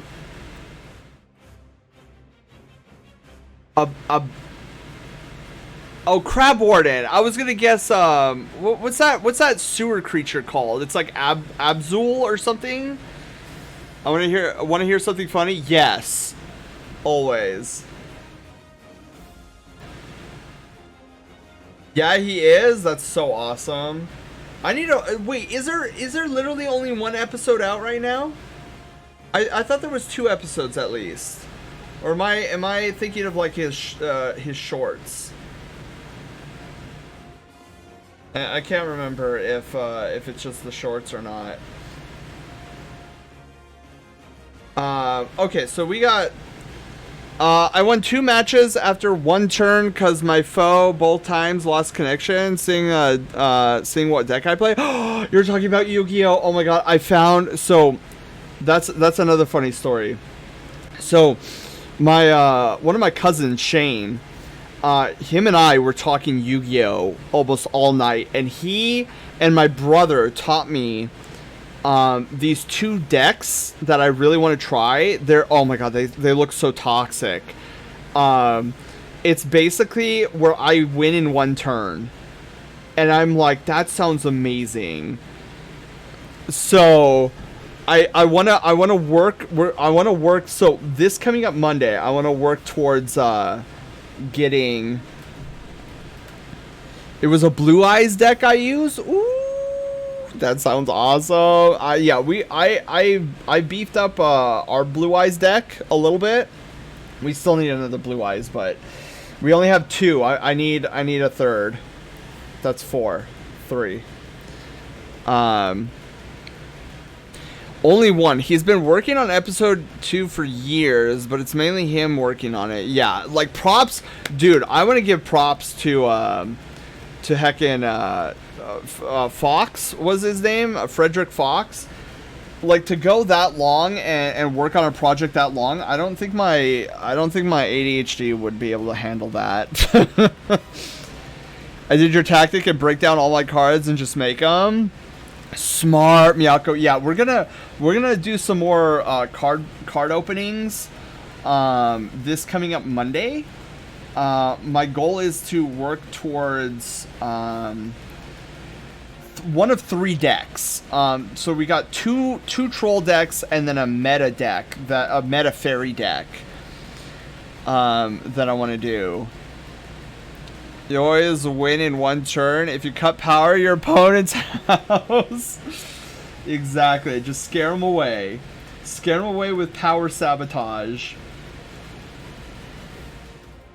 Okay, so there's the boy right there.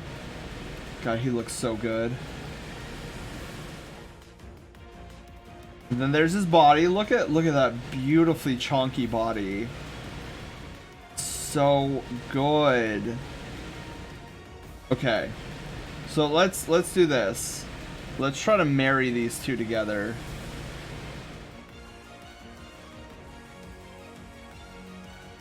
Look at the bobblehead. So big.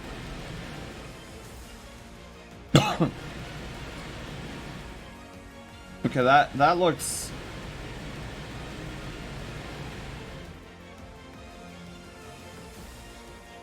Okay, let's not go crazy with the angle, but I do want that cutesy kind of tilt to his head that I usually put on my ref sheets, because I think it's so cute. Okay, and then what we gotta do is we gotta darken it up by duplicating the layer a bajillion times and then fusing the layers together with my polymerization. That's another card I need in Yu-Gi-Oh! Is I don't have a polymerization yet.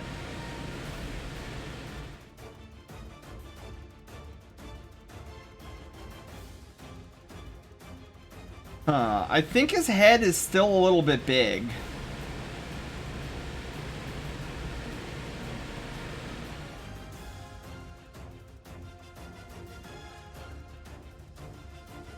Does it look like his head is a little bit big? I feel like his head is just an inkling too big.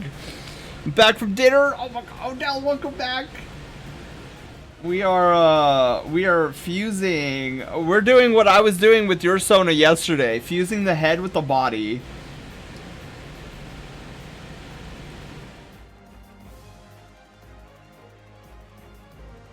Yeah, that looks more normal. Okay.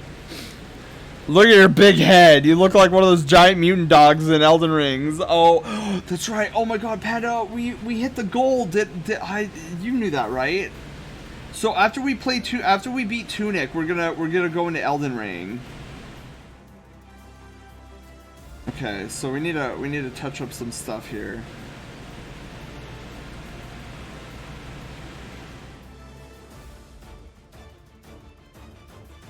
The Crab Warden song is so good.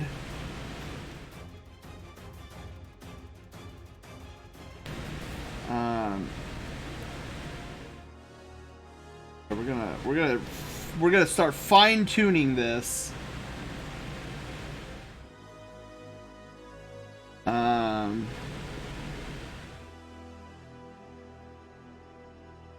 I'm so hype.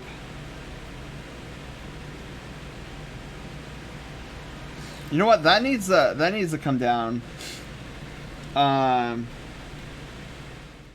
Also, Crab Warden, beautiful song, legendary song.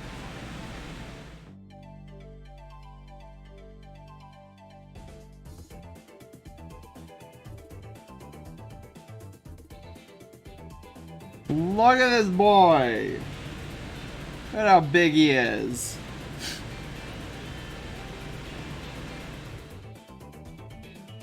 He's looking good. I'm really excited. I hope you like it. I've never been more excited from an open game in years. Yeah, I am so looking forward to it. Okay, here's what we're gonna do. We're gonna erase this part. And then, oh, what we need to do is I need to actually like drag this down a couple more pixels.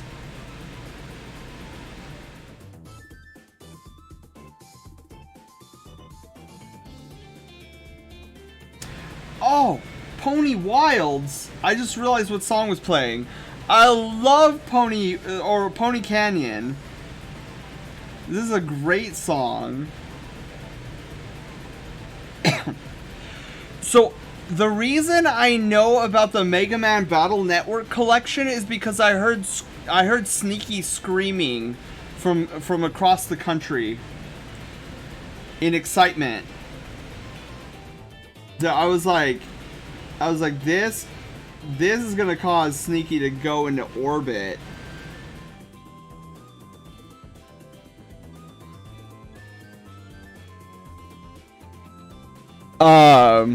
Yeah, dude, I can only imagine Sneaky like losing his mind. Okay, this is where I realize that I have the power of a god on my side. We're gonna save this, and I'm gonna do some experimenting. I want to see how far I can push the belly.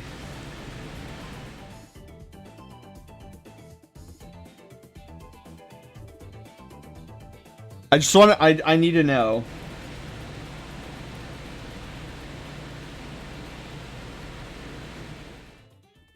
Do we give him bigger belly, and does it look good?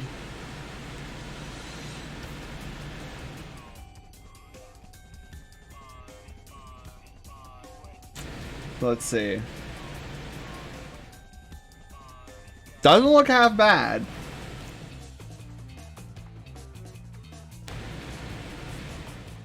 Whoop.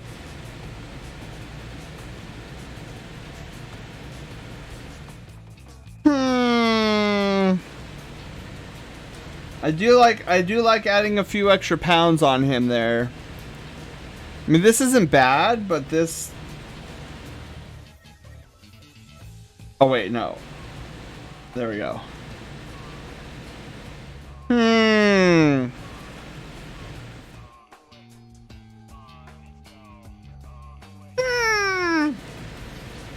I gotta decide.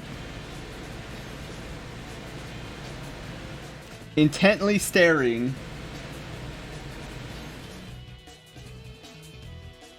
I kind of like this one, the slightly bigger. I don't think we should go any bigger than this though. I'm definitely gonna keep the other one though, just in case I want to revert. But I feel like what we have to do. I saw they're making a Nier Automata, getting a native Switch port, and I'm so upset. Square can make a real port of that game, but not for Kingdom Hearts. Oh, that's right. I just got done with my questions for my team form. Ooh, Blue. Hopefully that went well. I cannot word at all today.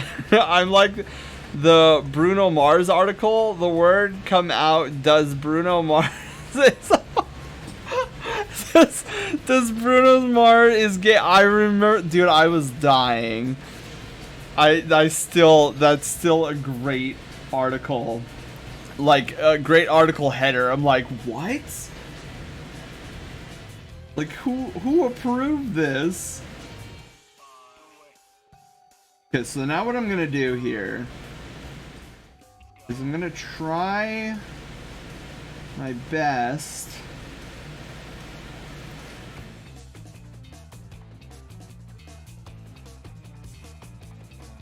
so we're gonna move him down a little bit because I like the belly, but I think we now need to give, you know, seeing it all together, I think we need to give him a little bit more. How do I say this without sounding lewd? I guess there's no real way to put it, is there? We need to give him a little bit more pelvic room. Like the pelvic room, the area needs to have a little bit more room, I feel. So we're gonna fill out his little booty again, and then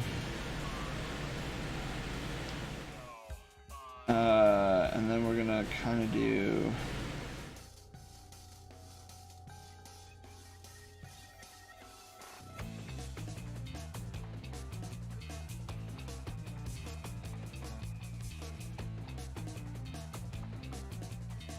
Yeah, I feel like that's pretty solid.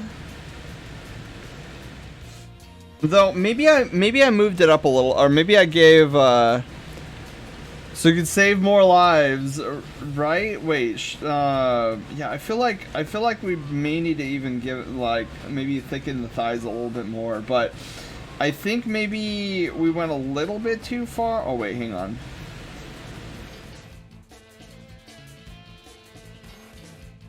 I think maybe we gave him a little bit too much of that pelvic room. I think we need to scrunch that back down just a smidgen. Not a lot.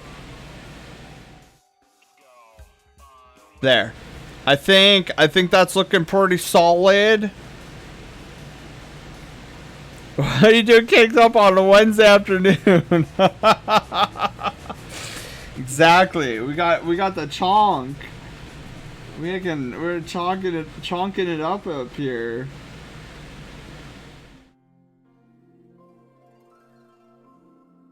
And then I think Panda's right. I think we should probably like chonkify his thighs a little bit.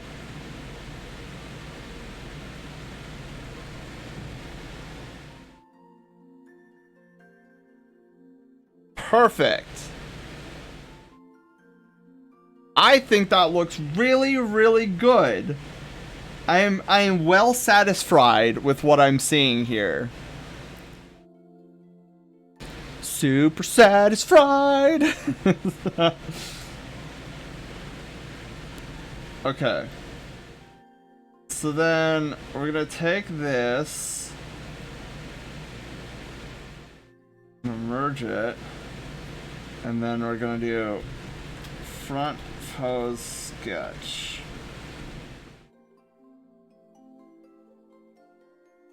Look at our boy here. Look at him. Glorious. I'm also missing his tail though. Shoot. Let's add that. It's got a giant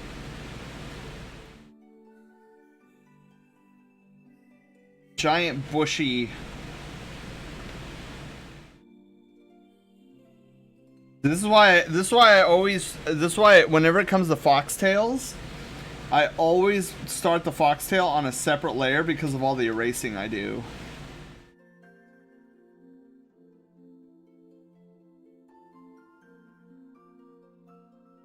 There we go, and then erase this. And let's actually save this. We're gonna call this tail back. And then we're gonna duplicate it. And then we'll put tail back up here. We'll flip it. So this will be for the back pose. Look at that tail! Perfect tail. We'll hide it. Oh, before we merge, where's my stylus? Crap, my stylus fell. The tail is so big. Do you think it's too big?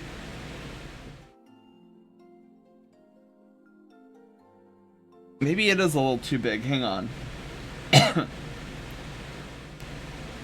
Big fluffy tail. Let's see what it looks like if we tone it down a little bit.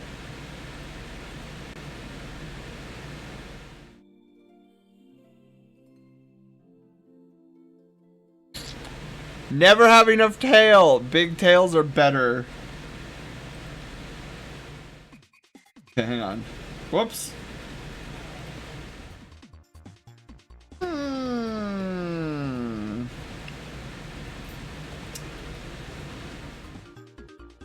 Let's see. What if we just shrink it by 5%? Move it in just a little bit.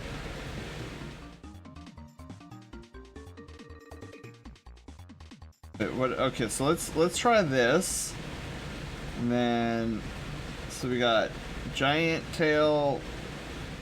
Yeah, that's not too bad. I feel like even though it's a little smaller, I think it works.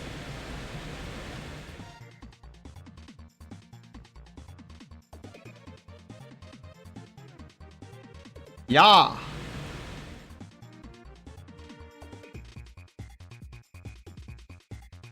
No, I think you had something though, Panda. I think you're right. I think it might have just been just itty bitty itty bitty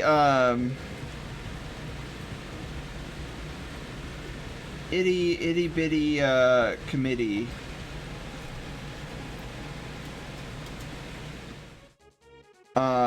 Okay. So flip. There's our tail. Big poofy tail. And then what we're gonna do is let us erase. No moving. Let's erase this. Let's erase this. Erase all of this. Erase this. Erase this. Bam! Giant foxy tail.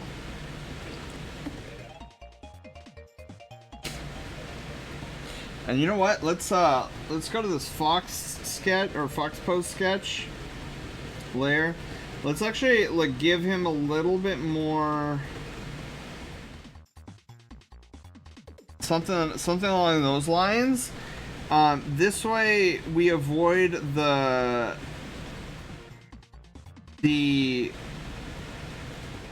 what's it called?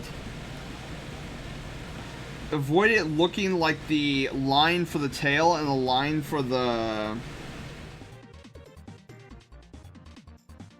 Yeah, because that's could always be problematic. Is like you want to try to avoid lines looking like what, because like right here, right, even still, you're at least the start of it. You're like, is this the line that's going into the tail or is this the line that's going into the leg?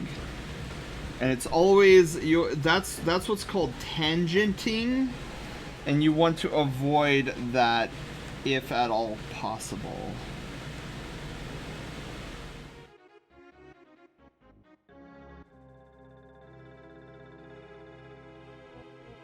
Okay. He's looking so good. I love this. I love this. Okay, now we're gonna use polymerization to fuse, and so now we got one giant layer. He looks so good. So heckin' good. I wanted to show you guys. I wanted to show you guys a comparison.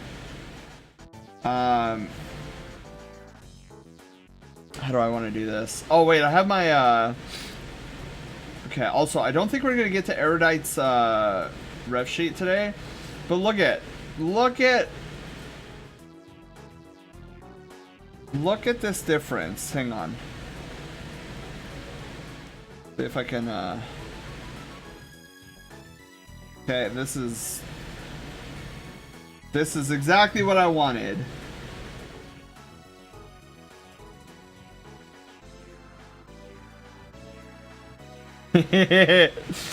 Look at the difference. Look at it. It's so, oh my god. Yeah, see, like my old one's okay. My old one's okay, but seeing the gigantic difference, like it's so prevalent.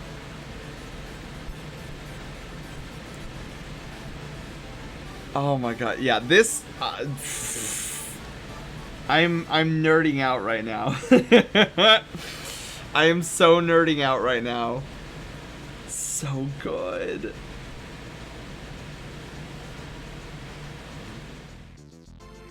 Oh, you know what? Hang on. Something I'm seeing here on the new one is I feel like the belly button needs to be moved over a little bit. Just a little bit. Not a lot, just a little. But there's the two. Oh man, you know, I was all excited and then I remembered I still need the back end. I still need to work on the back. Ripperonis is really cute. I agree.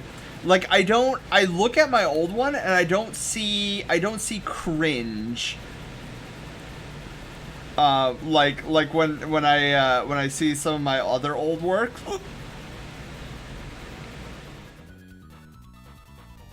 Is much better, right? Like my belly, the belly to pelvic transition is so much better. Like I think this is just like too round, especially back here. And it just, it kind of looks like mechanical legs. And then you just got a dollop of chonk, like sitting on top of it. And I'm like, no, it's really supposed to be more, you know, fluent. I think I was going, like, this part's okay, but back here I was like, I think I went a little too far. Oh, Arnami? Hello, welcome on in, how are you doing? Sonic Fox, what's good? Dude, if only I had the skills of Sonic Fox, right? But yeah, I think I pushed the chunk a little bit too far this way. And yeah, but the face is still cute. I still like the face, but like this is way better. It's funny too cuz I do kind of look like Sonic Fox a little bit. Also, did I say your name right? Aranami? Which if I'm saying that right, that's a really it flows. Where's my pause? Let me move this. It flows. Oh, let me move my it came out so good. I'm so happy with it. This couldn't have been any better. Like look at, I should have done this a long time ago, but instead here we are. Oh my goodness. Yeah, we still need to do the back. Once we get the back done, I might do the back off stream. Cause I'm so bad. I'm so terrible with the back. Maybe not. Maybe you guys will enjoy me like trying to struggle through it. You know what? Yeah, that makes for good content. You guys like to see me struggle, right? So we'll just do it. But I'm just gonna take this moment and bask in this glory that we've been able to accomplish today. Dude, we should do Fuzzy Pickles. Somebody redeem Fuzzy Pickles. Hang on, we should get a picture of this. How much a month to hold your floofy tail for 5 minutes? 1 cryptocurrency. No, I'm just kidding. No, I'm kidding. I hate crypto. It's so stupid. Pictures taken instantaneously. Okay, guys, are you guys ready? Are you guys ready? Are you guys ready to do this? Let's I can do this. Look at the camera. Oh, wait. What? Oh, that was an instant. Oh, no. Okay. You tricked me. Zelda tricked me with an instant flash. I didn't even say Fuzzy Pickles. Dude, I thought the whole sequence was broken. Oh my god, that scared me. I was like, oh no, where's the on board? We need to fix that. Oh my god. Oh, by the way, guys, did I tell you? So, remember when we were having those issues with on our ending sequence, how the pictures weren't updating in the credits? I finally fixed it. I don't know if I ever made mention of that, but yeah, I finally fixed it. It was a stupid, like, there's no easy way to do it, but you basically have to auto update the source of it. Hold on, I'm analyzing your profile. Analyze. It almost when Aranami said analyze, I thought of the time warp scan. It's like Zelda being a pro photographer, taking the shot while everything is setting up, confusing everybody. Dude, I was royally confused. I was like, wait a minute. Why did that go off like 3 seconds before it's supposed to? Oh man, the trollery. I love that. See, that's another great thing with instant snapshot. Is you can confuse me with stuff like that. What's going on? Spread chaos. Chaos is everywhere. My purpose is chaos. Wait, did I break the... Okay, there we go. I was like, did I break the button? It's like, I didn't break the button, did I? Button. Look at this chonk. Dude, so much chonk. Are you Shadow-san? That would be kind of funny if there was like a shadow me. That would be interesting, where like I color code myself like all dark or whatever. And it's just like shadow. You kind of get that with the Phasmophobia, where you guys turn me into the ghost. Have you seen the ending to the Chaos game? I was screaming, no. Wait, what was? Give me a synopsis, Panda. What did that look like? Was it just the guy like saying chaos over and over again? Where's my VC face? I need to reset my position. No, do I? I did it anyways. Wait, you play Phasmophobia? I played Phasmophobia once. And it scared me out of my mind. I was gonna do it on VR, and then my VR wasn't working. Go figure. Maybe oh my god, you know what? That would be such a great idea. So, how about we do this? What is it? September, right? September comes before October. Let's put up some kind of goal or something that we have to chase. And then, if you guys get to the goal before a certain date in October, then I'll do VR Phasmophobia. And then you can watch me cry and scream like Sozin, because I don't like scary games. Scary games are like no bueno. Black and purple instead of blue and white. Black and purple instead of blue and white, like an inverted. Well, wouldn't the inverse of blue be orange? Oh wait, no, orange is a complement, right? What is opposite blue? Is it red? I don't even remember. Oh, maybe it is orange. Yeah, maybe it is orange. Maybe orange is the opposite of blue. So basically the entire time the main character is Jack Garland. Man, you couldn't get a more generic name if you tried. He was Chaos the entire time?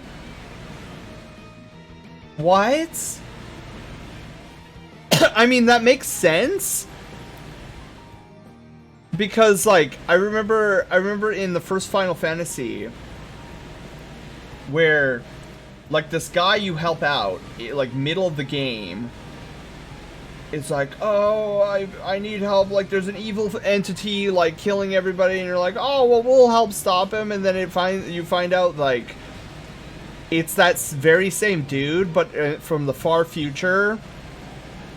No, from the far past, because he went back in time, and then he grew all-powerful during that time, and he named himself the Chaos. It was very trippy. Could I play it with you? I haven't played it before, and I hate horror games. Maybe Omega, maybe. I'm gonna say a solid maybe. It depends on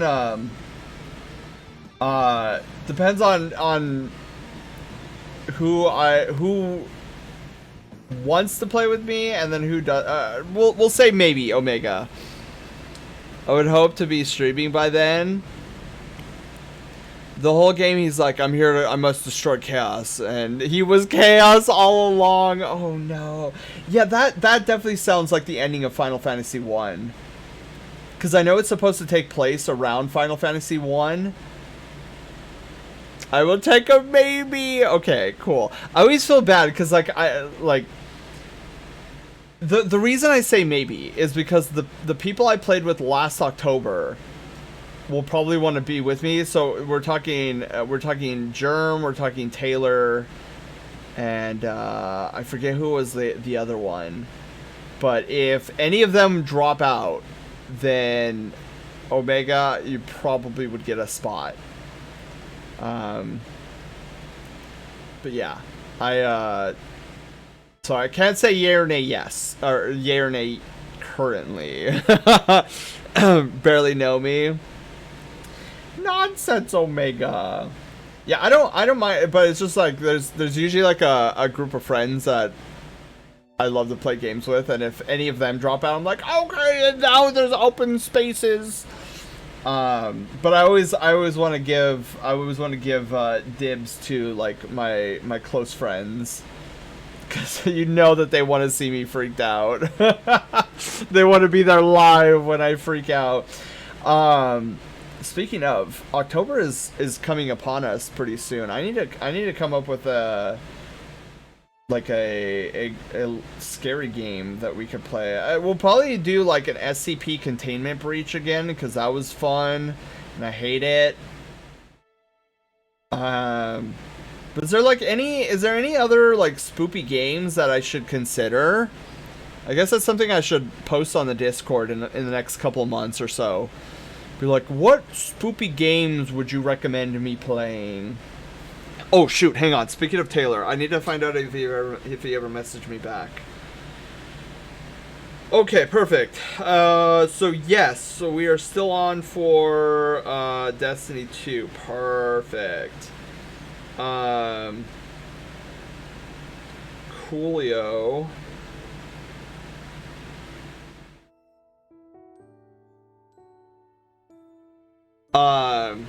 Scary games. Yeah, I hate scary games.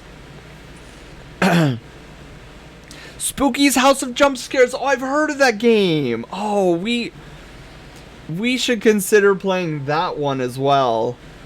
Or maybe instead of SCP, because you know how I get, like, the usually when I play SCP Containment Breach, it usually takes, like, the full month to get through. But then again, that's what, last year, how we did it was we only streamed it, like, once a week. Maybe we could pick 2 games.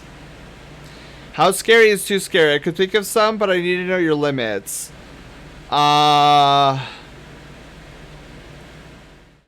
Well, I'm pretty sure Phasmophobia VR would cause me to start crying, so... and I want to try to avoid overly gory games, too. Like I know horror and gore seem to go hand in hand, and I'm like, I don't know about that. Oh, maybe we could do Five Nights at Freddy's Security Breach. So no RE7? Yeah, probably no RE7. Me driving through scary games, just not wanting to suffer? Yeah, that's basically me too. Yeah, maybe we could do Security Breach. I didn't even think about that. But I've been wanting to play Security Breach because it seems like an interesting... Like, I'm interested in it not for the scariness aspect, but I'm interested in it because it looks like there's a lot of places you can explore. And every time I watch somebody play, they just try to, like, get through the game as quickly as possible. Oh, get to the ending, and then... Like, I heard there's, like, multiple different endings. I'm like, I want to see some of those multiple different endings. I feel like a lot of people... maybe it's just the people I watch, but I feel like a lot of streamers that I tend to watch, like, they don't go through the story or anything. Like, do you guys know of anybody who's, like, similar to me and part of the furry fandom who's, like, will go through the story elements and actually, like, give a care?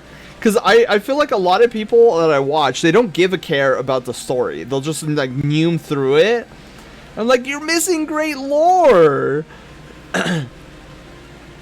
Like, I could probably think of, like, 5 streamers off the top of my head who I watch, who's just like... Okay, gotta get from point A to point B as quickly as possible and then get to the credit sequence. And I'm like... Because I know I've watched a lot of people, too, play Deltarune. And, like, with a lot of the streamers, it's just like... Okay, we're starting the game, we're gonna get through this, blast through the story, doesn't matter what they're saying, and it's like their first playthrough, right? And I'm like... I get it if you're a speedrunner of the game, right? Where you've been through it, you've been through the story, like, you know the lore, and you've already done that stream where you get all the reactions of, oh my god, this is crazy story, this is crazy lore, this is, like, look at these secrets, and now you're, like, on your 20th time beating the game, and you're just like, okay, I'm speedrunning through this, but... So often I come across people who'll do, like, first playthroughs and they'll just neum through the game. I was thinking something like Silent Hill if you want psychological horror route. Ooh, I've heard yeah, I'd consider Silent Hill, Panda. I love the story aspect of any game. But Super Butter Buns is a streamer. Oh wait, okay.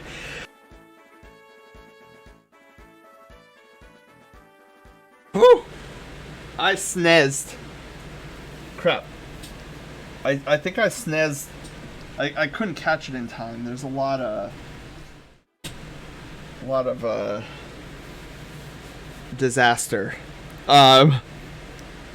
Not from the furry fandom, but Super Butter Buns is a streamer who who did play scary games. Interesting. But, like, I would recommend Deadly Premonition for good laughs, but the stream port is absolutely trash. Or the Steam port. So you'd have to get it either on Switch or if it's on Game Pass, get it there. Okay, good. Duly noted. That's right. We should do... Oh my god, we should... There's so many games that we should do. But let's think about Silent Hill and Deadly Premonition for this Send Spooks.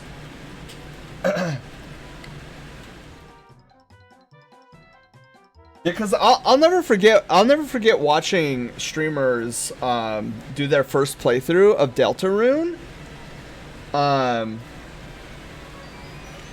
Or even well, I guess it's more noticeable in Deltarune Chapter 2, where you get stopped by this guy, right? And then you never see him again. And it just seems like no streamer that I've watched. Oliver, thank you for gifting a tier 2 sub to Darius. Darius, congratulations on ranking up to Brush-Tailed General Tier 2, where you have access to, I believe, our belly emote. I think belly is tier 2. Oliver, welcome on in. Thank you for the gifted sub. Thank you for the redemption, you awesome sweet bean. But yeah, it's funny because a part of me starts screaming at the screen when I see a secret, and then a streamer just like waltzes right by. I guess that's kind of the. I guess that is kind of the format of a lot of streamers, huh? Because you think about even like non-streamers, but like Game Grumps, for example, where they'll just like blow through the game and not consider the story. But I guess that's what makes here a little bit special, right? We do things a little bit differently, where like I get really involved in the nitty-gritty. I mean, I've been so excited about our Tunic runs, which, by the way, Tunic this Friday. Who is hype? I'm hype. Cannot wait. Oh, that's what we should do. We should practice more of our language. Oh yeah. Okay. You know what? For the next 30 minutes, you guys want to do something fun? Let's practice the runic language some more. Okay. Anyways, before I get sidetracked, runic. We're gonna do more Tunic on Friday, and we're gonna continue reading the book. You're faster than some. I don't mean this negatively, but Laughing plays games like an old man. Oh man, yeah. See, like for me, it's like I feel like there's a sweet spot, especially when it comes to RPG like games. I think there's like a sweet spot between like grinding XP on a game, and like whether or not it gets boring or not. So like you do have to keep in mind the sweet spot, but I mean, like, I feel like if we're going through story plot and like understanding the lore of a game, I can't imagine that being boring. Where somebody's just like, oh, this is so lame, like, go just jump across the cavern already and get to the last boss. But I don't know, maybe there are people out there like that, where it's like, oh, stop talking to these people, like, let's just move on. But me, I have to, like, when it comes to, like, lore of a game I really am enjoying and caring about, I've gotta know. And this is why, like, I've been loving our Tunic run, right? Like, the people that are stopping by who've seen other streamers play Tunic, they're like, oh, I can't believe you've already deciphered this language. Like, most people are like, wait, have you beaten ending A already? I'm like, no, I haven't even touched ending A. Sat at a chalkboard for 30 minutes looking at everything. I love him for it, but it's a journey. See, I don't know if I'd go that crazy, because I feel like most games, right? If it's something of importance, usually level design, if it's a good game, right? If it's a good game, usually level design will take care of that for you. Like, if there's some secret code that the game developers want you to see, then I feel like there'd be some aspect of the environment that will lead your eye to that spot. And yeah, so I just assume, like, if it's a chalkboard filled with things, then okay, and there's nothing like in the level, in the environment that is directly pointing at this chalkboard, then more than likely it's just it's to make make the environment look lived in, like it's alive. Everyone is put in. Oh, something like that. Okay, I understand that. And I do get where Laughing's coming from, but then it also goes back to the idea of like you got to know when is like it's great to appreciate like the little minute details, but there's that sweet spot again, right? Where you want to be in that sweet spot. You don't want to be ignoring it completely, and on the other side you don't want to like spend too long on it. Oh, I am now ghosty. I'll praise the ghost. The ghost has chunk. I give chunk ghost hugs. You may not feel it, but it is there. Okay, so let's do something fun. Really quickly. So let's save. Let's do new. Wait, no, I got it. Let's open. And let us go to Stream Art. We'll go to Game Events, Gaming Banners, Tunic, My Writings.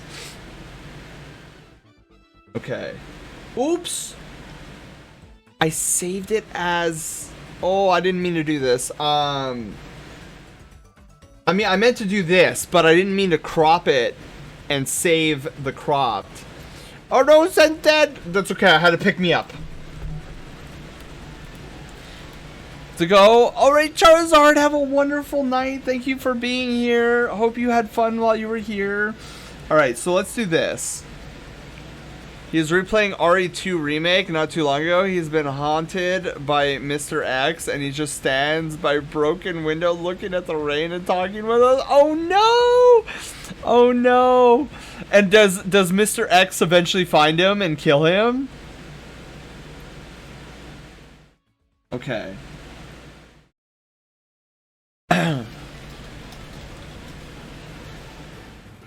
Okay.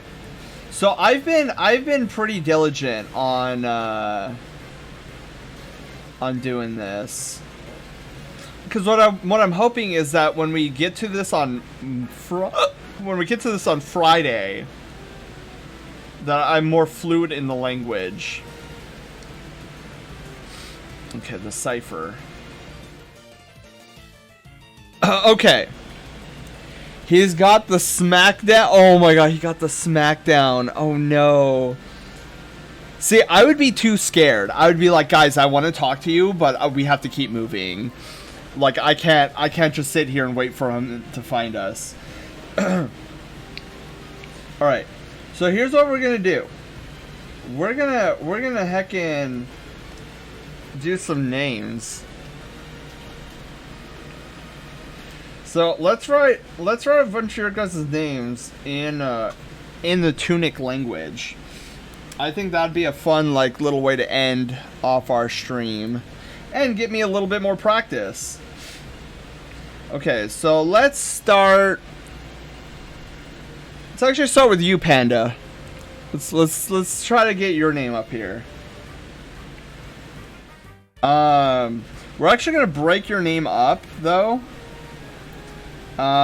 So we got some. So some. So that would be probably SUM. So where is? Okay, so we would start off the part,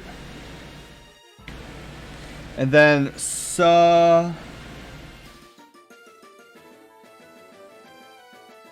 Okay, so that would be sa, and then this would be ma.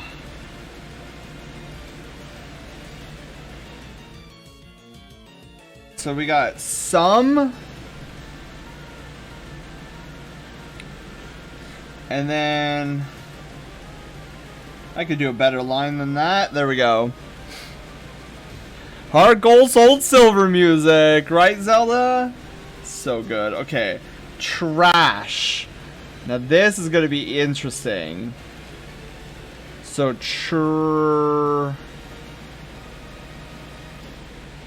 oh! The ch sound. Right? Trash. Okay.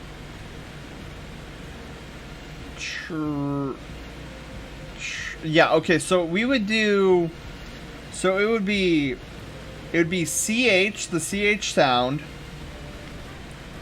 And then the R, so it would be the R. I always like how my first letter is always, or the first word is always bigger than my second word. Every single time.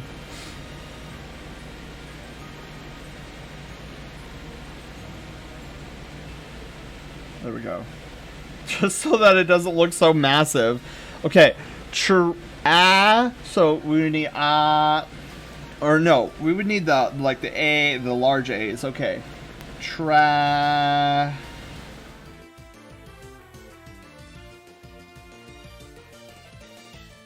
Okay. Actually, we would need this to come down a little bit further and a little bit further here. And then we would need that sound effect next. So we would do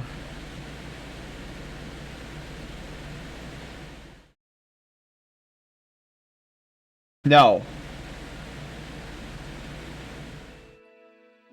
Wait, isn't that the ing? Oh no, ing is okay.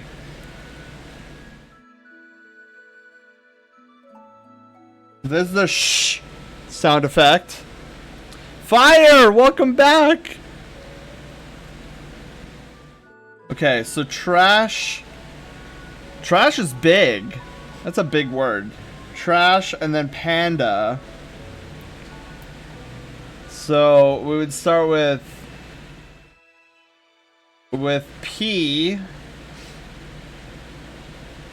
So that would be P. So we would do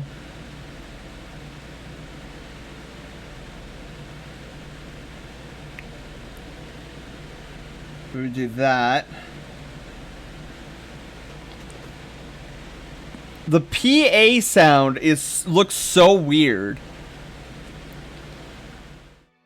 You memorize the letters? Sort of catchy. I have the cipher on the other screen.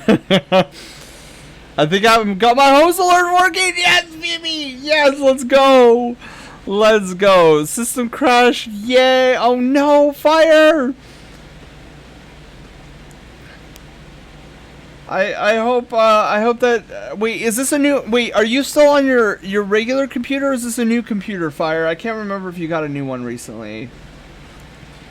So pan, and then we would need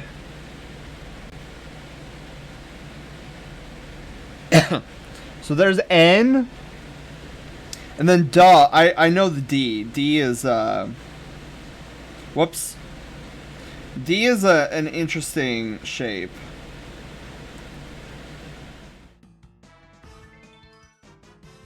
Panda. And then I would imagine it ends. So this says some trash panda.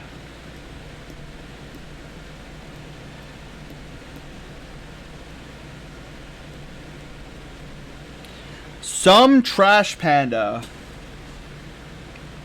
Is it 100% correct? Probably not.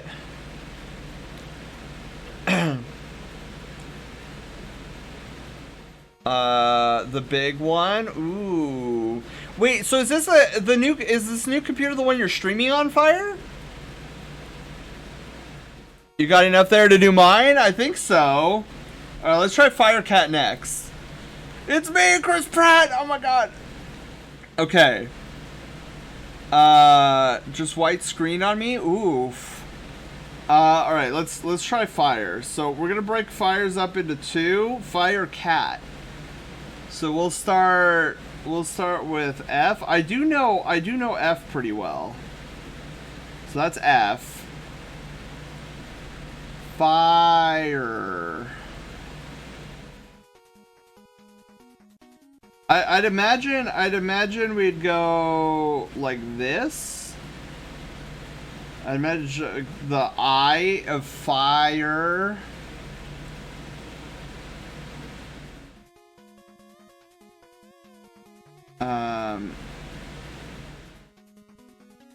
Yeah, okay, so and then fire. Fire.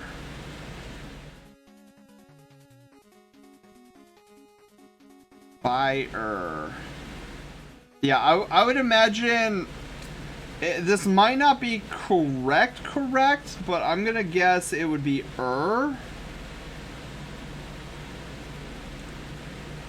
So it would be fire.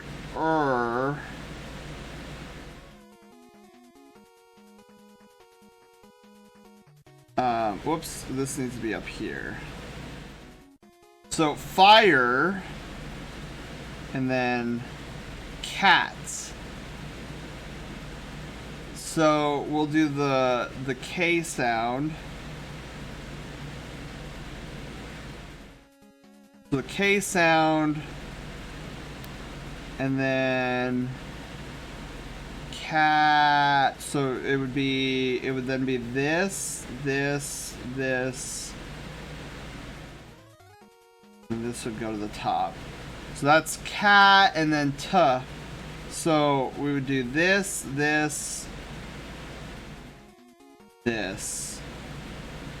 So that would be fire cat.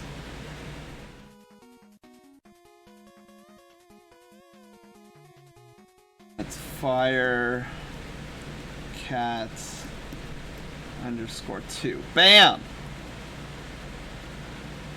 Said stream error and then crashed everything and I lost audio. Holy moly. That's not good. Let's do Odell. Let's see if we can do Odell's name. Odell. So we would start off O, and then D for Dell. Look at it, almost looks like a rupee from Zelda.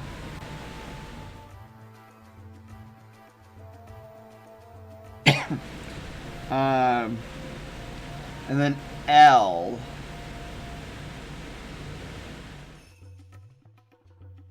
So wait, Odell. Oh wait, hang on. We need the circle. We need the circle because Odell, you would start off with the O. My hair is flying away.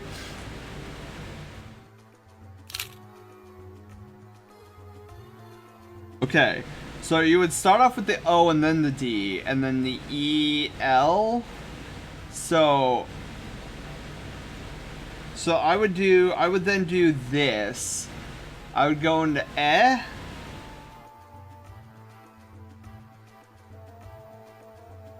And then L, which is just all the way straight up and down, but then we would have to invert it again so that the E and then the L after that. So there's Odell. We'll make this a new word. Otyin. So ah. So we would go the ah sound. And then ot. So we got T. And then a circle, because you would go ah first instead of the T. Boy, Odell, your entire name is inverted. Like every symbol is inverted. That's kind of funny. Sen will end up sending us all entire messages in the Tunic language. Is confused on the spelling. Wait, oh, Ketchy. Ketchy, do you know Tunic? Can you write Zelda? Yeah, we'll do Zelda next, Zelda. Okay, wait. So we've got Ot Yeen. So then we're gonna go Y.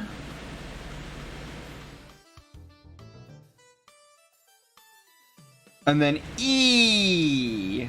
Where's E? So E is this, this, this. And then N. We need an N. Een.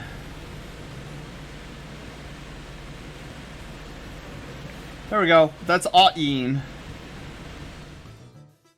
That's Odell. Yeen. Bam. Just like that. I know Tudik. I'm still confused on how to write it. Ah. Yeah, so that comes from this. So we deciphered the code. So it's a phonetic. So it's like like e, oo, e, oo.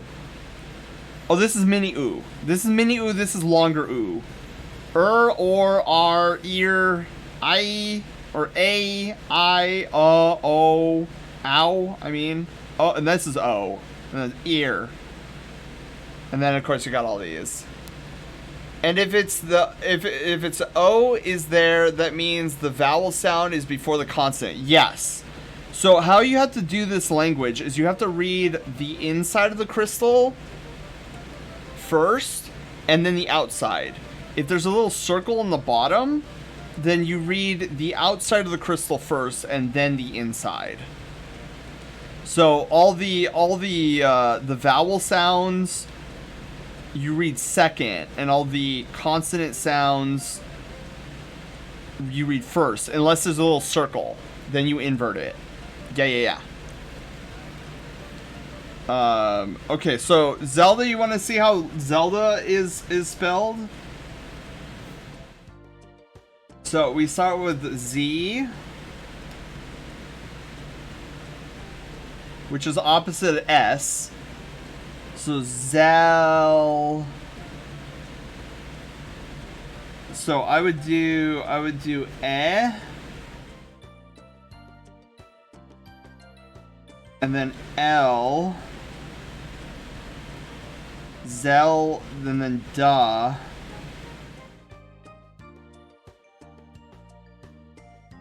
Zelda. So I would go the UH route.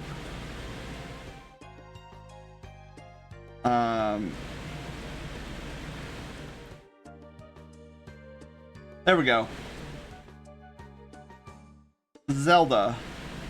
Are there numbers? I don't even want the 2. I mean, so what we could do, Fire, instead, we could do this. There's no numbers, but we could do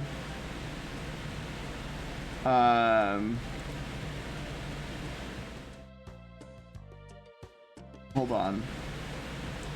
We could do 2.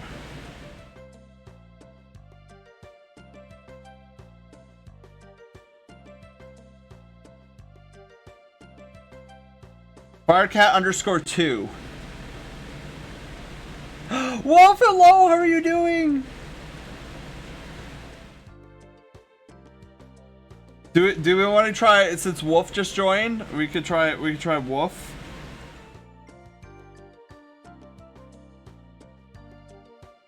Let's try it. So you got what? So what? Oh my god, I'm being shrunk. Honey, I Shrunk the Fox. Woof. And then, so woof. That's an S, I know. You gotta shrink that down. F. Oh my god. So there's woof. N. And then P, we got P. Hang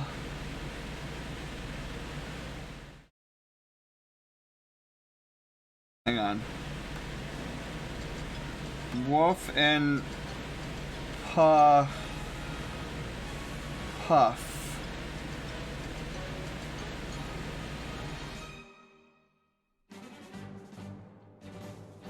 There we go. Woof and puff. Ah! Can we see all the ones you have so far? Wait, of my own? Oh, of the own writings or the cipher? Those are the 5 we have.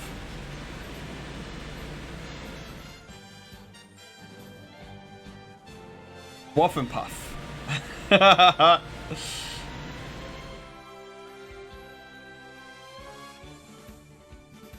Yep. There we go. Woof and poof. I was thinking about doing like poof. Like P-O-O-F. But I went instead for the puff. So I went P-O and then F. Learn how to spell catchy. Yeah, we could do yeah, Crescent, let me try catchies first, and then Crescent will do yours next. Alright, so let's see if we can do catchies. So we got K. Hang on. We need to. Okay, so K. So I would do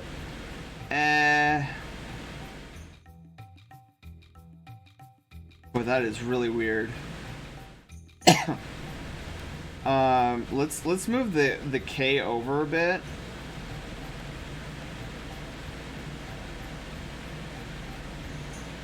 Right? K goes...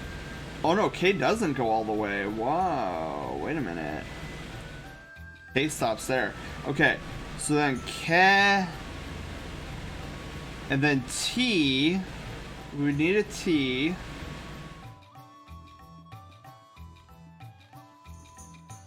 The catch, and then CH. So then we go down here and then down.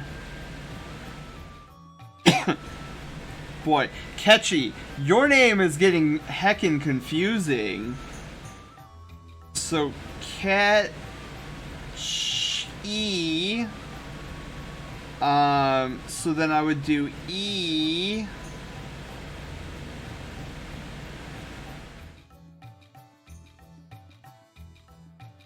So catchy,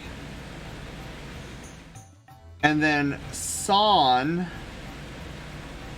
So we would start off with S.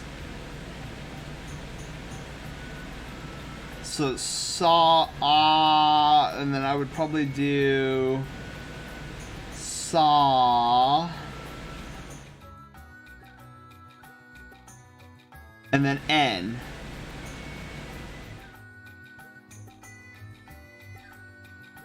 Catchy. Catchy song. Ha ha ha! Looks like looks like streets in downtown St. Paul. I know, right? They kind of, with all the crowdedness. Okay, so we're gonna do Crescent. Crescent, your name is gonna be massive. All right, let's see. So we'd start off with K. So yeah. So then R afterwards. Look at how close K and R are together. Wait, is K doesn't go all the way down. Okay, hang on. There we go. So K, so then I would do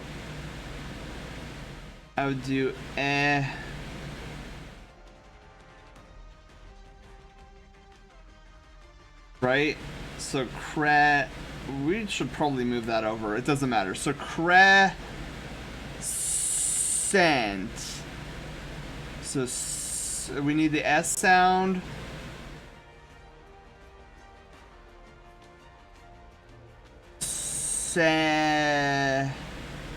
So another E, like an S sound. Crescent.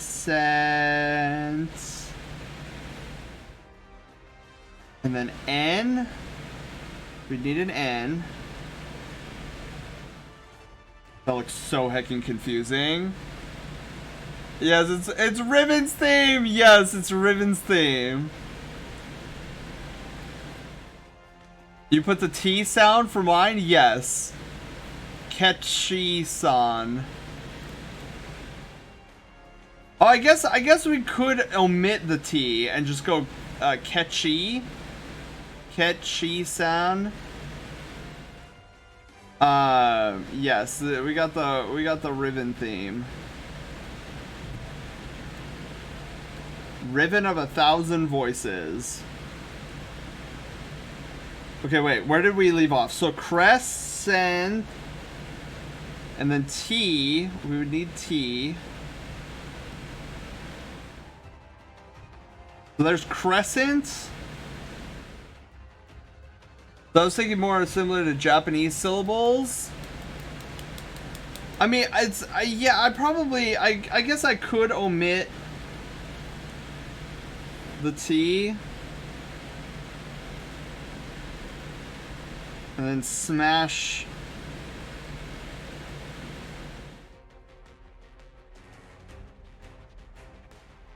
I could do it like that. But I think I do want to keep the I want to keep the T. Ketchi-san. Okay, and then crescent.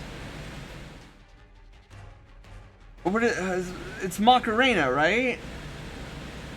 Yeah, Macarena. Okay, so we got M, Ma. So wait, yeah, or is it Ma? Macarena. I'm just gonna go Macarena. So and then this is gonna be weird. So we need a K. So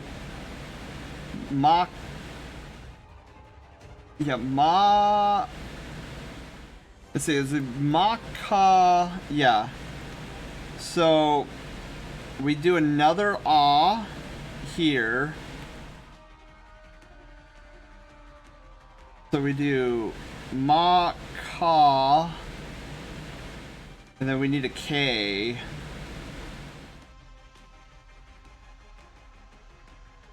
So Maka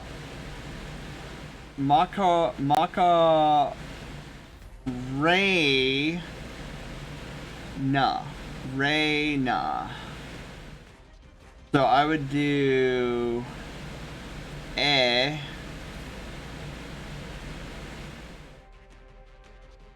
on.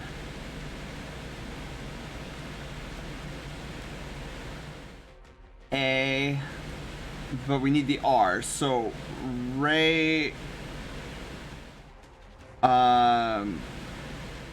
That should be R.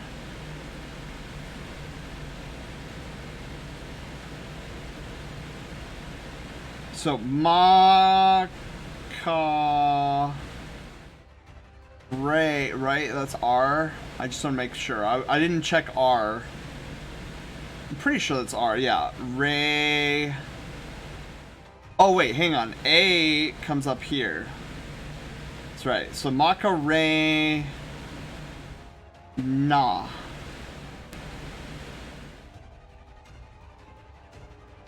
Nah.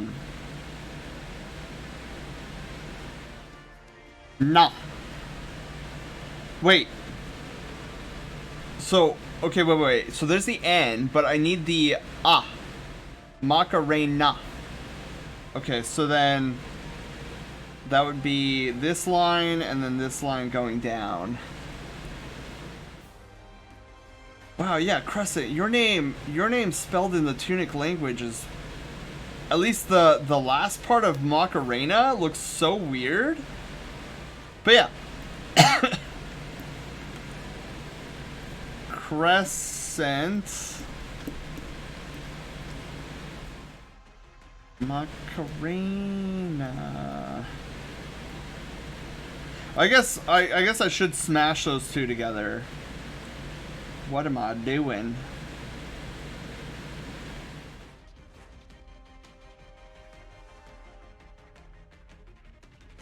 Crescent Macarena. Bam!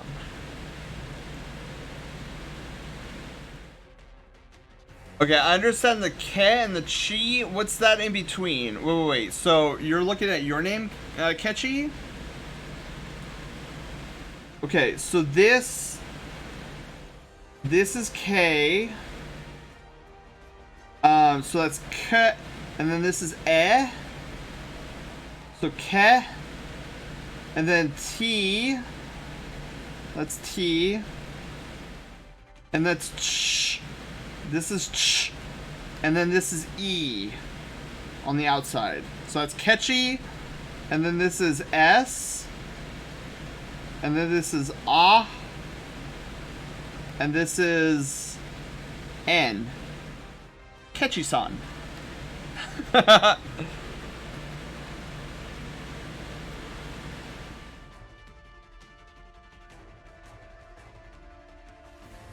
Oh, yeah, oh my god, I'm further back than I thought I was. Oh, you put the T sound. Yeah, okay, I'm way far behind. Let's do a pun. Ruining the pun, but you didn't ruin the pun. The pun ruins you. It's about me, but I was afraid to, I'd butcher it. Because stakes were just too high.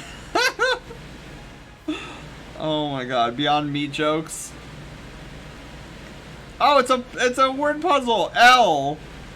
Things that are red.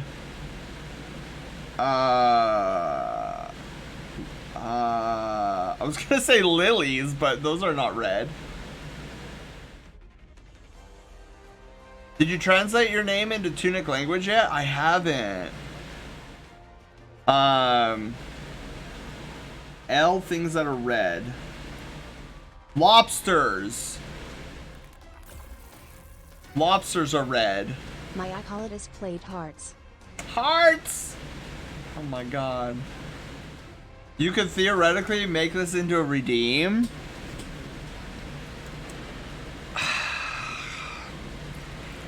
Sort of, but it would be a very intrusive redeem. My icon is played large token bag.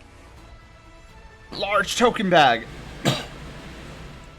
If you guys want to see my name in Tunic, we could try that. So obviously starting off with S, and then E, which is this.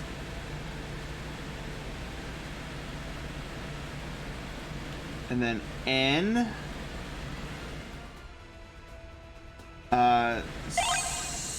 Oh, ding? What's the ding?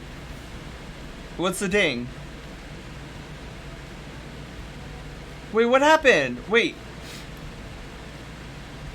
I don't see it. What's the ding? Played Oh my god, Omega, yes, yes, Omega, I will gladly. Oh my god, thank you for the ding. Thank you for letting me know. Yes, Omega, absolutely, I'll do you next. Absolutely. Okay. Thank you, Zelda, for letting me know that. My derpy self would have missed it otherwise. So senor. So senor. So I'm gonna do Yeah, I'm gonna do OR.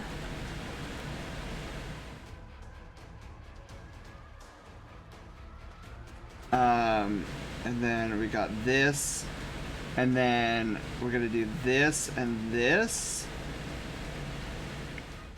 So senor, and then crouch. So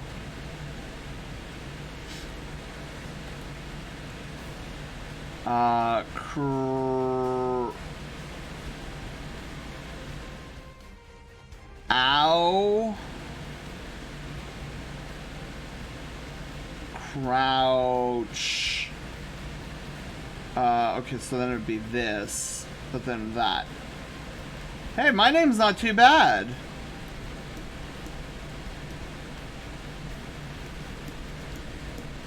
Okay, Omega! He's ignoring me! No, I'm not ignoring you! Not purposely! No, I swear! Omega, let's do you next. So, Omega...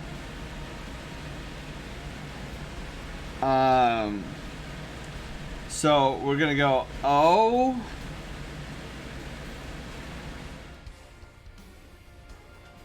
And then Mega. The O May. Okay, so Meh. That May, yeah, May. So got and then Ga. So we got this.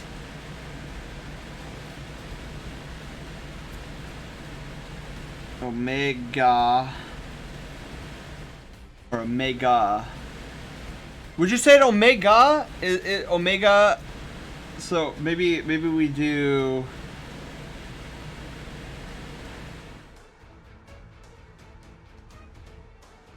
So that's how I would do Omega, and then it's been so long since I joined. No, Omega, don't you dare! I'm gonna slap you.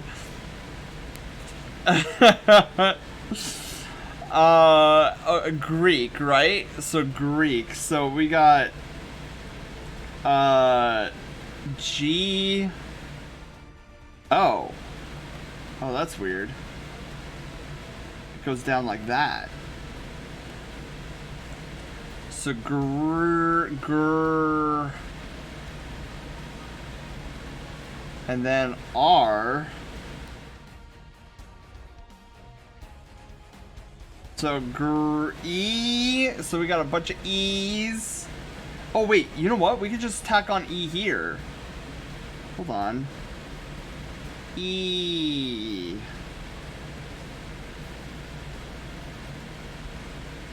Greek. Okay, and then we've got this. Wait, no, oops. Got this, and then this goes all the way up, and that. Wow, Greek. Omega, I mean, your last name, it's definitely spelled weird. Like, this is crazy. Okay, so there's Omega Greek. That looks like a C. There we go. Omega Greek. I don't know why I said Greek. Oh my god. That's what makes him a great streamer. Aww. Okay, so there's Omega's name. Woo! Okay, I just realized the time. Shoot. I need to see if Taylor started streaming and if he's waiting. Him or Bio are waiting for me. I try to do another friend of the name. Oh, Miyako, did you want yours? Hang on. Wait. Hang on. Te's on. I rated him. Okay, Miyako, we'll do yours, and then we'll go right out to him. So I don't want him to have to wait too long. He's probably like, You already started? Perfect. Okay. So let's do your name really quickly, Miyako. Oh. I'm like, why is everything thicker? So I would do me. Let's clean that up a bit. So me.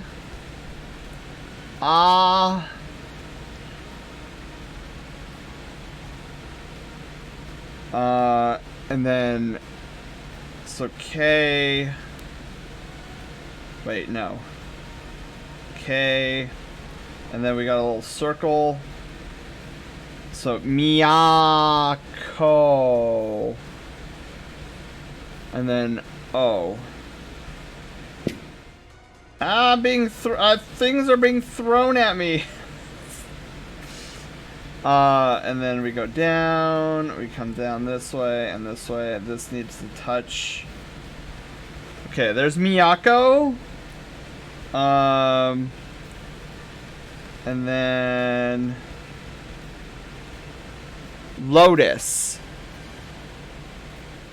So L, so low. So we got this, and we got another O. Low. And then Tus.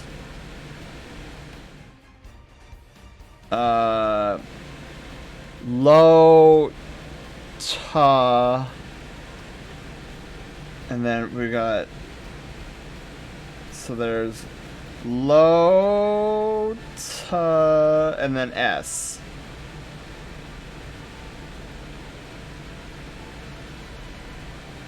There we go. We got Miyako, Lotus. Bam! So good. A TikTok instead of a TikTok. Oh my god, that is amazing. So I think we're getting fairly good at writing it. Now let's see if we could read it on Friday. Look at all these names, right?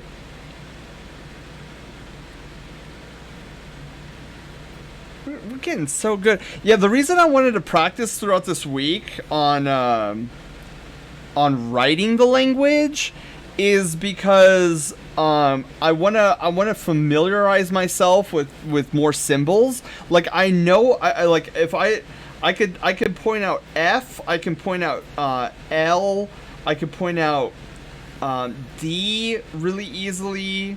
I could point out M now really easily. I could point out F, R, and P really easily. But a lot of the vowels, and Z. I'm pretty good. I'm getting better with O and Ah. But a lot of the vowel sound ones, it still goes over my head. So hopefully on Friday we'll be able to like read it a little bit faster. I mean, by the end of last Friday's stream, we were reading it pretty fast. But hopefully, now that I know how to write some of it, Darius, hello, welcome back. How are you doing? You got a earlier, Darius. You got a gifted sub, and I think you have the belly emote. Oh wait, that's why my hand was doing weird things. There we go. My Tunic language auto translations was blank blank the blank blank. Yes, it's all coming together. All right, so Taylor's streaming, so we're gonna raid over to him because I'm going to be over in his stream tonight with Bio and Taylor, and we're gonna be finishing up the seasonal story on Dasani.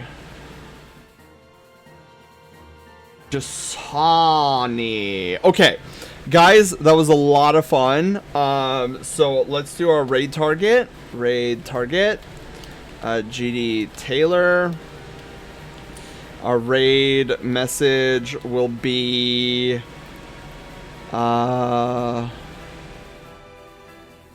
We drew Chonk. We drew Chonk.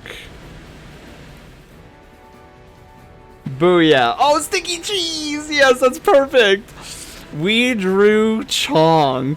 That's our raid message. If you guys have our emotes, feel free to use the first one. If you don't, feel free to use the sticky cheese. Okay, cool. Darius, you were there. Okay, I wasn't sure. Perfect. So, I'm gonna go get some food. Once I get food, I'm gonna hop into Taylor's voice call. So if you guys stick around, you'll have more me in the background. It'll be a blast as we go through some more hecking Destiny adventures. But yeah, guys, it was fun. Well, I fell asleep. What did I miss? Oh no, God, no! We are raiding out to our good friend Taylor, who's playing Dasani. Look at Gato. I don't know if you saw this, but look at what we got. Look at what we got done today. Look at that chonk. Look at that heckin' chonk. I love it. I need to copy my own raid message, which I always forget to do. Yeah, look at it. It looks so good. Look, this is where we were from. This is where we started years ago, and this is where we're going. So good. So good. But that's what we drew today. I'm very pleased with what we got accomplished. You know, looking at it though, I still think I might need to shrink Sen's head just a smidgen more. I'll sleep on it, see what I think, and when I pull it up tomorrow.